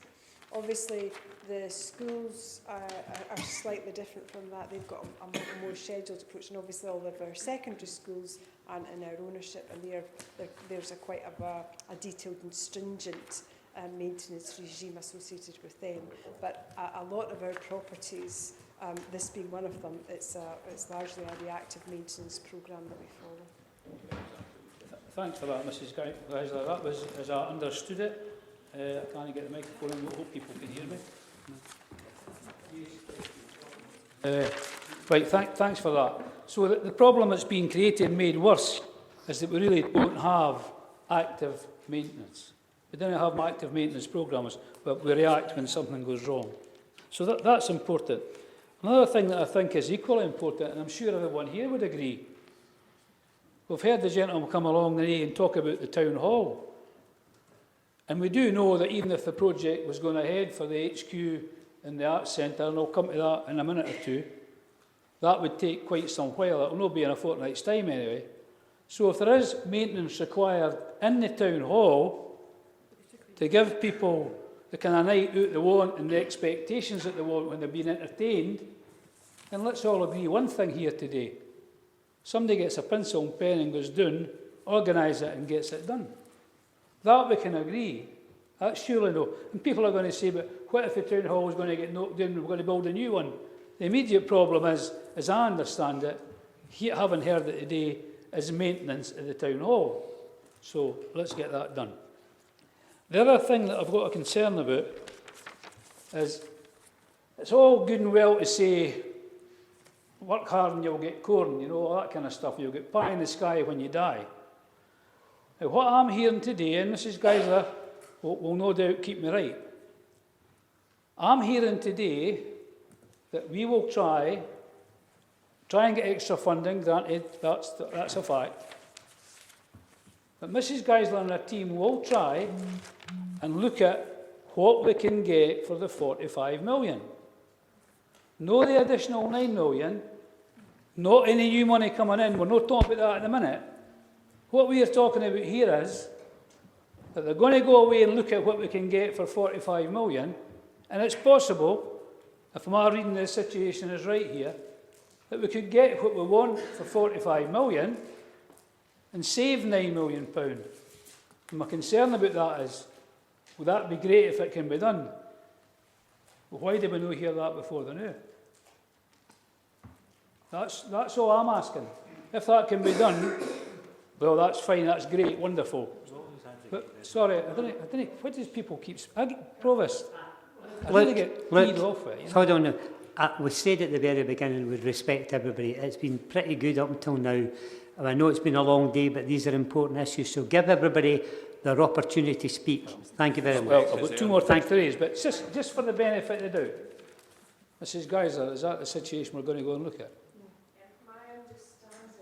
My understanding of the amendment that is now before members is that if it were to pass, obviously we've not had the vote yet, but that it would instruct me to bring to the council as soon as possible options for an HQ Arts Centre project which are achievable within the existing cost envelope of £45 million.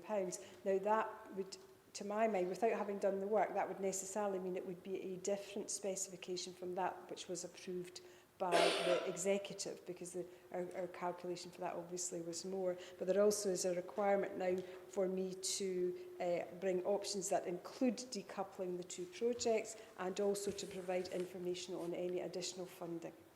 In essence, given your track record and your department's track record, it's possible we could get what we want for 45 million. It is possible for you to get an HQ and Arts Centre for £45 million. However, that will not be the specification that was approved by the executive, and that was what was considered by the executive to be required.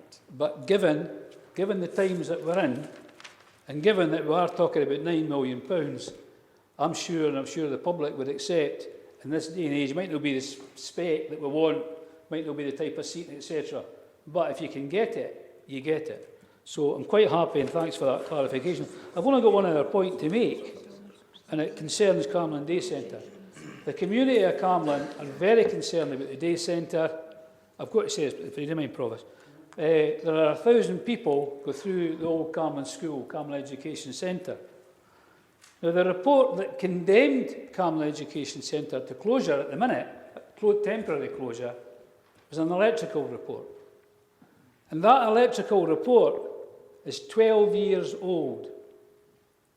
So for 12 years, that report has been lying in somebody's desk or in somebody's drawer, and all of a sudden, here we are, the place is closed.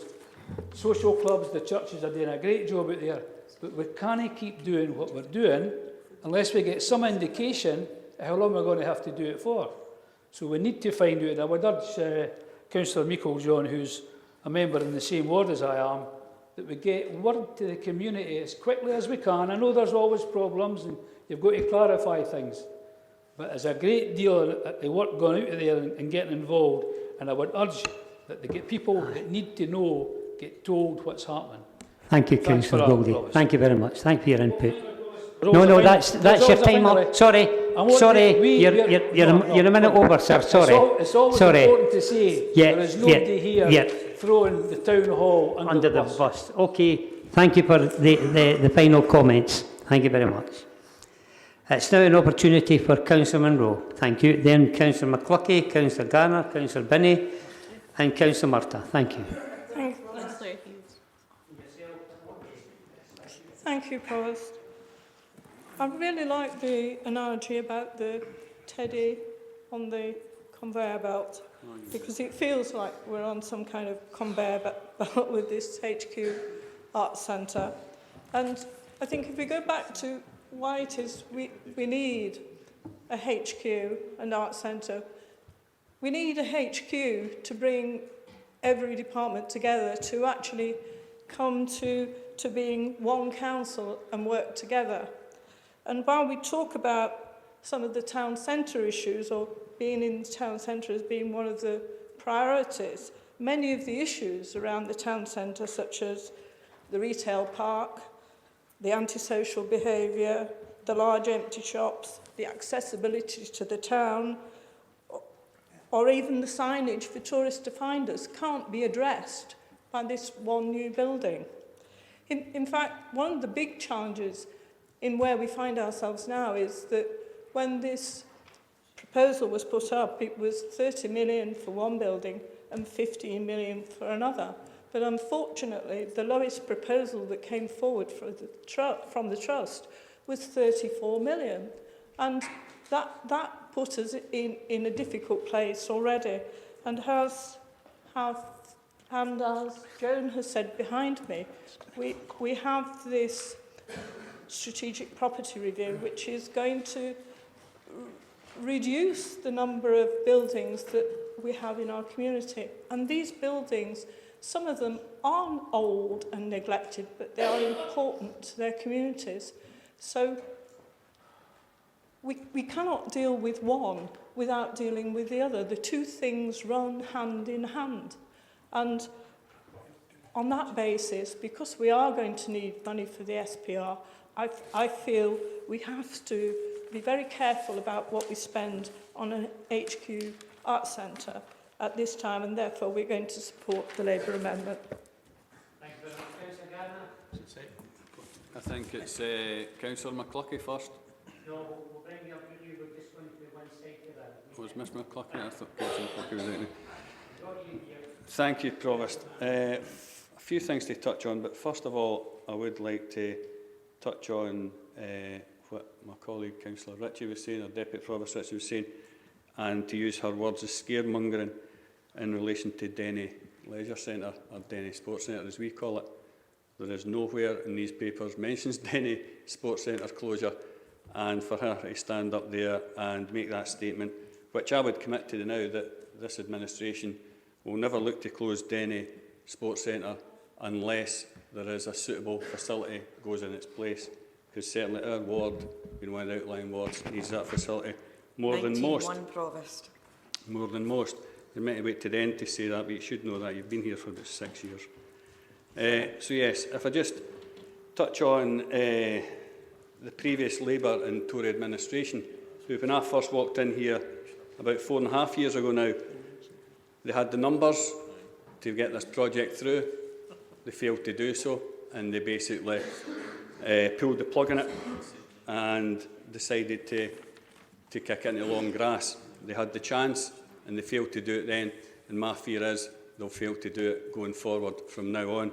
This is just another way of kicking into long grass because they don't want to make decisions. If I go back to John Patterson, who stood up there and spoke very eloquently in relation to the town hall and protecting the town hall, and he was asked a question as to why he thought the town hall was going to close. Well, I think the question came from Councillor Harris, so he'll probably say 19.1 as well. Councillor Harris, he may want to ask his group leader, Councillor Monroe, or maybe it was not paying attention at the executive meeting, when she stated she sees no benefit in the town hall in the Falkirk Town Centre, and also she asked for options to look at a standalone building for the HQ. Now, if that doesn't raise a couple of red flags to the people for the Arts Centre here, the Arts Committee here, I'm very surprised at that. We all know that the Town Hall and municipal buildings are near end of life and that there is no argument. The negative contribution this is making to the environment through carbon emissions of the Council's total should be enough to convince any doubters urgent action is required, and we would take that if we had the power. We wouldn't kick into long grass like a previous administration. And let's be clear, the Conservative, narrow-minded stance means there could be no town hall. Let's put this into some sort of perspective, and this will answer a question that was asked earlier on. Last year, 2018-19, there was 61,669 people went through the door. And that's not including all figures, because it doesn't take, that's just people going through to actually watch shows and contribute. This year alone, there's been 50,000 use the facility. And this has brought in, in the region of 400k last year and 300k in income this year. Not to be sniffed at either. Imagine what these numbers would increase to with a state-of-the-art facility that Falkirk truly deserves. A petition started by Falkirk District Arts Council has almost 3,000 signatures. Are you going to ignore this, Lynn? So basically, the Tory councillors in here are proposing, possibly, to close one of the most used and indeed loved facilities in Falkirk, and not just by the good people of Falkirk, but by all outlying towns and villages. Well-known artist, who will be well known to some people in here, really well known, Alan Bissett, posted in social media, and he put it very eloquently as well. He said, "When I was growing up, everybody knew that the town hall was the most important building in Falkirk." I can echo that. That had the gravitas and symbolic presence, which meant that people from various different communities around the area, Hall Glen, Polmont, Tamforhill, Langleys, Bainsford, Camelin, Denny, he goes on, could come together to discuss matters important to Falkirk's future or simply watch an entertaining show. Such things are vital to the lifeblood of any town. I myself have performed at the Town Hall, as it's the only real fully equipped theatre in Falkirk and everybody can reach it. Now the town hall is under threat of closure with no plans to replace it. Sorry, Councillor Garner, meaning that a town of Falkirk's substantial size, a town which is already struggling, will have its creative and civic heart ripped out. This is a travesty. His language got a bit colourful after that, but I won't repeat that. This says it all, Provost, and I hope that's taken into account. Okay, thank you for your input, sir. We'll go back to Councillor Coombs. What did you say, Councillor Coombs? I said a 19.1 have been mentioned, Councillor, and I just want to clarify. Right, we'll get it clarified. There we go. I said. Yeah. Okay.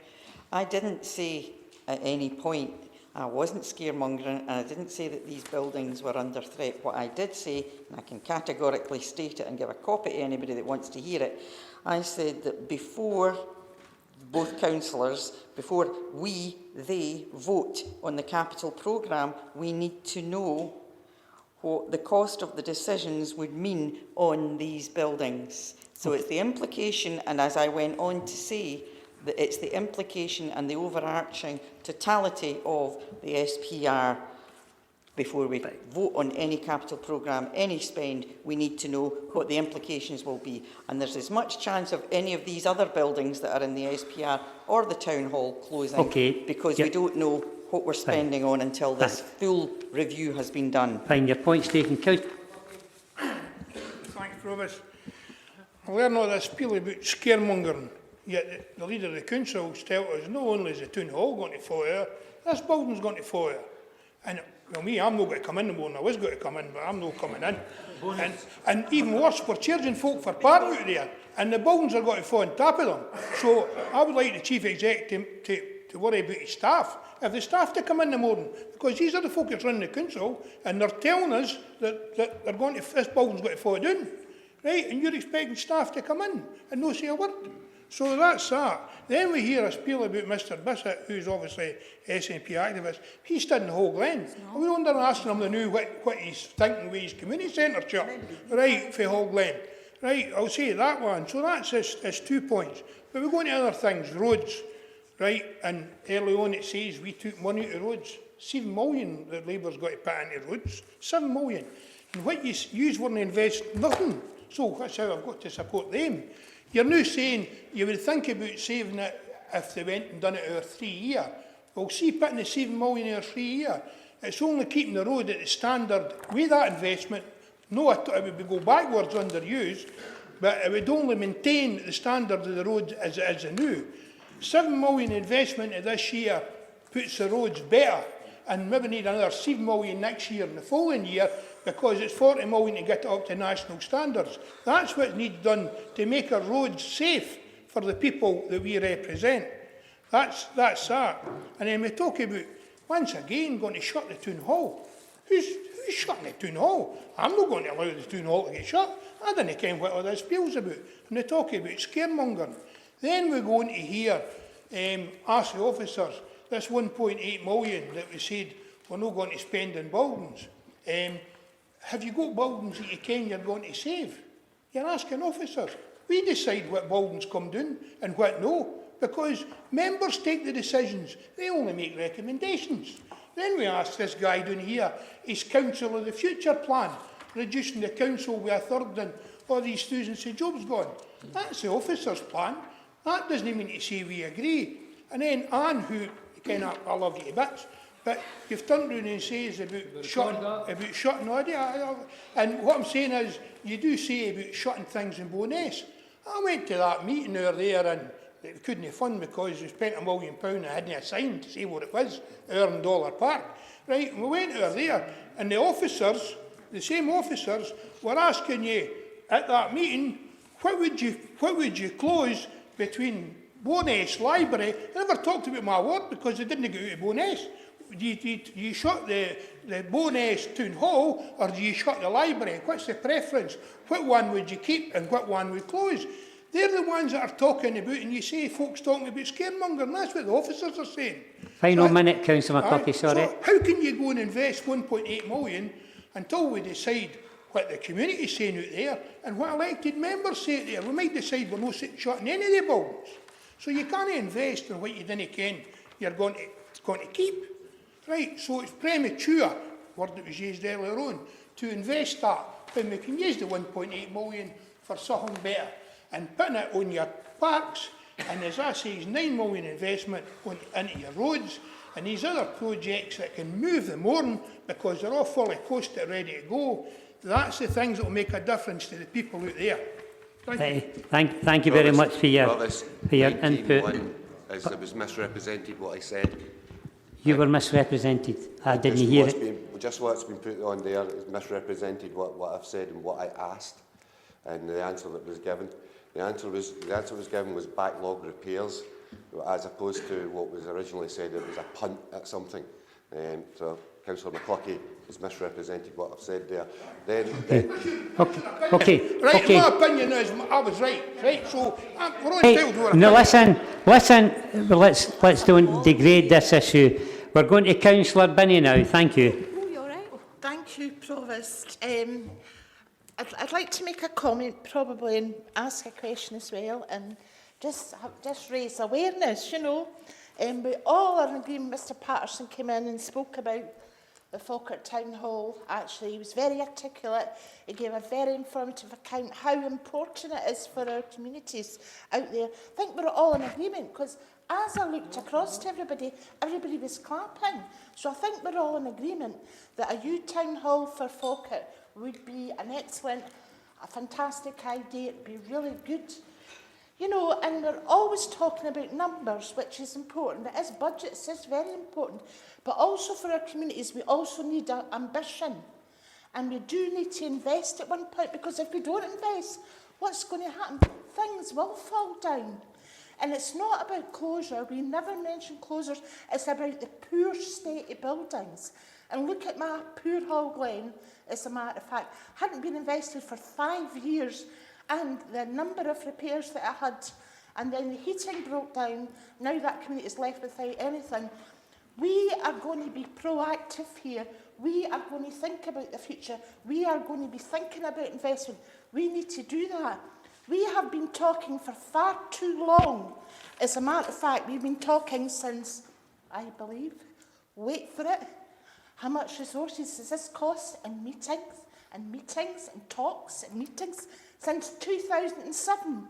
How to improve our communities, how to improve this building, make a new building, have a new town hall. We've been talking about it since that time, and we're still talking about it.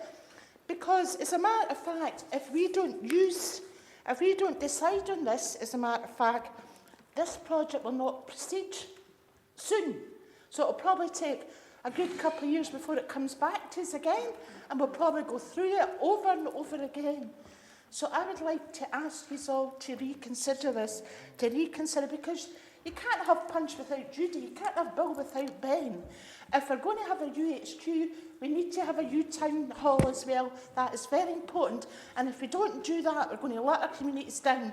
After all, it's our communities who pay council tax, and they pay their taxes. So it's them. We have to look after them. And I can assure you, our communities do want investment, and they do want a new town hall. So I'd like you to support that. Thank you. Thank you very much, Councillor, for your contribution. Councillor Reid and then Councillor Murtagh. Yes, I'll try and be brief, Provost. And just in case there's an omission, could I thank Carol McGee for her presentation of the capital programme over the years. This is Carol's last few days, I think, in the council employment, so I think she's done a very good job over the years. Yes. Thank you, Carol.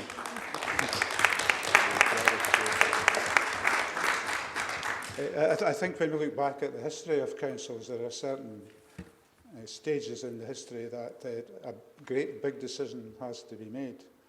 You can go as far back as the Borough Police Act, way back in the 19th century, right through reorganisation, 75, 95.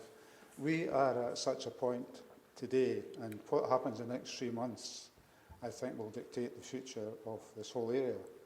So we have to be bold, but I think we also have to be prudent as well. Unfortunately, a lot of things are out of sync at the moment. The SPR is dragging somewhat behind, and I don't attribute that to the work of officers who have worked very diligently, but we seem to be just out of sync somehow. We're ahead of ourselves in some respects and behind in others. And I think over the next 3 months we should try and sort that out so we're moving together along the same path. And I mean that politically as well as administratively. The Arts Centre, I don't think anybody that I've heard is objecting to a new town hall. Just the size of it perhaps, its location, but certainly on this side we want a new town hall. There's no doubt about that, Lauren. What tier bottom tier? Well, they're not my bottom tier. And if I took up Councillor Reid. If I took the offer of Councillor Alexander to talk about Conservatives, well, I only have 4 minutes. So, yeah. Okay, and I don't mean the gentleman concerned, I mean the raison d'etre. So I would ask the opposition to accept our amendment. I think the objective is the same. I was quite pleased when I heard your motion, actually, that there was a bit of giveaway on the 49 million. So that decision, I was going to say brothers and sisters, that decision is so important today, and if not made today, in 3 months, if it's not made, I think the general essence of what happened down at Grangemouth will be lost. We need to take and be leaders in this respect, and with that in mind, I would ask that serious thought be given to accepting our amendment. Thank you for your input, sir. Councillor Murtagh, thank you. Thank you, Provost. I think I'd like to ask some questions first, and on the theme of some of my colleagues have already interjected about climate change, which we heard from Councillor Coombs is obviously a priority, and we all know that. I'm particularly passionate about it, and I just wanted to confirm which building in particular, and perhaps which are the 2 top buildings maybe that are currently causing the council to have a large percentage in carbon footprint. Which buildings is that are doing that? If that's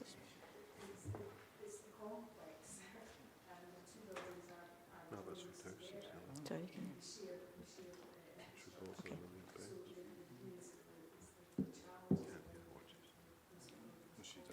okay. Okay, so the challenges around the municipal buildings complex and that causing the output in excess of our carbon emissions, and I think that's an important point to establish. Excuse me, could maybe Mrs Geyser put her, because I didn't hear her answer to you.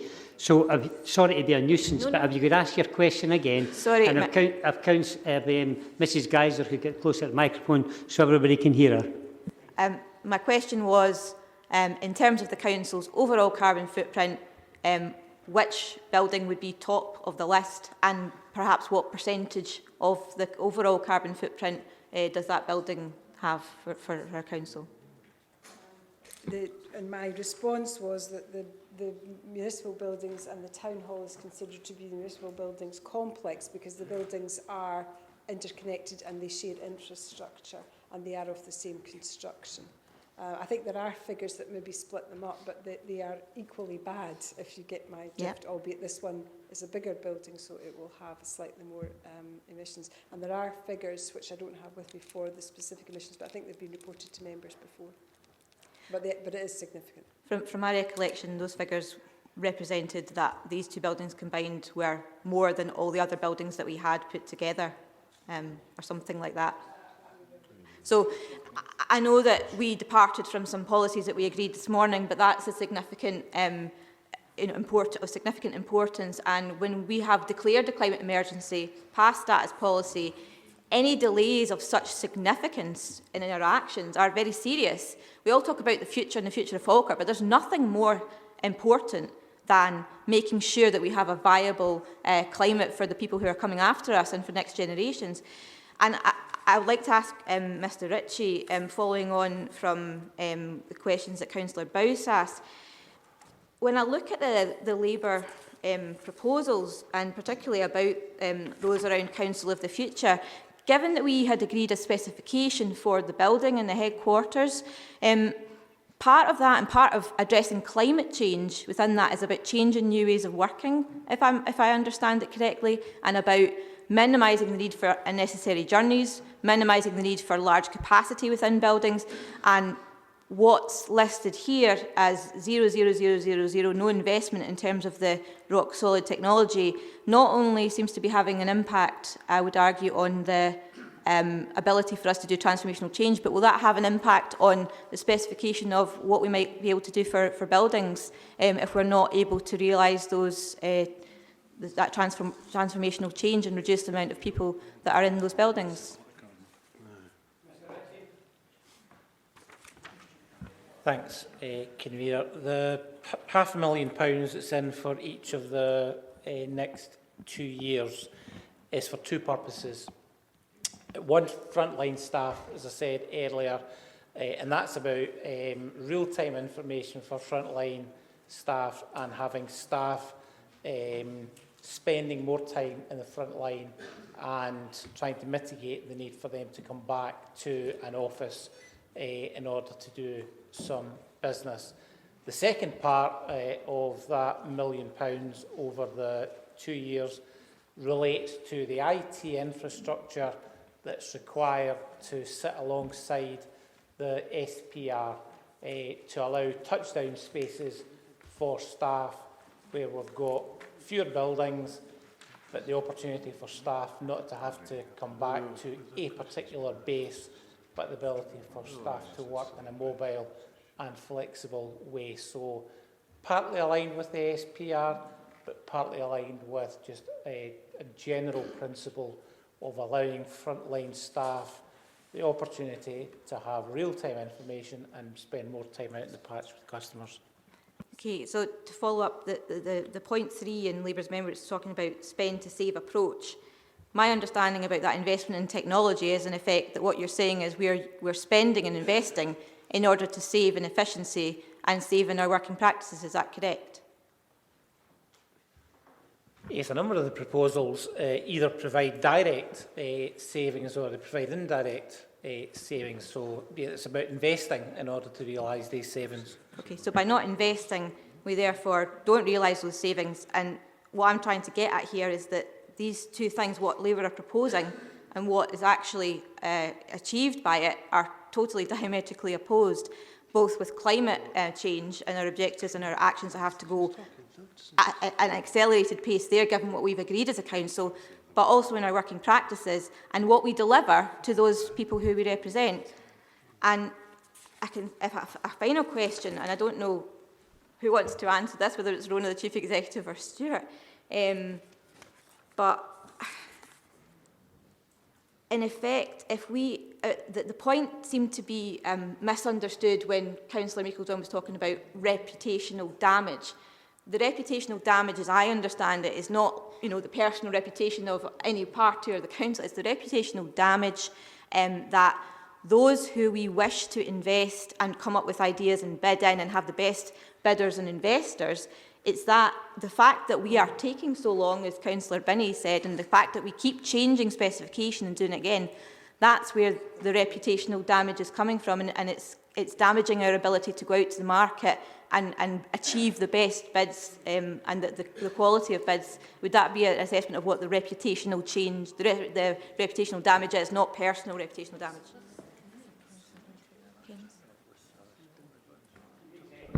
Yeah, thank you, Provost. I do think that in terms of the Council's position in relation to HQ Arts Centre, indeed other projects, that where there's private sector organisations considering coming forward with bids, then what they want is a clear understanding of where the Council stands and what the opportunity is.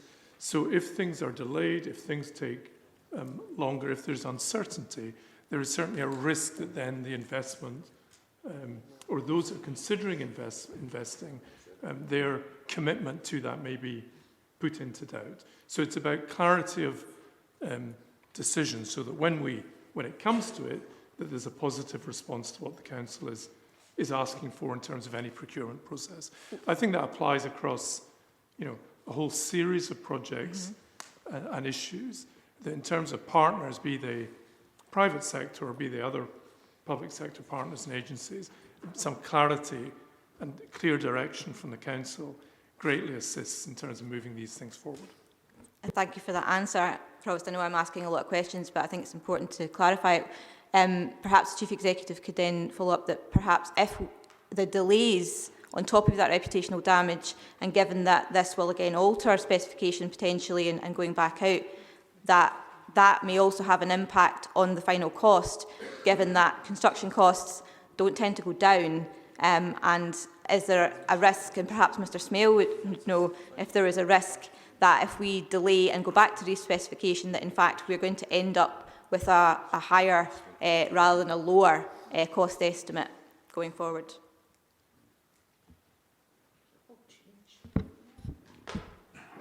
Thank you, Provost. I mean, delay is one aspect in that, certainly.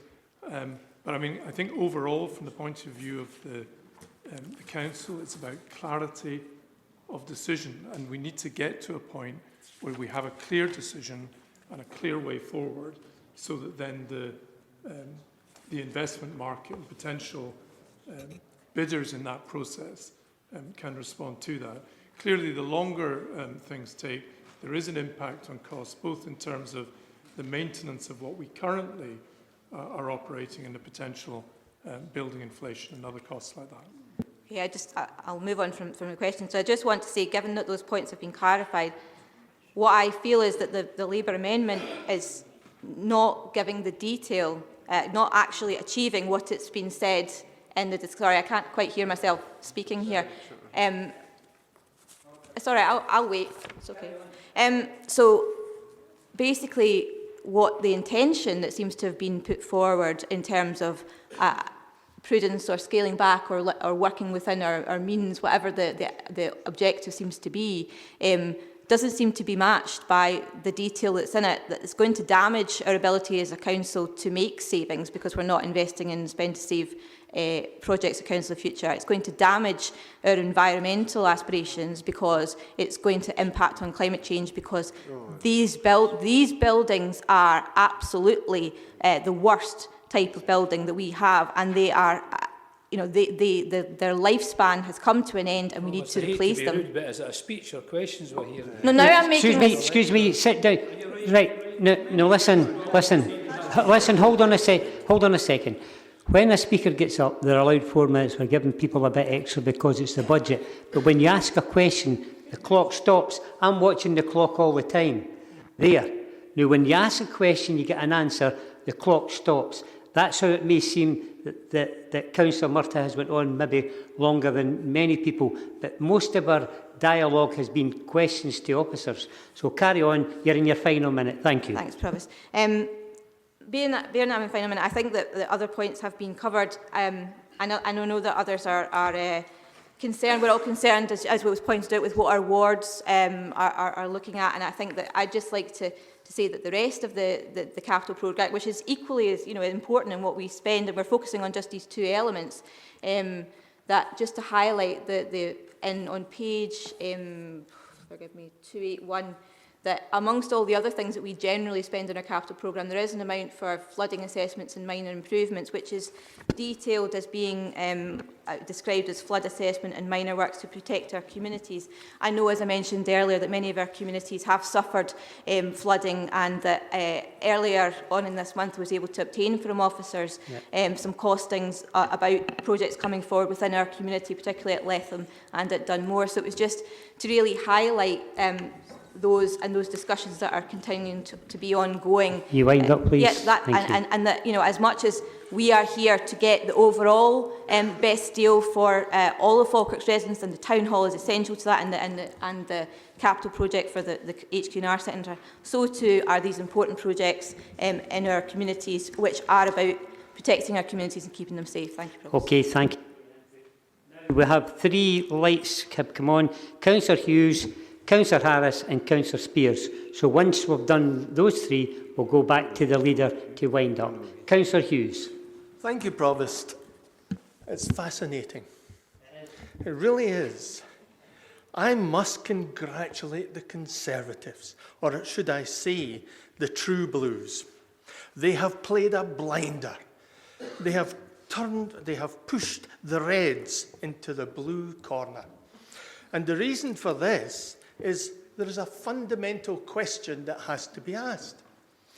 Why has the Conservatives overturned a national policy which they have invested in for many years, and that is regeneration through culture, cultural regeneration? And the answer to that could be that Boris has been on the phone, that the Cabinet Office has been on the phone to tell them that basically in the budget, which Boris will be writing, that they will be spending all their money, or trying to retrieve money, for health, education, police, defence, for £106 billion for high-speed trains, and Trident of £210 billion. Also, we could have a tax cut for the rich and a raid on the pension funds. And all in all, if that happens, then basically culture gets squeezed right out the door. There's no money for culture. And I really think that the Conservatives have played a marvellous game, just like Sherlock Holmes when the film Game of Shadows. Instead, it's smoke and mirrors in this place. Labour basically have fallen into the Tory trap. If it all goes pear-shaped, the Tories will blame Labour for the disaster. And basically, Labour will then end up being the party that everyone will forget about because they will have isolated themselves in Falkirk. So I believe that because the Tories have thrown out the regeneration through culture policy, that means there is a reduction in investment. This lack of investment will in fact affect Falkirk High Street and push it over the edge. Buildings associated with social and cultural activities are now under threat of closure. What we've seen today is Labour swallow the Tory approach, and we've ended up with fiscal restrictions, a squeeze on the public sector borrowing requirement, a cap on expenditure, which could in fact be tightened. And that's because Britain is a unitary state.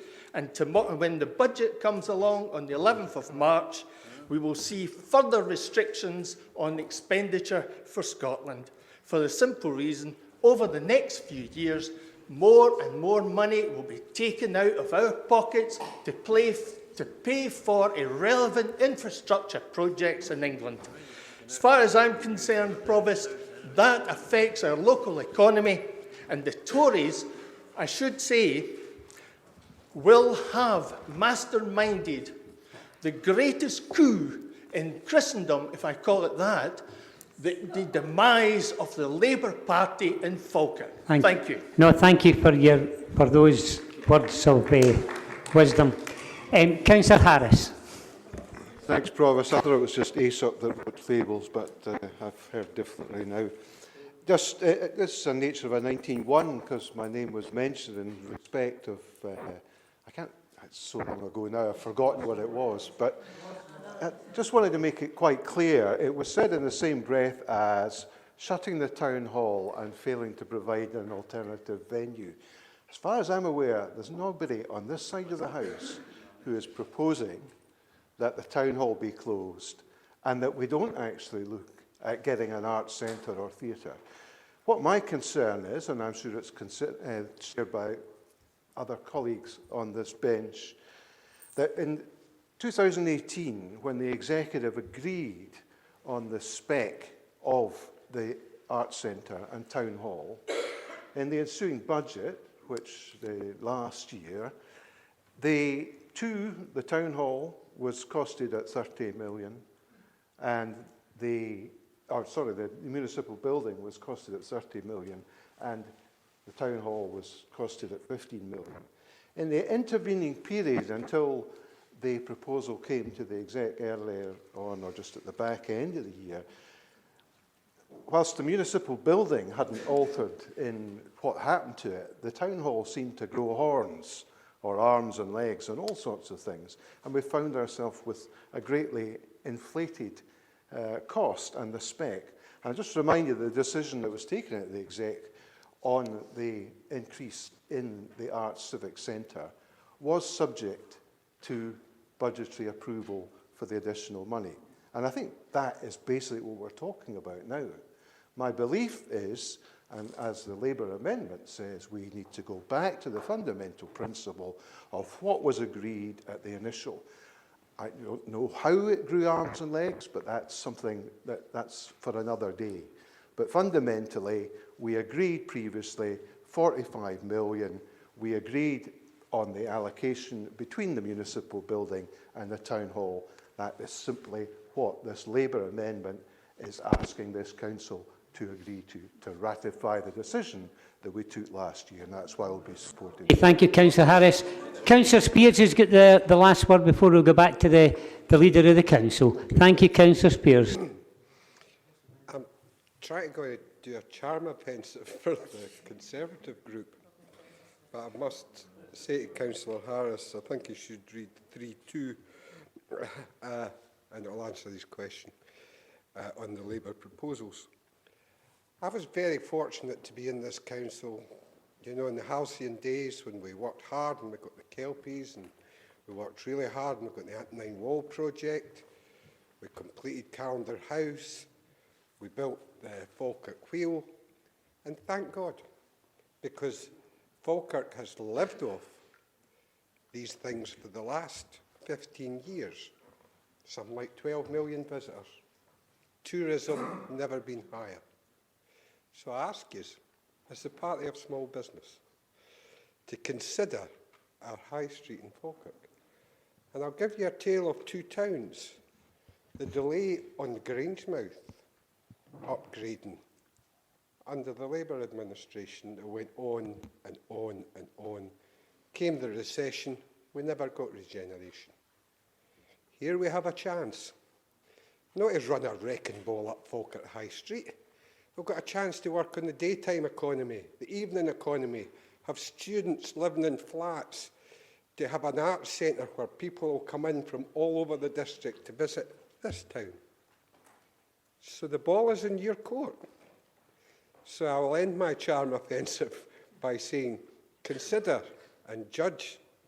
Judge what you're doing, because you will be judged for your action. Thank you very much for your input, sir. Go back now for the closing remarks by Councillor Meikle-John. Thank you. Thank you, Provost. The Labour amendment has been a cobbled-together amendment, ill thought out, and contains so many holes within it, and puts the council with critical financial risks around it. And as a result, you know, we're not moving forward. We're actually regressing. We're not even standing still. It's taken years of a lack of investment that has got us to this point. And if we want to have sustainable buildings, then that has to happen.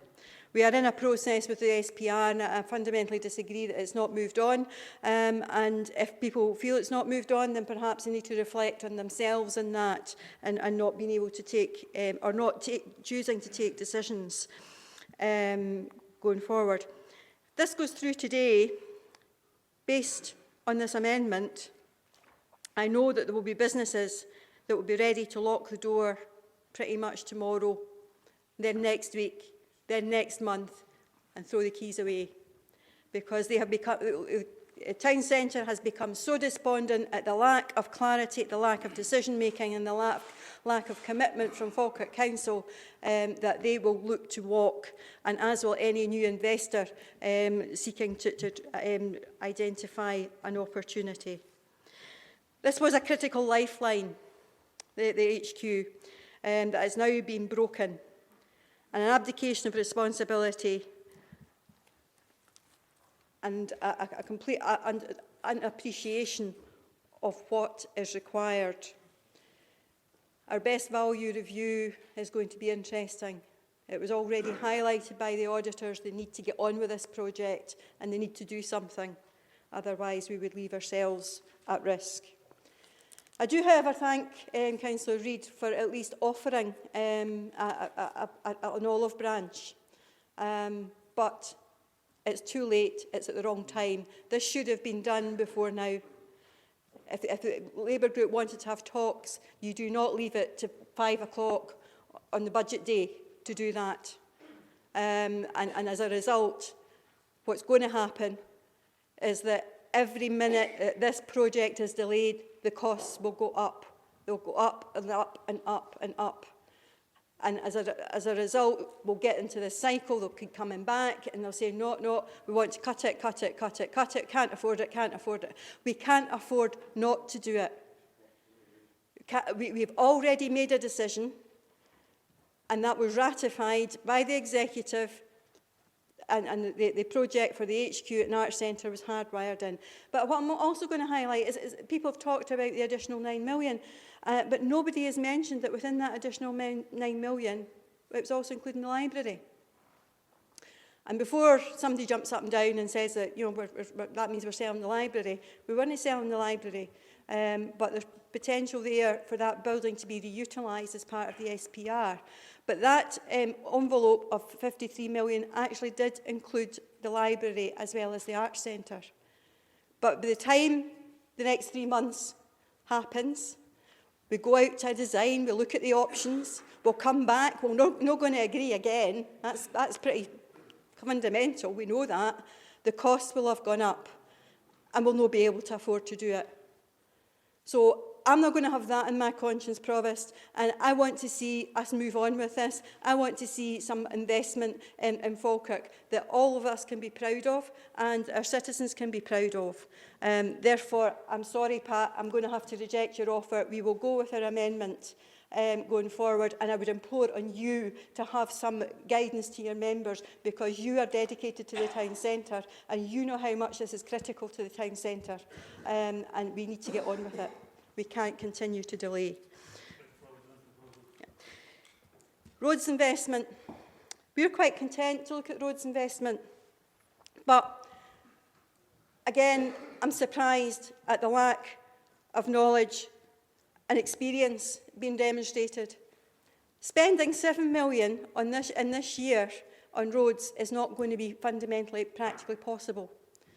By the time a programme is brought forward, by the time it's agreed, the spend will not be able to be delivered all in 1 year. That is just a practical thing. So we're not saying to take away the 7 million, far from it. What we are saying is that it should be staged so that it can be managed by the service, by the department, by the contractors, and actually start delivering something. So again, that is a soundbite, and it's not anything that has been thought through practically. We talk about, I'm sorry, I'm summing up, Provost. I'm sorry, summing up. Councillor McCluskey, come on, carry on. The maintenance of the town hall. We talked about, yeah, we should be getting on with the maintenance of the town hall, but if you've taken away the funds in order to access to do that, you're not going to be able to do it. Buildings falling over. Well, we've already had experience of 2 that have had problems. And while I'm not saying we're closing the town hall, if by chance the heating fails and cannot be fixed under health and safety, what's the alternative?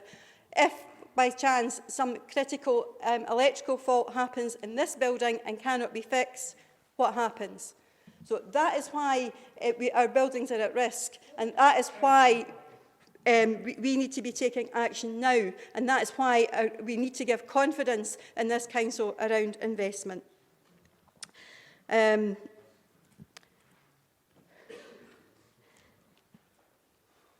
So just finally, again, I would just go back to Councillor Harris, that we did agree a specification and not what's here at the executive. We will have to go back to the drawing board. That will cause a delay in going back to the drawing board, and that will have a detrimental effect on our town centre. I would implore that what's been brought forward in the amendment is premature, and we need to have all the facts in place. Therefore, coming back again nearer the summer and looking at the programme would have been the responsible thing to do, rather than taking snap decisions, quick sound bites. People are now going to have all over social media that we know can be delivered. Thank you very much for that. Then go straight to the vote. Yes, thank you, Provost. The motion is moved by Councillor Meikle-John, seconded by Councillor Garner. The amendment is moved by Councillor Bissett and seconded by Councillor Coombs, and both have been circulated. Provost Buchanan. Amendment. Deputy Provost Ritchie. Motion. Councillor Aitchison. Councillor Alexander. Motion. Councillor Balfour. Motion. Councillor Binney. Motion. Councillor Bissett. Amendment. Councillor Black. Councillor Blackwood. Amendment. Councillor Bowes. Motion. Councillor Coleman. Motion. Councillor Colley. Councillor Coombs. Councillor Flynn, Councillor Garner, Councillor Goldie, Councillor Grant, Councillor Harris, Councillor Hughes, Councillor McHugh, Councillor McCluskey, Councillor Meikle-John, Councillor Monroe, Councillor Murtagh, Councillor Nicholl, Councillor Nimmo, Councillor Patrick, Councillor Reid, and Councillor Spears.